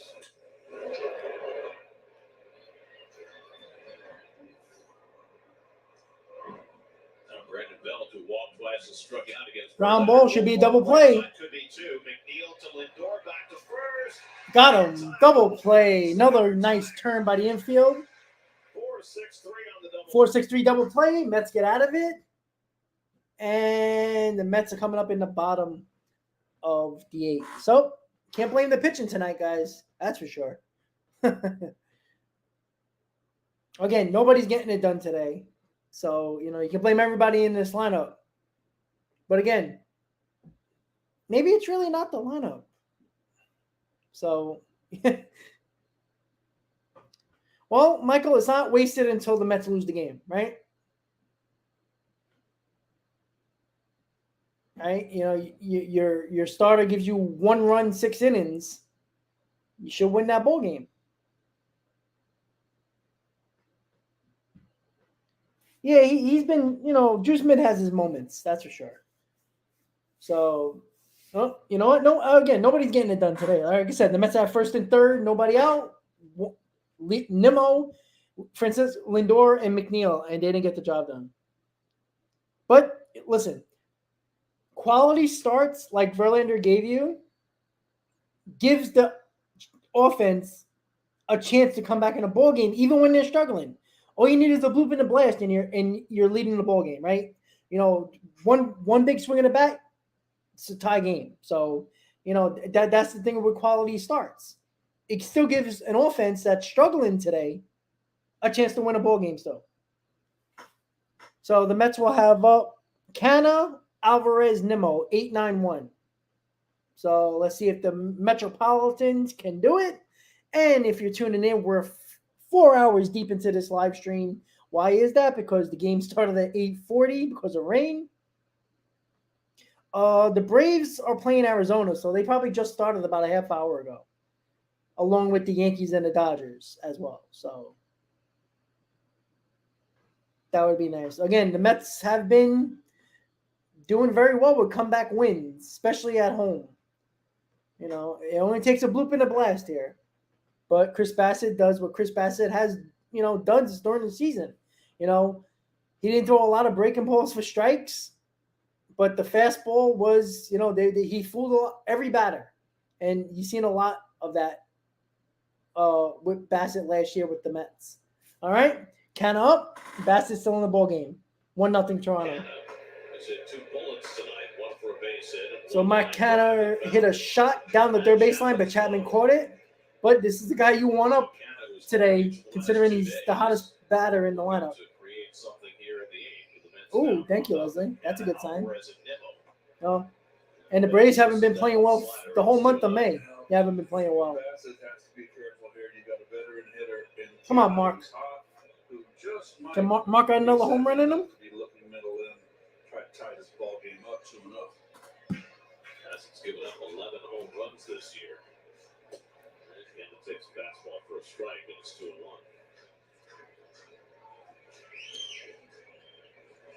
Sid Mesa, the only lefty in the Toronto bullpen, getting ready for Nimmo, 2 batters away. And Canna takes another strike on the outside corner. Interesting. He's hitting almost 340 against lefties. He's been wearing them out. Can't stay with Bassett. Canna called the timeout. Managers tell you all the time it's overrated, the lefty, righty matchup, but they still always go to it.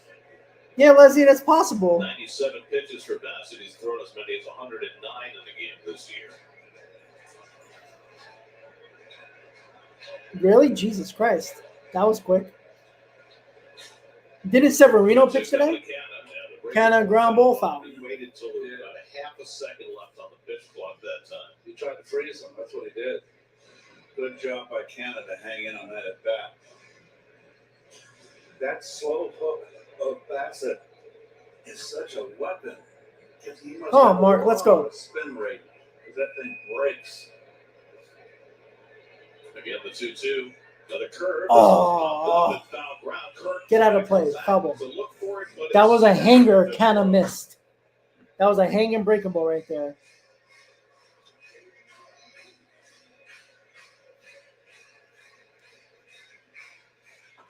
That was a hanger he missed. That was the same hanger he hit the other night for a home run.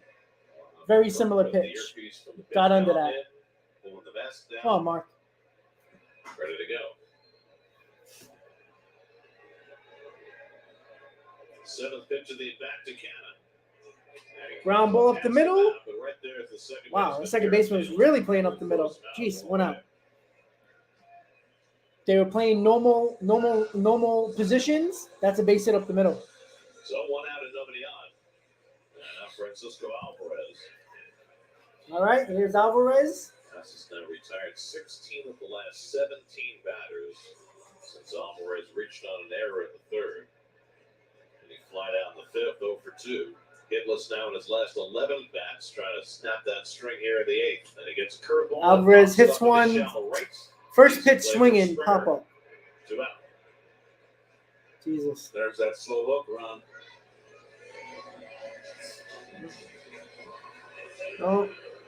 He was being very aggressive there. Leg, drop and drive. He's got his torso right on his quad, and then that back leg almost brushing the dirt. All right, so Bassett's coming out of the ball game. No, not yet. Is he? Yep. He's taking him out. You gotta be kidding me. Well, taking Bassett out with 2 outs in the 8th inning to bring in a left-hander for Nimmo. So the Mets might have a chance now since Bassett's out of the game. So Bassett is out of the game. Nice performance, obviously, by Bassett. Left-hander coming in for him. Yeah, I agree. Again, Alvarez, out of all the young guys, have been a lot better. But, nobody's hitting tonight. So it's like, you can kill the whole lineup. But, this is the lineup people want to see. And, again, not saying they can't score 10 runs tomorrow with the same lineup, right?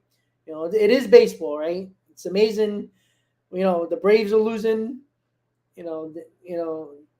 If you listen to a lot of people around baseball, the Yankees look like one of the better teams in baseball. 11 games over 500, and they're getting destroyed tonight with the one guy that they continue to say is their big arm in Severino, who's a dumpster fire.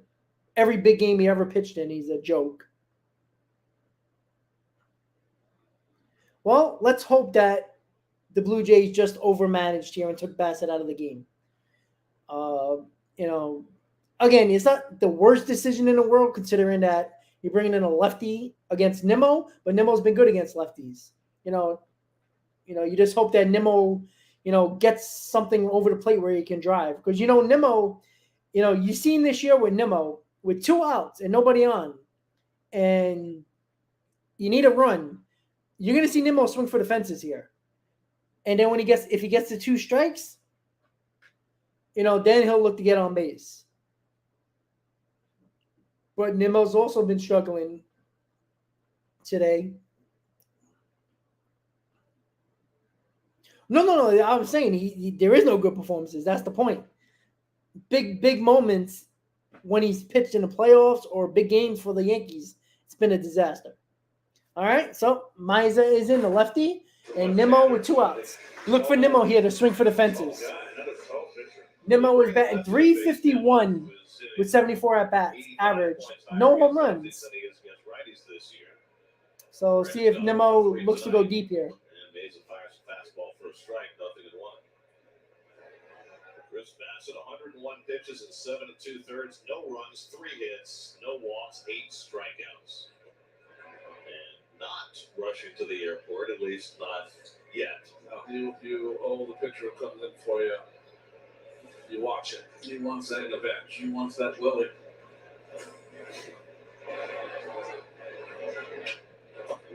Head to the airport, listen to Howie in the car. Find out whether he gets the win or not. But I guess Jessica can wait.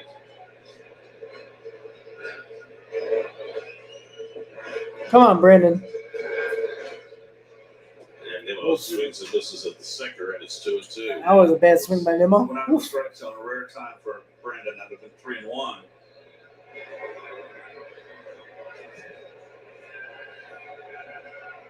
Two coming. And Nimmo bounces one foul. Steady dive sinkers from Mesa, who's now 31 years old. In his 6th season with Toronto. Third base in the hole, way off the line, deep. Nimmo calls for time, and Too much time. They called Nimmo on a pitch clock violation. He's called out on strikes on a pitch clock violation. Oh, I hate this. Ooh. Wow. Well, that ends the 8th inning on a pitch clock violation from Nimmo. They didn't get in the box by 8 seconds. Stupid rule. I swear, that's the dumbest freaking rule ever. I swear to God.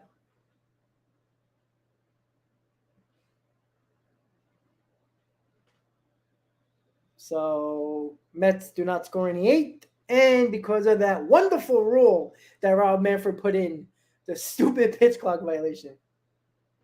Amazing to me. Amazing. Well, Jesus. Well, Christopher, is it a stupid call or is the umpire following the rules, right? It's a stupid rule in general. I think it's so stupid. The pitch clock is it speeds up the game. Wonderful. Because baseball fans really care about the speed of the game. Come on. Yeah, well, you can do it. The Nimmo laughed at it. Nimmo's looking for a 2-2 pitch, and he gets called for a violation. And Nimmo never left the batter's box. He just didn't have his head up.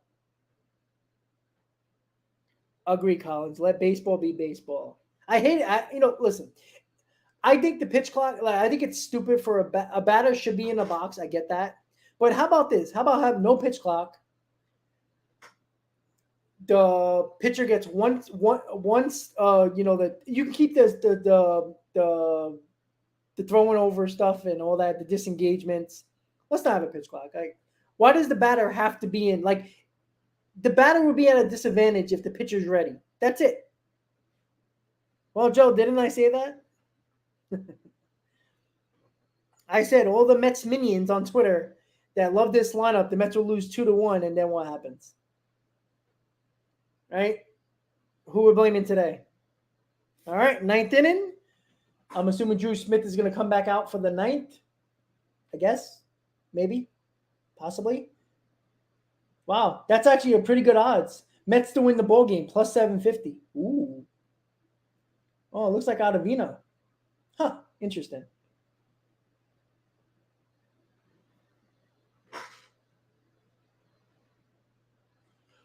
All right, so here we go. Top of the night, 1-0 Blue Jays. Excuse me. Well, ready to catch whatever I throw. You got some cover too. Oh, Jeff Brigham is in the ball game. Okay, so you're fine. In the 9th. I mean, there'll be 5 people throwing out first pitches. So First pitch. Pop up. Canna is under it. Oh, 1 out. Chapman on the first pitch thrown by Jeff Brigham. Well, Brigham has been outstanding, none better than yesterday's ball game. His whip now is 0.72 Why we didn't score, Joe? through those 19 games.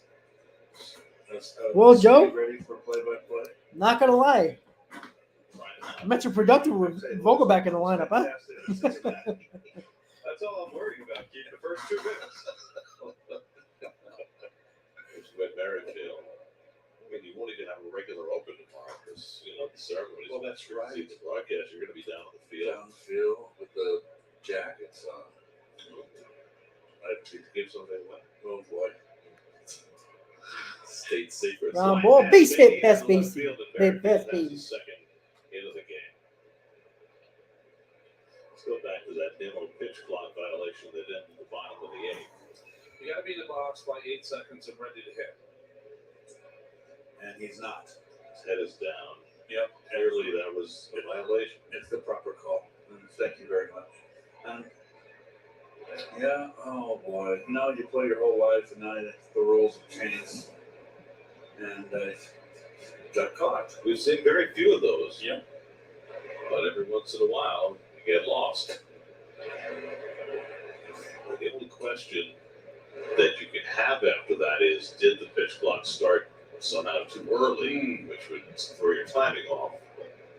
It's neither here nor there. It is what it is. Got to be ready by 8. Dalton Varsho's 0 for 3, pop up and 2 strikeouts. Merrifield, a good base stealer at first base, and the cutter from Brigham misses inside. It's 2-0.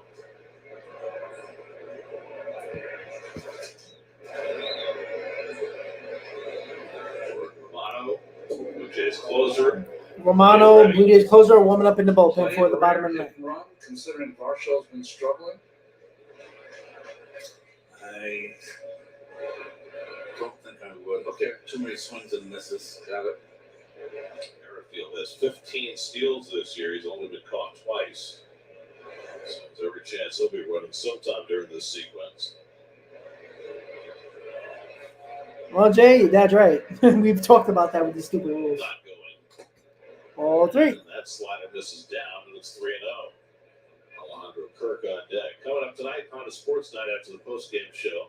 It's so stupid to talk about because, a crucial part of the game, let them play. Jesus. My God. Oh, goodbye. 3-0. Varsho, 2-run homer. There goes that party. This is now a 3-0 Toronto lead. Oh, boy. 3-0. Hit Well, side. swinging 3-0. So 2 ambushes by by the Blue Jays. That was a bolt. Well, Ninth of the year for Varsho, who had 27 for the Diamondbacks last year. 3-0 count and had the hit sign 3-0. That's a crusher. Oof. Scalded that one. Just makes you want to take a bite out of your glove.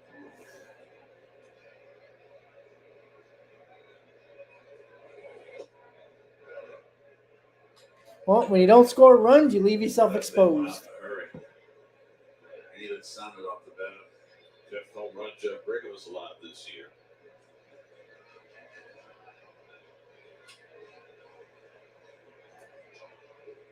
It was a high fastball. And he just rockets. Just puts it in orbit. 0-2 coming to Kirk. And Ground it's ball back right to Brigham. 2 outs. And that's the second out. Well, a lot of air just came out of the stadium. Mets are going to have Lindor, McNeil, and Alonso coming up in the ninth. And, you know, a 1-0 game, you feel pretty good Oh, about there's the chances. there's the problem. 3-0, it's a whole different situation. Probably against Romano, I would think. Well, when you get a guy 3-0, you're looking to throw a strike there. He just turned on it, man. Woof. Up as well, but that's just in case they get one more point. Dominic Leone and Drew Smith each threw a scoreless inning to Brigham not quite as fortunate. Here's Kevin Kiermaier. He goes after a high fastball and misses. Kiermaier's 0 for 3 tonight.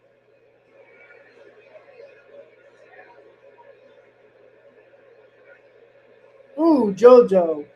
You're right on my side there. Now it's 0-2. Mets will have a couple of streaks on the line when they come to down to the bottom of the ninth. They've won 8 straight home games. They've had 15 straight games with a home run. Kiermaier 1-2. You know what interesting piece of trivia that I was shocked Oh, at? Michael, I agree. No longer relevant, but would have been interesting had it stayed 1-0. There's only been one game in Mets history in 62 years where they gave up a leadoff home run in the first and lost 1-0.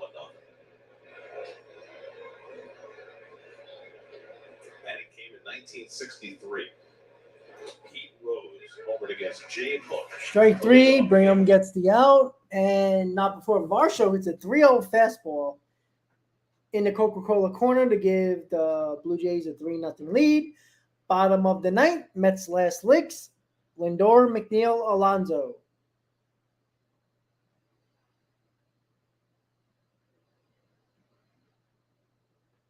No, I mean, he was okay for us, but it wasn't great.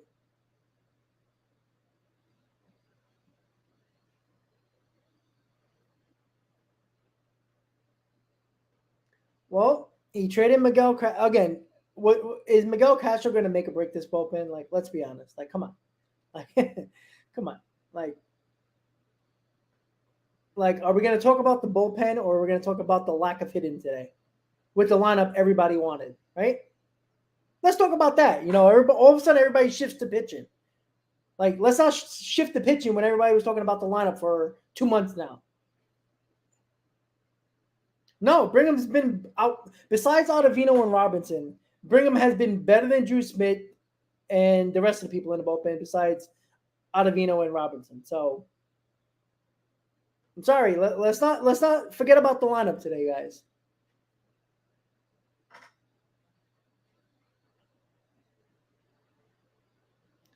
Well, JoJo, I mean, we should have got him at the trade deadline. To hell with the offseason. Yeah, Rayleigh's been good, but again, the situation where Rayleigh, Ottavino, and Robertson, right? You wanted to win those Philly games. Well, you had 3 of those guys pitch on all 3 games, and there's your problem, right?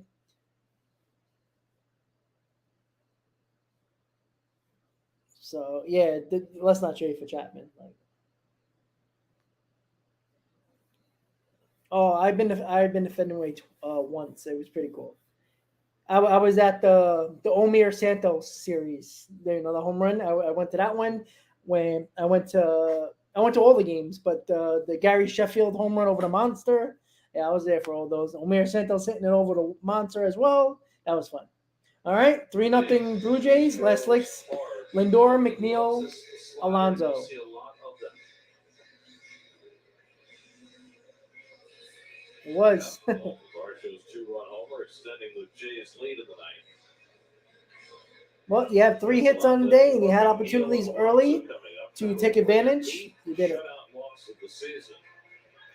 They had 8 shutout losses all of last season. Well, that year when Omer Santos hit that home run, that was the first year I believe they had the seats in the Green Monster. 8 in his 7 2/3 scoreless.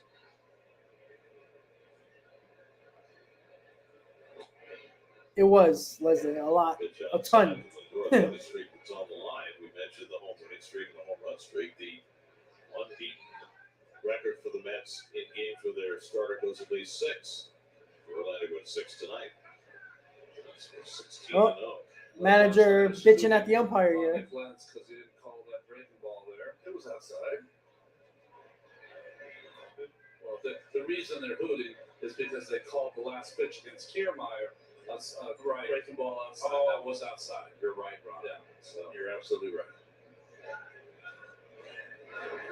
Yale education.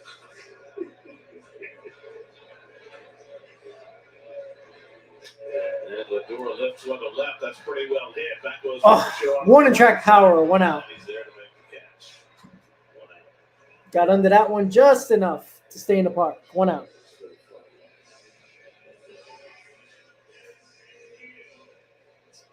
we'll honor the class of 2023 as they're inducted into the Mets Hall of Fame. Live ceremony coverage presented by Tri-State Cadillac Dealers. Begins tomorrow at 3:30 p.m. only on SNY. There's Jeff McNeil, who has one of the Mets' 3 hits tonight. And now we have a warning to Romano to not get into pitching position before the hitter is alert. Lentz has been Nick Lentz has been a nice little traffic cop back behind the plate. So much for the umpires to try and legislate now. Really, seriously. Neal fouls off the first pitch fastball. 98 miles an hour from Romano. Great arm he's got. All-star last season.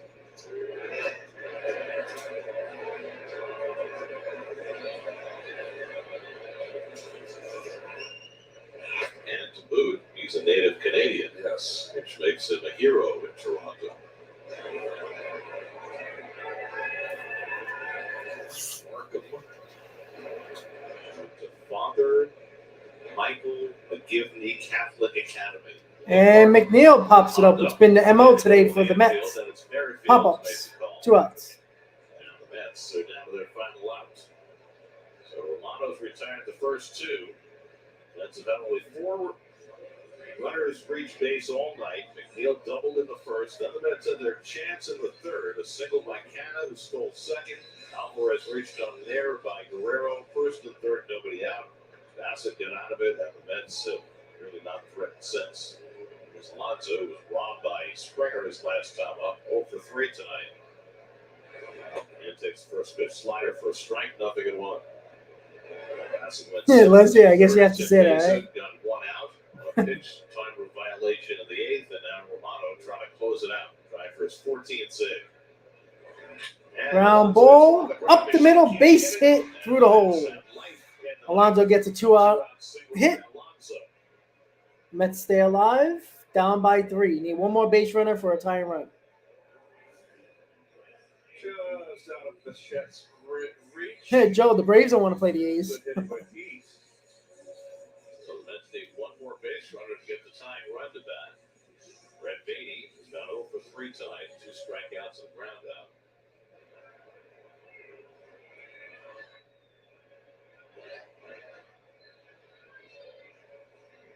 Guerrero playing behind Alonso at first. And Beatty fouls off. Well, Romano's challenging the hitters. Why not, right? Up by 3. Watch the glove. Oh, it hit his toe on the pinky finger of the glove. So it stopped him from fully extending. Yes, it did. Good catch by the camera crew there.